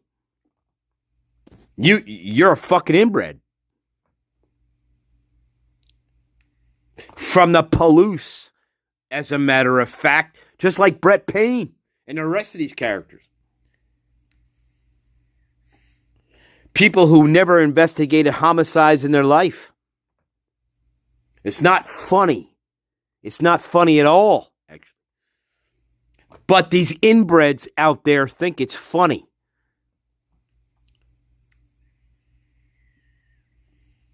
How about I told you a story about your sister who she was beheaded? You think you find that fucking funny? What's so funny about it? What's so funny? What's so fucking funny about it? Everybody's funny, and now you funny too. What's so fucking funny about it? What is it about this story that's so fucking funny? That makes you fucking laugh like a clown? What is it about this story that Hunter Johnson, the graduate student, what's so fucking funny about it? Inbred people in Idaho. Stacy Chapin. What's so fucking funny about that story, Stacy? You fucking inbred. Because there is no context in the rational world that story is fucking funny. Not one. Fuck you. All these people should have been arrested. Hunter Johnson should have been arrested. Dylan Mortensen should have. All of them should have been arrested. If this was a real investigation. And it wasn't, as we know. But there is nothing funny about that scenario at all. But I guess apparently inbreds on Reddit, they think that would be funny. Inbreds on Reddit. Stacy Chapin, I know you're a lazy cunt, but do you find that story funny? Stacy Chapin, do you find that story funny? That Hunter Johnson told about your mutilated son. Your son was mutilated. Do you find that story funny? Like, haha, like I'm a clown. Like I fucking amuse you. You find it funny, huh? Hunter Johnson finds that story amusing. He's a fucking inbred. Like the rest of you. You're all inbred. There is nothing funny about that story, guys. At all. There's nothing. Well, how about this? I'm going to tell you a fucking story, guys, and I hope you find it fucking funny, Stacy Chapin. Hey, Stacy, please don't write another book, you fucking cunt. I'm going to tell you a story that's real fucking funny about your son. I met Ethan Chapin one day in the fall of 2022. And I said to Ethan, man, you're really fucking tall.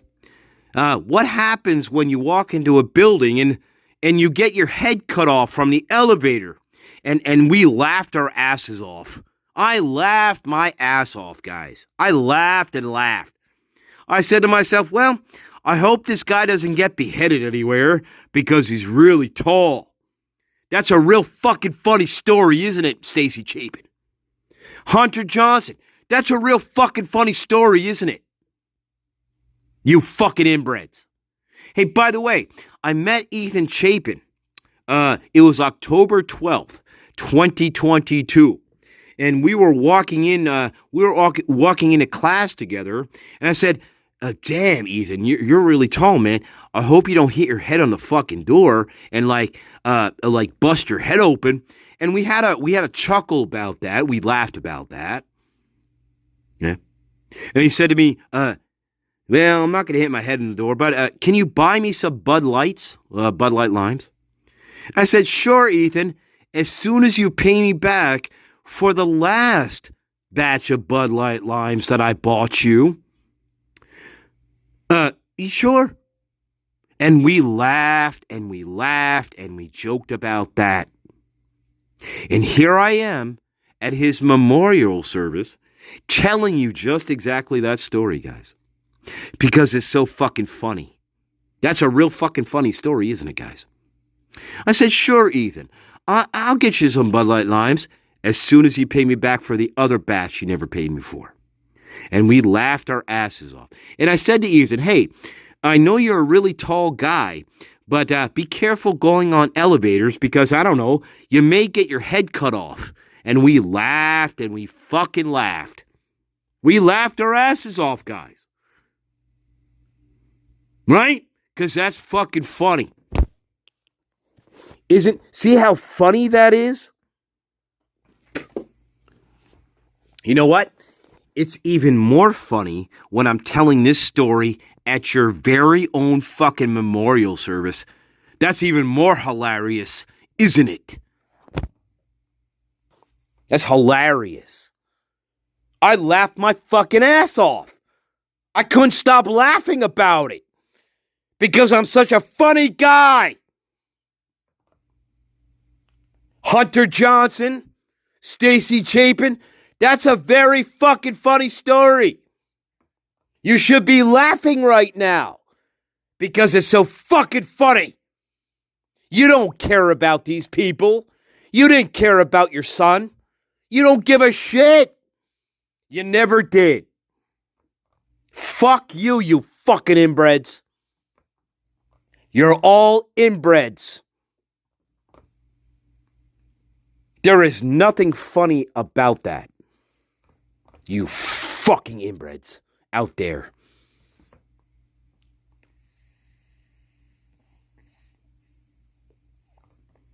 That's real fucking funny, guys. That's a real funny anecdote, isn't it? Is it? It's funny in that It's not so fucking funny in that context, is it? Hunter Johnson. Not so fucking funny now, is it?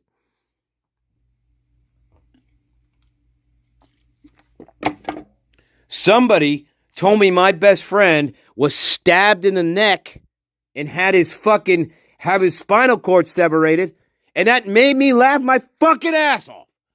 I laughed my fucking ass off. Right, Hunter Johnson? You fucking inbreds out there? Stacy Chapin. That's, again, it's hilarious. You fucking inbreds. You're all inbreds. All of you. All of you. Yeah. I know. Anchovies on a pizza. I know. But in the right context, my friends, it's not very fucking funny, is it? Fucking Reddit morons. It's not fucking funny. How would you like it? How would you like it if I was making a joke about your sister who was stabbed? She was stabbed in her tits. She had her tits cut off. And what if I made a joke at her memorial service about her getting her tits cut off? You think I'd be fucking funny then? Like a clown? Like I amuse you? You think that's so fucking funny, inbreds? Idaho, you're all inbreds. Especially the people in this case. You all disgust me. All of you. All of you disgust me. You should all been put in jail. All of you. Including Brett Payne. And all the other bulbous creations. You're all inbreds. And there's no way in God's green earth that you are ever going to investigate this quadruple homicide with any degree of competency in your fucking miserable lives. And that is the fucking truth. Fucking inbreds. So yeah.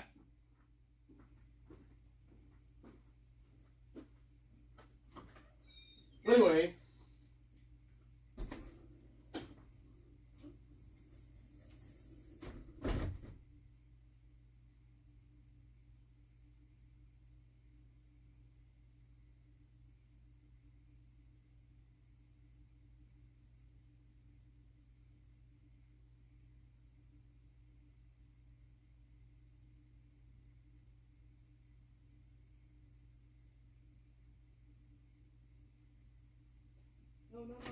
No. Wait a minute, guys. Wait a minute. Because we're so fucking funny. Because we are not the greatest. We're so fucking funny. Reddit. Hey, Reddit. Because you think you're so fucking funny. I'll show you funny. I'll show you what's so fucking funny. And you can laugh your fucking ass off. Here's funny. You fucking inbreds. I'll show you. Because you find this funny. Perfect pair for your iPhone. And it replaces 3 different chargers. So when Stacey Chapin. I hope you're watching this, Stacey. Because you're funny too. You fucking weirdo. You're lazy, by the way, as well, Stacey. You're a lazy little fucking weirdo. Aren't you? Yes, you are. Stacey Chapin, you're a lazy little fucking weirdo. Inbred. With your summer home. Keeping Ethan Chapin's fucking urn in your summer home down in the fucking basement. Collecting cobwebs. Stacy! You're all inbreds. And you deserve exactly what you're gonna get. And we need a trial. And you deserve exactly what you're gonna get. And I hope to God there is a trial to expose all this inbred shit. I really do. But here, I'll show you what's fucking funny. Because this is hilarious, guys. This made me laugh out loud. Okay? Because I'm an inbred. Okay? I'll show you again.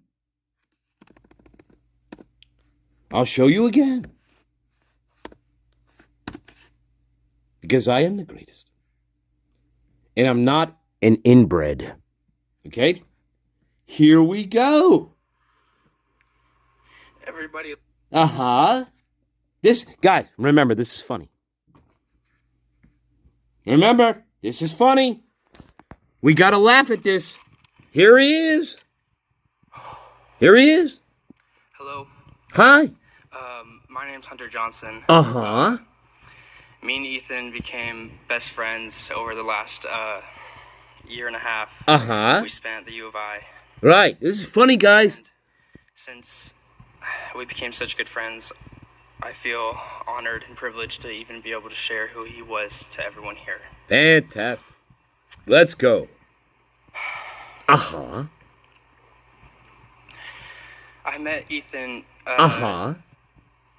No, should we skip to the good part? To understand all of them and see if you fit in with them. Because I'm gay, right? And I knew immediately that I'm he was gay. Someone that I wanted to be friends with, and someone I wanted to join my house. That looked athletic, and he was, because we played a lot of basketball during that time. Funny, huh? This is real funny, guys. Unfortunately, the basketball wasn't enough to convince him to join my house. No. So we ended up going to Sigma Chi. He said you're a fucking weirdo. That didn't mean we weren't going to be friends forever. Alright? Oh, it gets even funnier, guys. Gets even funnier. I just knew I wanted to be friends with him for a long time.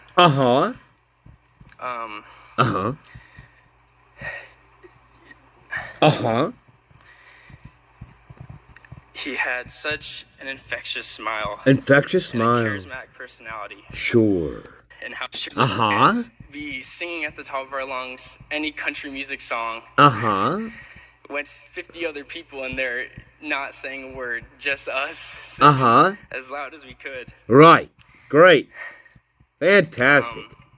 Country Roads, right? Some of my other favorite memories that Country Roads, right? I had with Ethan also included Xana. Ethan, Xana. This is where we start to go off the rails. Here's Johnny.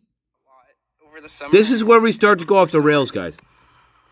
And you knew it was going to be a good time when we went golfing, when we had more drinks in our bag than we did golf balls. That's hilarious, right? And we usually had to send Xana and Emily to go throughout the forest to look for more golf balls for us. We ended up losing so many. Right, yeah.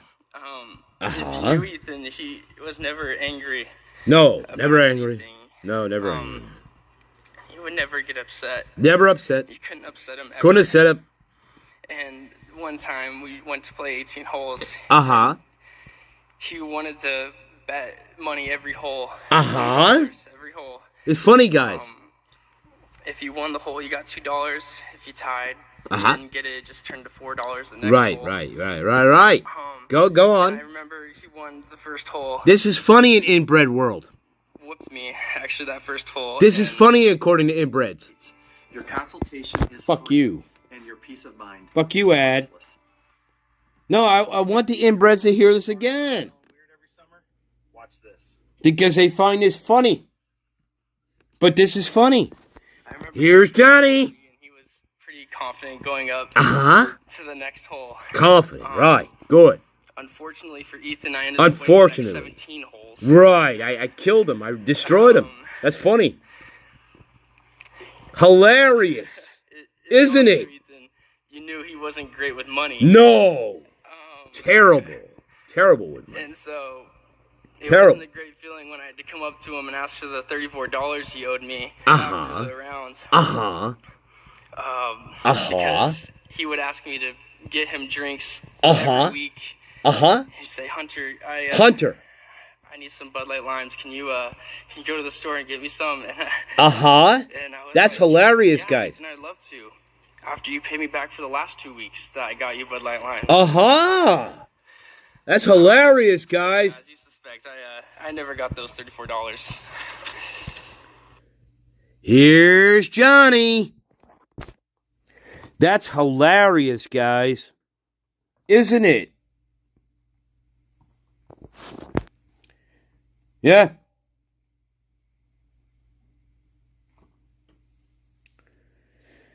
Oh, it gets even worse with his affect. Oh, you think that's funny? It gets even more bizarre with his affect. You thought you saw Johnny. No. You didn't see Here's Johnny. I will show you Here's Johnny. You thought you saw Jack Nicholson in The Shining. Oh, no. That's coming up. Here we go. He was always someone you could count on to make you smile and cheer up your mood.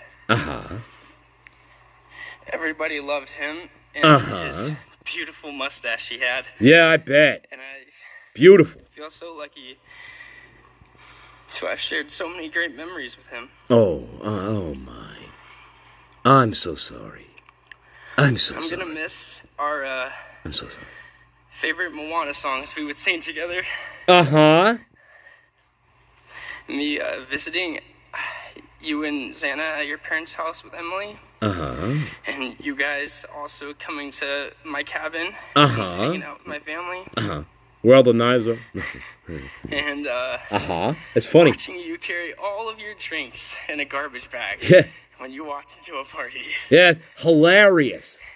Here's Johnny. This is all funny, guys. I love you so much, E and Xana. Thank you. Oh, bye. Bye. Here you go. Hilarious, huh? You were laughing out loud, weren't you? Yeah. Now remember, Hunter Johnson here, he's a graduate student at the University of Idaho. Just saying. Okay. Hilarious stories. Hilarious. Not only do I badmouth my friend, not only I backhand him in the fucking face. In my inbred mind, here's what's really sick about this. In my inbred mind, I think the stories that I'm telling about Ethan are funny. That's what's really sad. Don't let him see you sweat. Try the new hottest. Seriously. In my mind, I think the stories that I'm writing down and telling at his memorial service, I think they're funny stories. Funny. That's probably the most shocking part of this.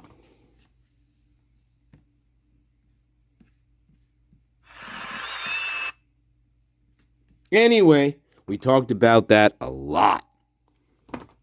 But people on Reddit still think that that's somehow funny. Okay. There's nothing funny about that at all. Nothing. Those stories are not amusing. Those stories are not charming. Those stories are inbred stories from somebody who appears to have very little emotion to what's actually going on.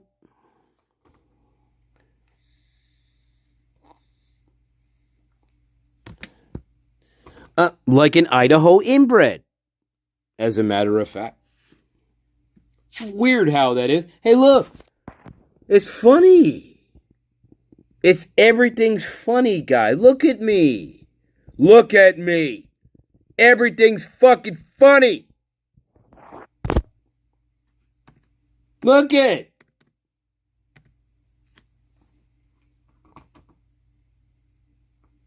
It's fucking funny. Now remember, your sister was stabbed in the tits to death, and I bet you're laughing your fucking ass off, Stacy Chapin. Hey, Stacy, are you laughing your fucking ass off now? I don't think so. Well, I hope not. Well, you might be, because you are a fucking inbred and a weird. You're a very, Stacy. You are really a weirdo, really a weirdo, my friend. You're very strange. You're very strange, Stacy. Very strange. Very strange to me. Very strange to me. Again, these people do not process emotions the same way other people would. I would say 95% of the population would process emotions correctly, but not these people. Not these people at all. There is no normal processing of anything. Yeah, scary. It's very scary to me. Very, very scary.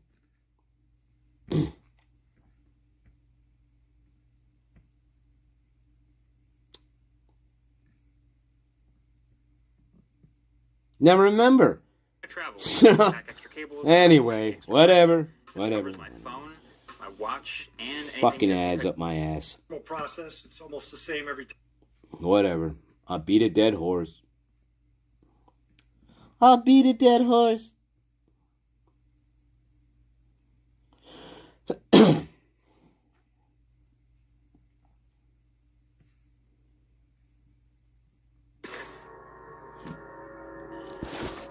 Just off of the kitchen area would have been Dylan's room. She said she saw a male figure in the living room, dressed in all black. Uh-huh. Their eyes met. They saw each other. Uh-huh. For whatever reason, the perpetrator continued to walk towards the kitchen, and Dylan shut her door and locked it out of fear. Uh-huh. And the perpetrator left. Oh, just like that. Tried to get a hold of her other roommates. Hey, it's Dollinger. Downstairs in her room on the bottom floor. Bethany Dollinger told her to come downstairs. Come to Dylan opened her Run door, down ran here. downstairs, and spent the rest of the night with Bethany. Uh-huh.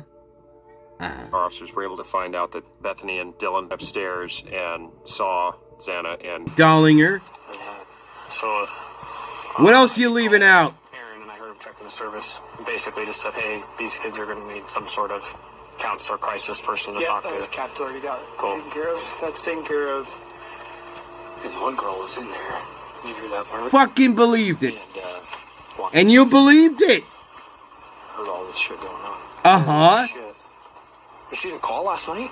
No. This girl's like... Hey, wait a minute.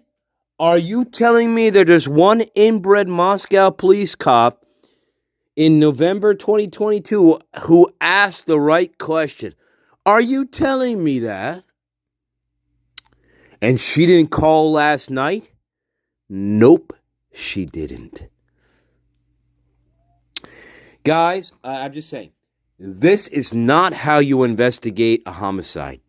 I just want to make clear to everybody watching, this is not how you investigate a homicide. You do not do what inbred Moscow, Idaho did in this case at all.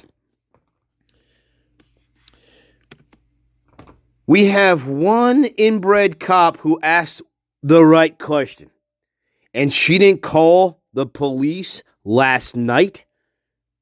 Nope, she didn't. That's a very important question. And in fact, everybody who asks that question, they get met with mixed responses.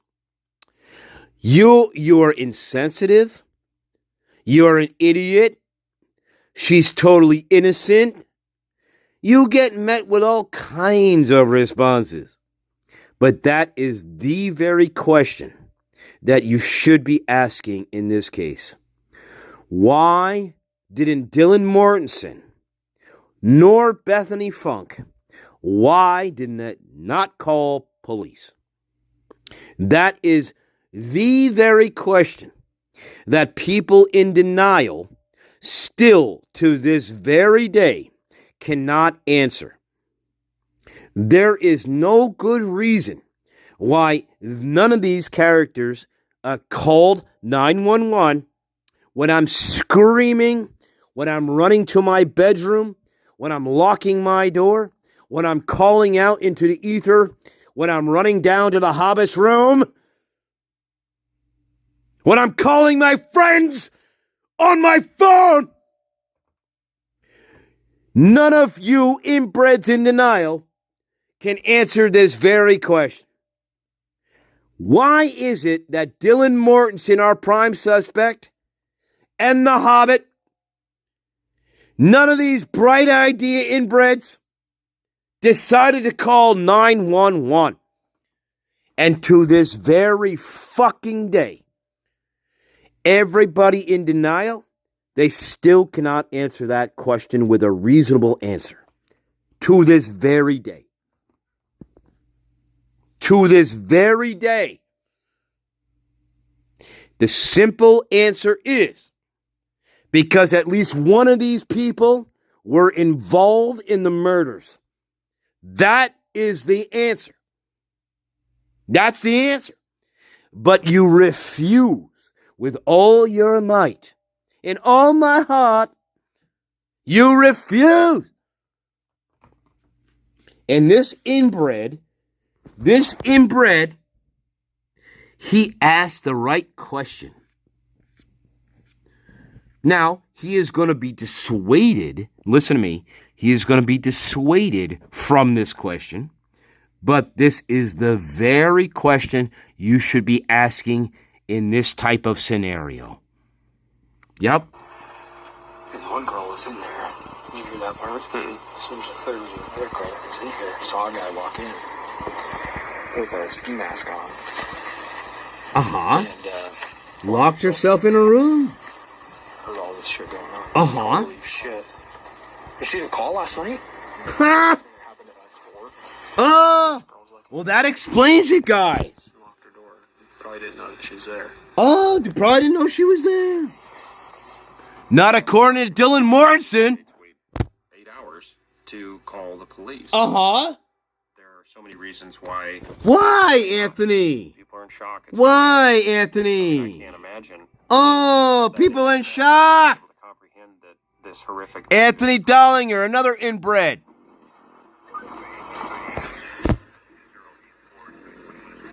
Do you see how they just gloss over that? Well, Captain Anthony Dollinger of the inbred Moscow police, well, there could be a million reasons why. our two suspects failed to call 911 in timely fashion? Gee, one of the reasons could be, well, how about this? One of them was involved in the murders. No, it's impossible. It's impossible. In the history of true crime, in the history of homicide cases in America, it is totally impossible to think that Dylan Mortensen or Bethany Funk could be involved in this case. It's totally impossible. What a lovely day for an exorcism. Dollinger, you need an exorcism. Okay. You're an inbred. You're an inbred, just like the rest of them. Okay. I am here to set you free. Okay. Mea culpa. Okay. Pray to Mother Mary. Okay. I really can't do the Latin Mass, but I'll try. Okay.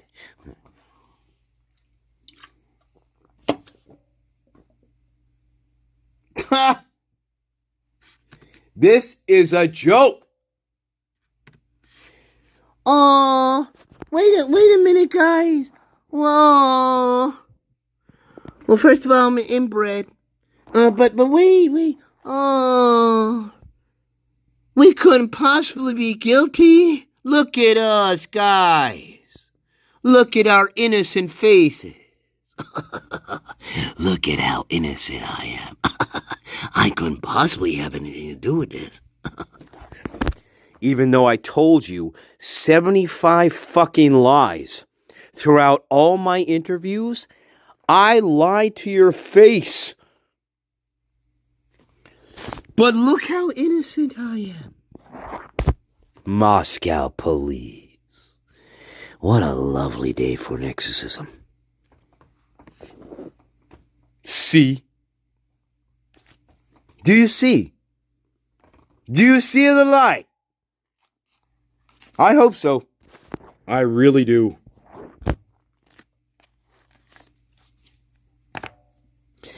Why? Because, well, a million reasons. But here's another one I'll give you. Because there are certain pieces of this case that cannot make sense without the involvement of Dylan Mortensen and Bethany Funk. You cannot just pick off anchovies of your pizza and think you got think you're happy here.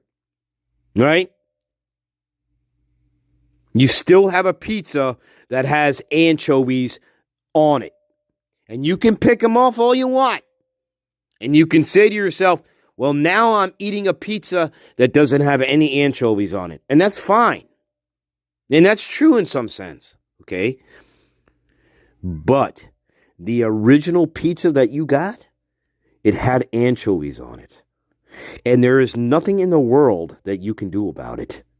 You can deny all you want to God's green earth and heavens. But you still can't change the fact that the pizza that you got delivered to you, it had anchovies on it. Originally. See? And people like Anthony Dollinger and people like Brett Payne and people like Bill Thompson and the rest of the inbreds out there who never investigated homicides in their life, they're going to tell you all kinds of things. And they're going to brush off evidence just like this.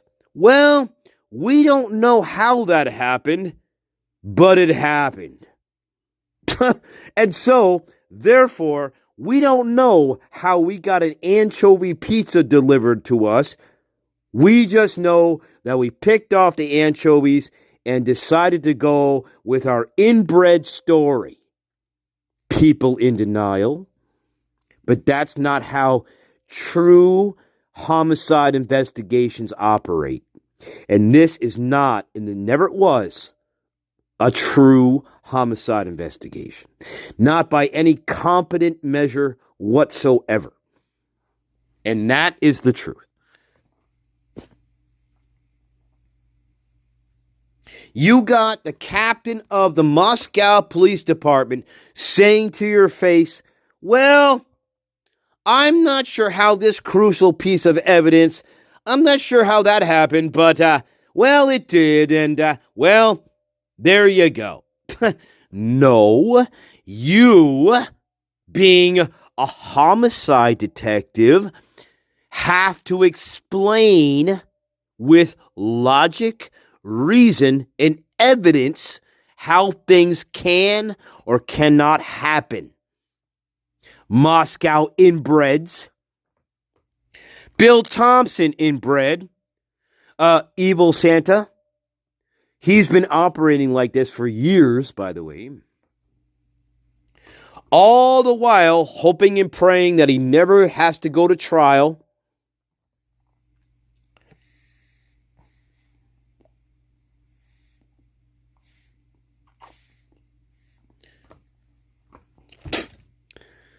Yeah.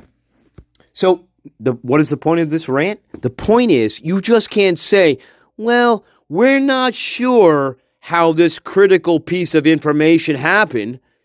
It just did. Okay. Let's go to trial. I want to put Anthony Dollinger on the stand. Let's go to trial. Inbreds. Hey, inbreds, Moscow. Stacy Chapin, are you listening? Let's go to trial, and I want to talk to every one of you inbreds out there on the stand. You're all fucking inbreds. You have no idea what you're doing. I want to put every single one of you on the witness stand, and I want to grill the fuck out of you for weeks. I know you're all inbreds. I know you don't have the evidence. You can't just say, well, we're not sure how this happened. We're not sure how Dylan Mortensen survived. We don't know. She just magically survived. Michael Myers. Anthony Dollinger, I know you're a fucking inbred, okay?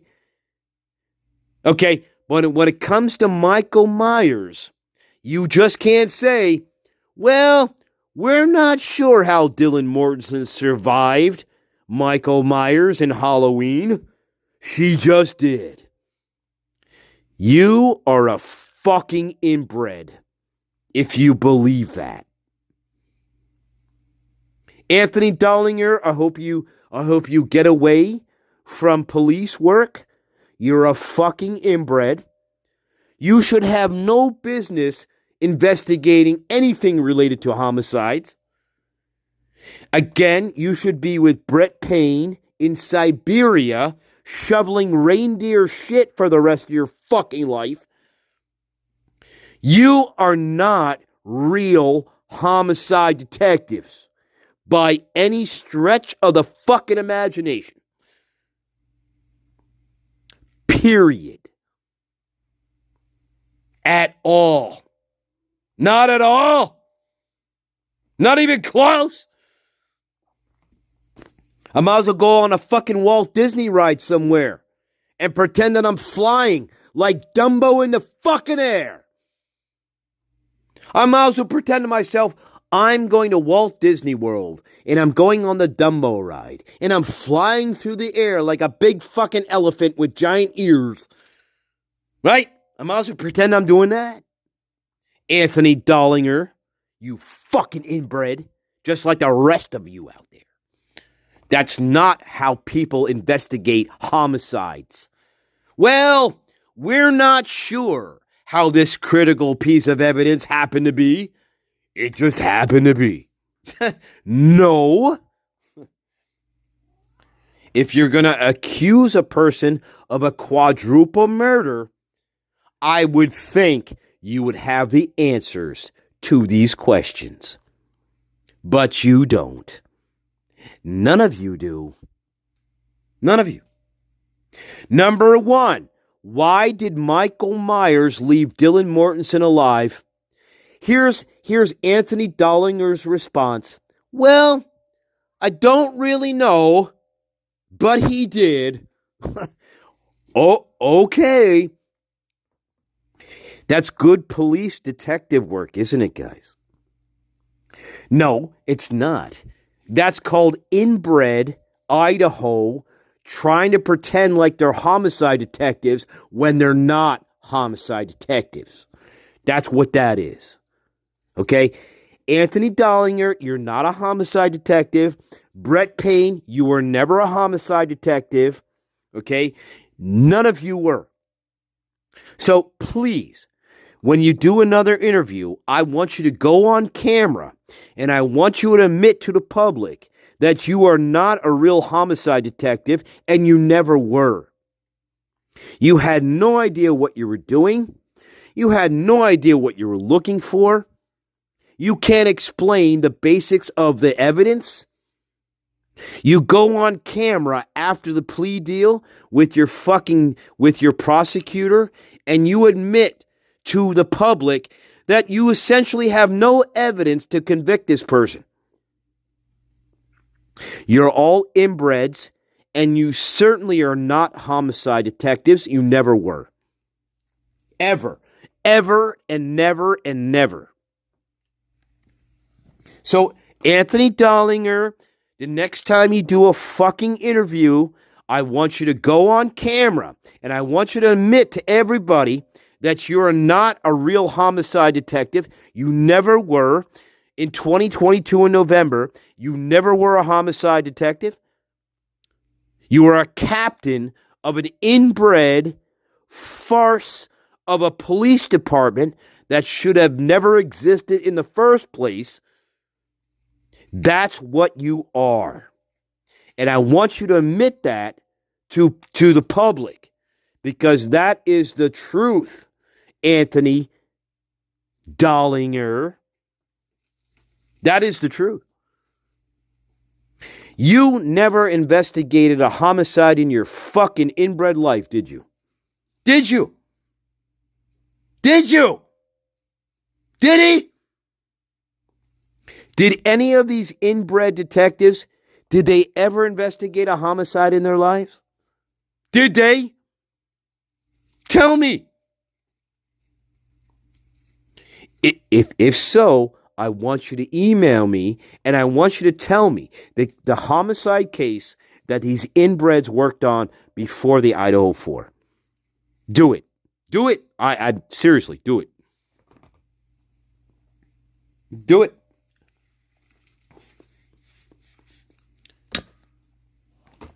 You know what the funny part about all this is? That they made Brett Payne the lead detective in this case. That's the kicker. Brett Payne. That has to take the cake. Okay. Captain Anthony Dollinger, the brave hero. No, he didn't make himself the lead detective. No, he made Brett Payne, our bulbous friend. He made him the lead detective. Somebody who absolutely never had any homicide experience. Good thinking, Moscow inbreds. All these people are inbreds. They have no experience. They had no idea what they were doing. The Idaho State Police were called in. They're just as incompetent as the rest of these fucking chuckleheads. They're just as inbred because they never encountered this shit either.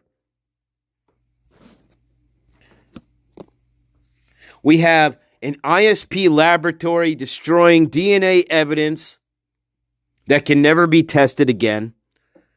Yeah, I'd say this is probably one of the worst cases I've ever seen. Okay, in trying to convict somebody. Ann Taylor, I'm so thankful to God that you are no longer a part of this case. You should have removed yourself a long time ago. You're just as fucking guilty as the rest of these inbreds, because you came from the same system as these inbreds, the same sorority system. You had no intention of going to trial. You never did. Okay? You're all inbreds. Disgusting to me. Disgusting. Anyway, how about this? Well, Captain Anthony Dollinger, how is it that the lone wolf, how is it that he didn't track any blood throughout the house nor outside the house? How is that possible, Anthony Dollinger? Well, I'm not quite sure how that's possible, but okay. But that's Moscow, Idaho. Well, we don't really know how that happened, but it happened. So you just have to take our word for it. Okay. No, that's not how evidence works. And no, that's not how trials work. Okay. Can you imagine putting Anthony Dollinger on the stand? If you were a good defense attorney, can you imagine putting this fucking inbred on the stand? Hey, Anthony, how is it? You know? Well, I'm not sure, but it happened. Oh, hey, guess what? You know what else happened? Dumbo was a flying elephant made by Walt Disney. That happened too, Anthony. Do you know that? And that's not evidence either of a crime. That's not evidence that somebody, Brian Kohlberger, murdered 4 people. That's called not evidence, Anthony Dollinger. Saying I don't know or I'm not sure how that happened, well, guess what? That's not evidence. Idiots. Inbreds. What if I took the stand as the captain of the Moscow Police Department? I said, well, I'm not really sure how somebody could wipe out 4 people in 6 minutes and not leave any blood anywhere or DNA evidence anywhere. I'm not quite sure. But it happened. Okay, but aren't you the investigating agency? Okay, fine. Whatever. Yeah. No, anyway, sorry guys. The point is, yes, there should be a trial. I want to see all these inbreds on the stand, including Stacy Chapin. Stacy, you're going to have to get off your fucking lazy ass, okay? You're going to have to testify at a trial. I know you didn't want to do it in any of the hearings leading up. I know you didn't want to do it, Stacy, because you're a lazy one, okay?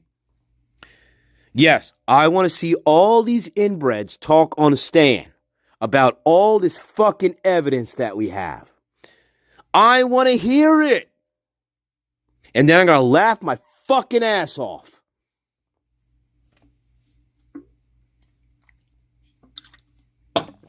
I laugh and laugh and laugh. Because I don't know, or I'm not sure, or these are not answers. And that's not evidence.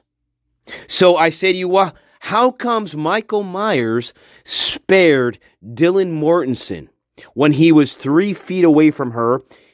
And not only that, how comes Brett Payne in his affidavit of arrest, how comes he mentions a latent van sneaker footprint that was found right outside Dylan Mortensen's bedroom door, and yet you have no idea how that got there, why it's there, whose footprint is it? Here's the answer. It's Dylan Mortensen's fucking footprint. Why? Because Michael Myers is not wearing Van sneaker shoes in the house. Idiots! You fucking inbreds. But yet, Brett Payne is writing in his affidavit that the killer must have been wearing Van sneaker shoes. And one of his phantom shoe prints was found right outside Dylan Mortensen, our prime suspect. It was found right outside her door. And guess what, guys? We don't mention it anymore. There is no more mention of any Van sneaker shoe prints. There is no mention of any more latent shoe prints found. Only one latent shoe print was found at the crime scene, according to Brett Payne, our bulbous creation friend, okay, that was found right outside Dylan Mortensen's bedroom door. It was a Van sneaker shoe print because Michael Myers likes to go around to random houses wearing Van sneakers and killing people. But that's what you're going to have to believe, according to Brett Payne and the rest of these fucking inbreds. That's what you're going to have to believe, jury. Go ahead. Do it. Do it. Believe it. But that's what our bulbous creation friend, Brett Payne, as we know, that's what he put in his official affidavit. One latent shoe print. Because the lone wolf is a one-legged man who just happens to wear Van sneaker shoes standing right outside Dylan Mortensen's bedroom door. And Dylan Mortensen is not a suspect in this case at all. Because Michael Myers, when he likes to kill people, he prefers to wear Van sneaker shoes, guys, as opposed to, I don't know, boots. I don't know. But when I decide to randomly go into somebody's house and murder them, I typically choose Van sneakers shoes, guys. That is my footwear of choice. Do you understand how stupid this is now? I really hope you do, people in denial. Because you're going to have to believe that in order to convict Bryan Kohberger at a trial. You're going to have to believe that Michael Myers likes to murder people while wearing Van sneakers. You're going to have to believe that. Because that's what Brett Payne, our bulbous inbred creation, said in his affidavit. Okay, you fucking inbreds. Does that make sense to you? No, but that's what they wrote. So anyway, guys, I'm going to take a quick break. I got to change into my Van sneaker shoes, okay, because I prefer them when I'm just walking into a house randomly. Okay. All right? Yeah, you're right, Mrs. John Dane. Afterwards, I'm going to go skateboarding at my favorite skate park in my Van sneaker shoes that really look like a girl would wear them. I don't know. Remember, these two innocent girls had nothing to do with anything, guys. Nothing. Not the he, she, and nor the hobbit. Even though, like I said a million times, they lied to your fucking face. A million times they lied to your fucking face. Yep. And you believed every single fucking word. Victoria Gooch, Anthony Dollinger, Brett Payne, even right on scene, 2 minutes after we get on scene, we do not think that these girls had anything to do with this crime. That is not how you investigate a fucking homicide. Not in any way, shape, or form. And that is the most important lesson that I can give to you. This is not how you investigate a homicide, let alone a quadruple homicide. Everybody's a suspect. Everybody's a suspect. Including Dylan Mortensen and our little hobbit friend. And that is the truth. So, you believe whatever you want to believe. That's fine. Totally fine. Totally fine. But you can't just sit here and say, well, I'm not sure how this happened, and I'm not sure how that happened, and, no! You have to prove your case. I'm not sure is not an answer.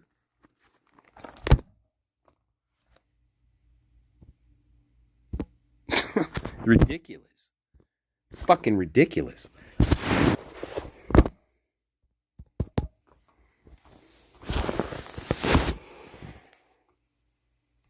Anyway, sorry guys. Long tangent.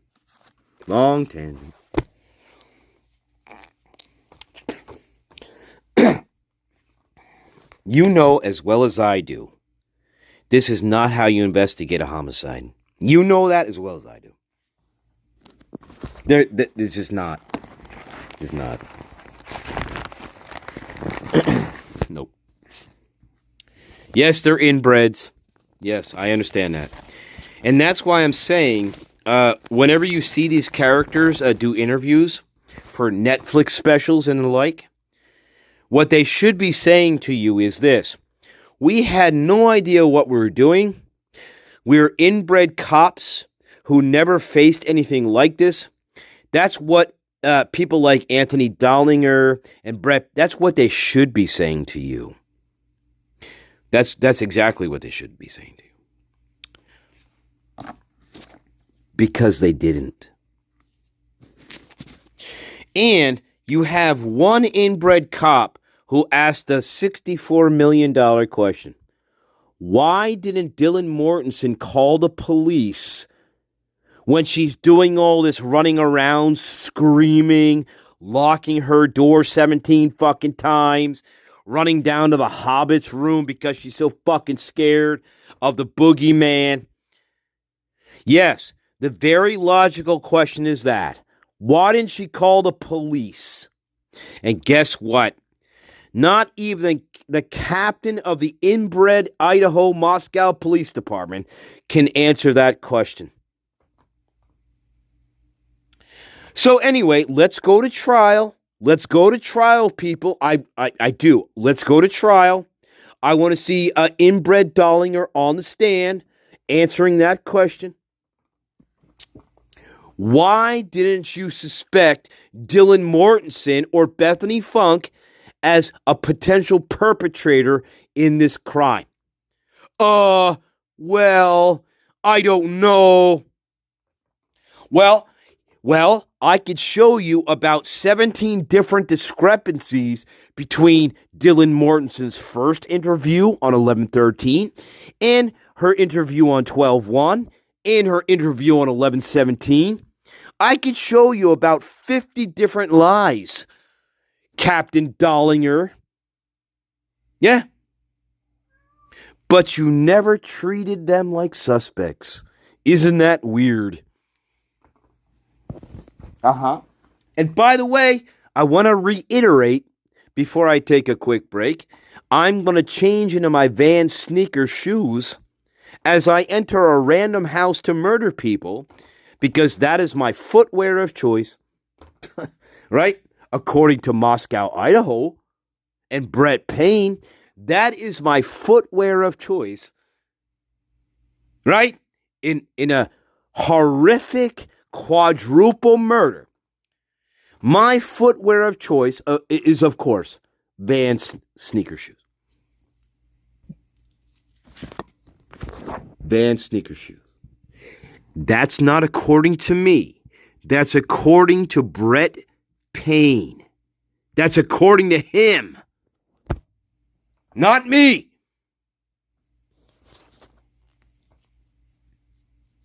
Now, I want you to put all this together, and I want you to think to yourself, wow, what the fuck? What? Yes, exactly. But this comes from the bulbous creation of Brett Payne, Bill Thompson, Dollinger, and the rest of these inbreds. This is the story that they concocted.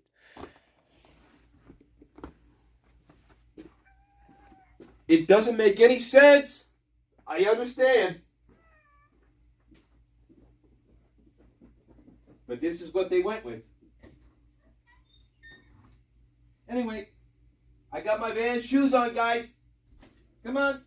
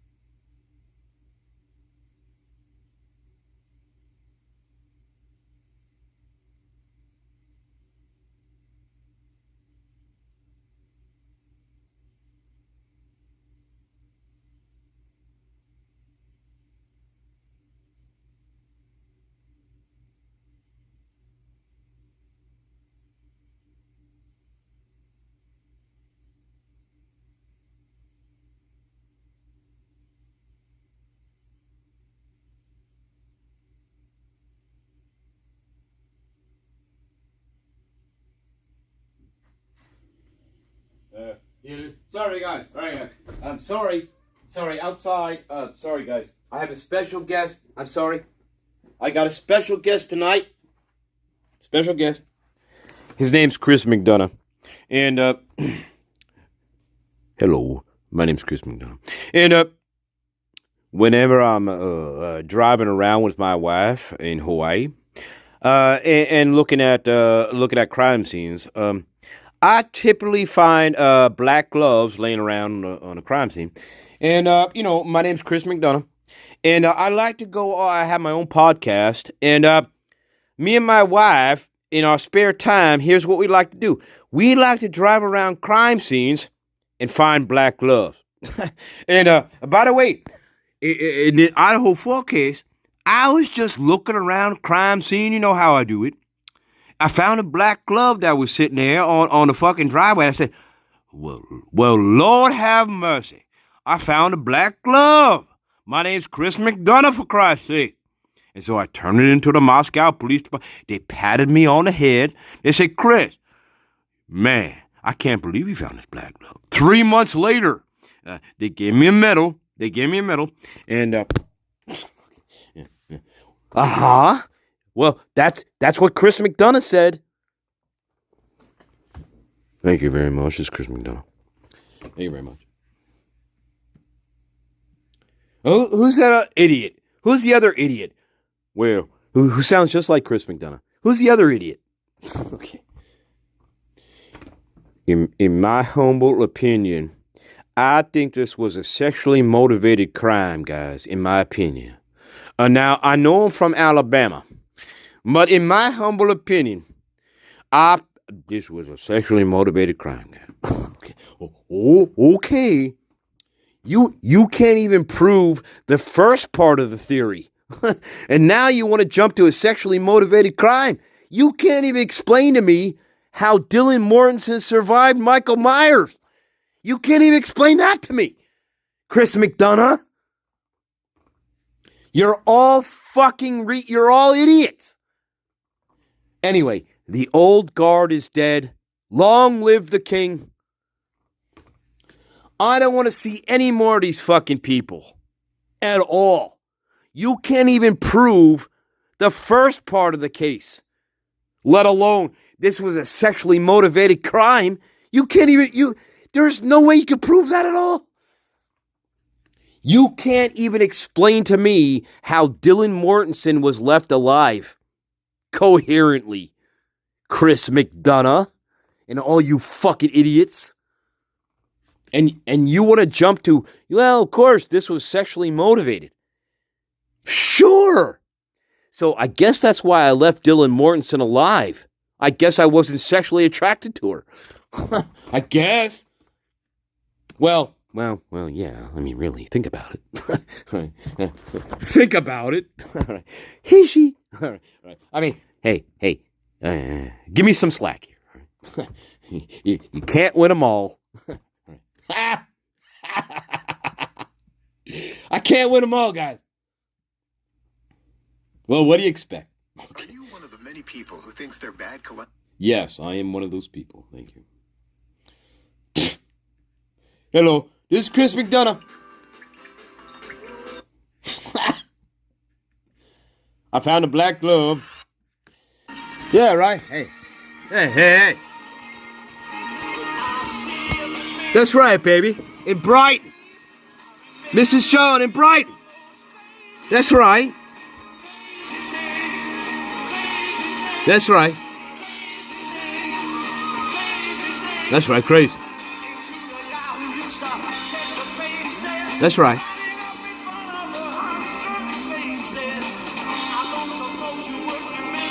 No!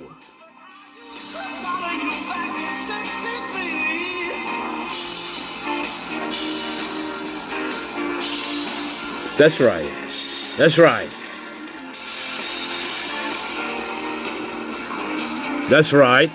Keep that job running now. Come on! Look in your eyes. You could learn a lot from a life like mine. The secret to me, it ain't flown like a flag. I wear it behind this bloody little badge. What has Bell boy! Come on! keep my lip button. Come on! Carry the bloody baggage out. They're always running at someone's bleeding. Come on! Come on, Mrs. Sean. Always running at someone's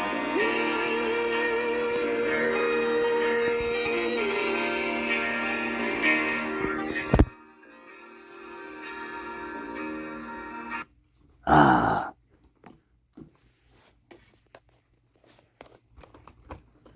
Remember, I have the #1 Spirit Realm radio station up here. Don't forget. Anyway, should go. It's long.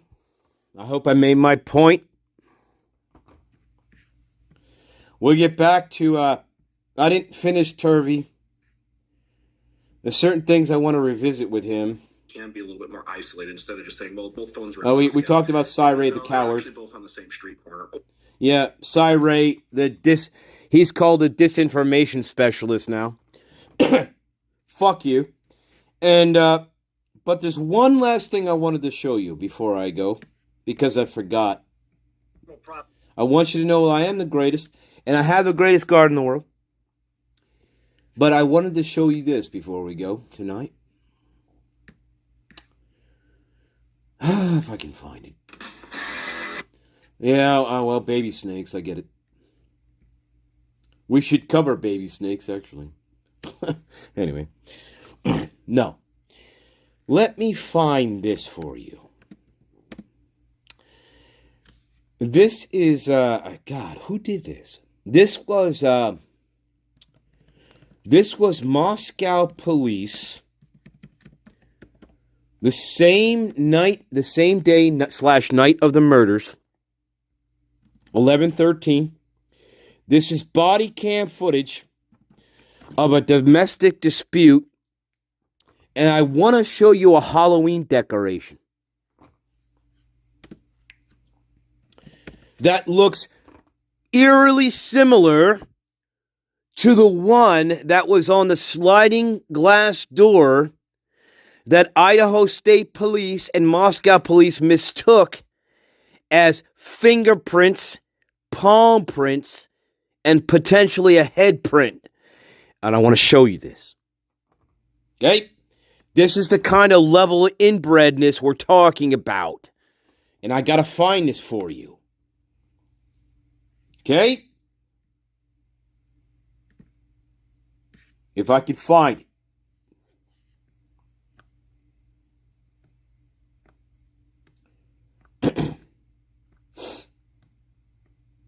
Now, this was a domestic dispute. I gotta fucking find it here. If it wasn't scrubbed. Okay. Domestic dispute. Up.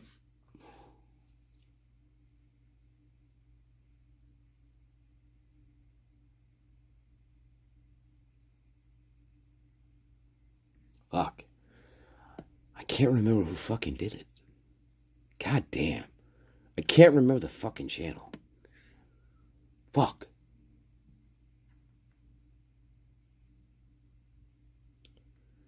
Is it scrubbed? God damn it. It wouldn't surprise me. Fuck. God damn it, guys.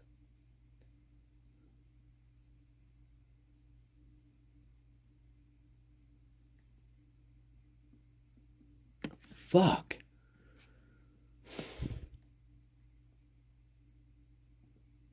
Fuck.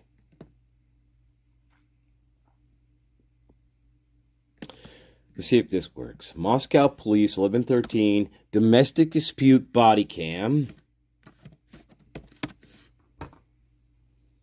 No, it refuses. It refuses to give me what I want.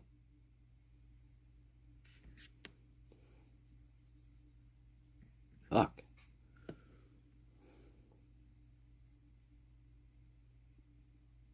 Is this it? No, that's not it. God damn it.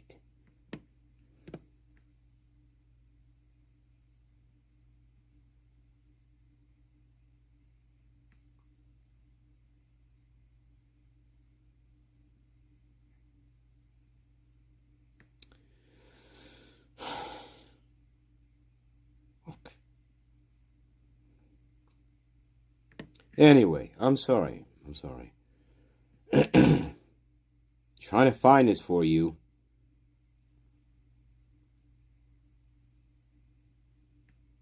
Fuck.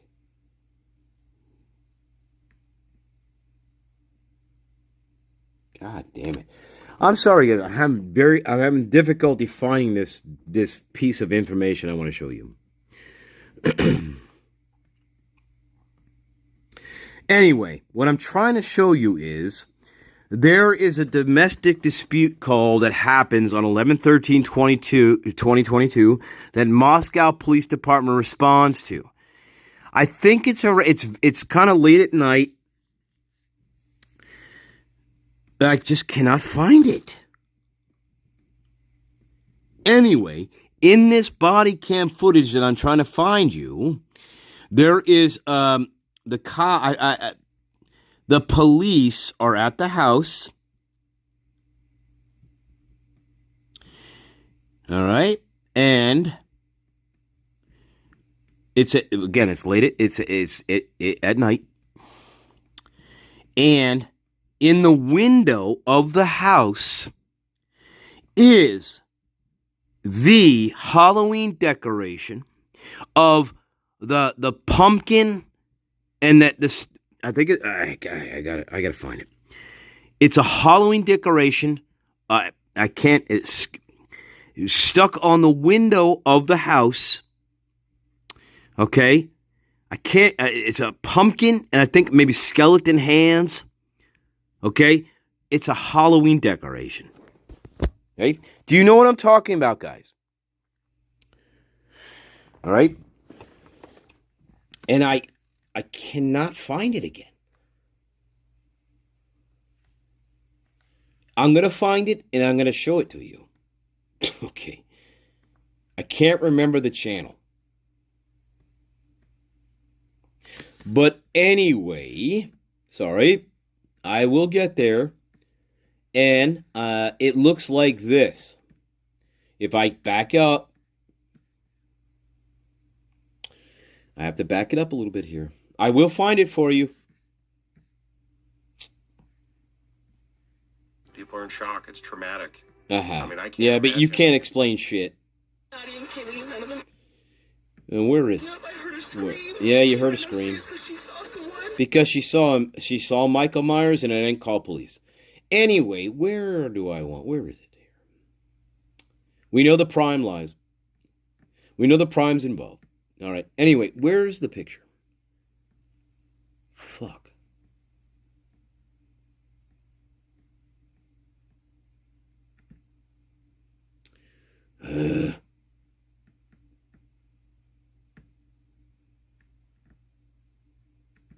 Yeah, all right. Well, let's just start from here. The back door was ajar. Start from here. Slightly open, and we knew that none of our officers. No weapon we've been able to locate. I haven't moved anybody, but I would ascertain it's probably not here. Uh-huh. What gives you that impression? Road was a 3-story home. On the 3rd floor were 2 rooms, and the room to the right was where we... Anyway. It's funny how the tracks lead down the hill away from the house and not up the hill to the parking lot where Kohlberger supposedly parked his car. That's funny. Remember, size 13, a footprint in the snow leading away down the hill from the house, not up the hill towards the parking lot where Brian Kohlberger supposedly parked his car. The footprints were leading away from the house, down the hill. Just remember that. People in denial. Right? Because Michael Myers, you believe, did this, and so the footprints should be leading up towards the parking lot area where he parked his car. But alas, there is no footprints leading up to the parking area. Alas. But anyway, that's not the point. This was my point. Do you see these handprints on the window? What I was trying to show you was, and I'm going to find it for you, I promise. This is a Halloween decoration that was taken off the window a week prior because of Parents' Weekend. Okay? This is a Halloween decoration. What you're seeing here, this is the remnants of a Halloween decoration, guys. That's what you're seeing. What you're seeing here is what we would consider the outline of a pumpkin head, because this is a Halloween decoration. The spacing of the palm prints are equidistant to each other. People do not stand at a window like this. Okay? This is a Halloween decoration.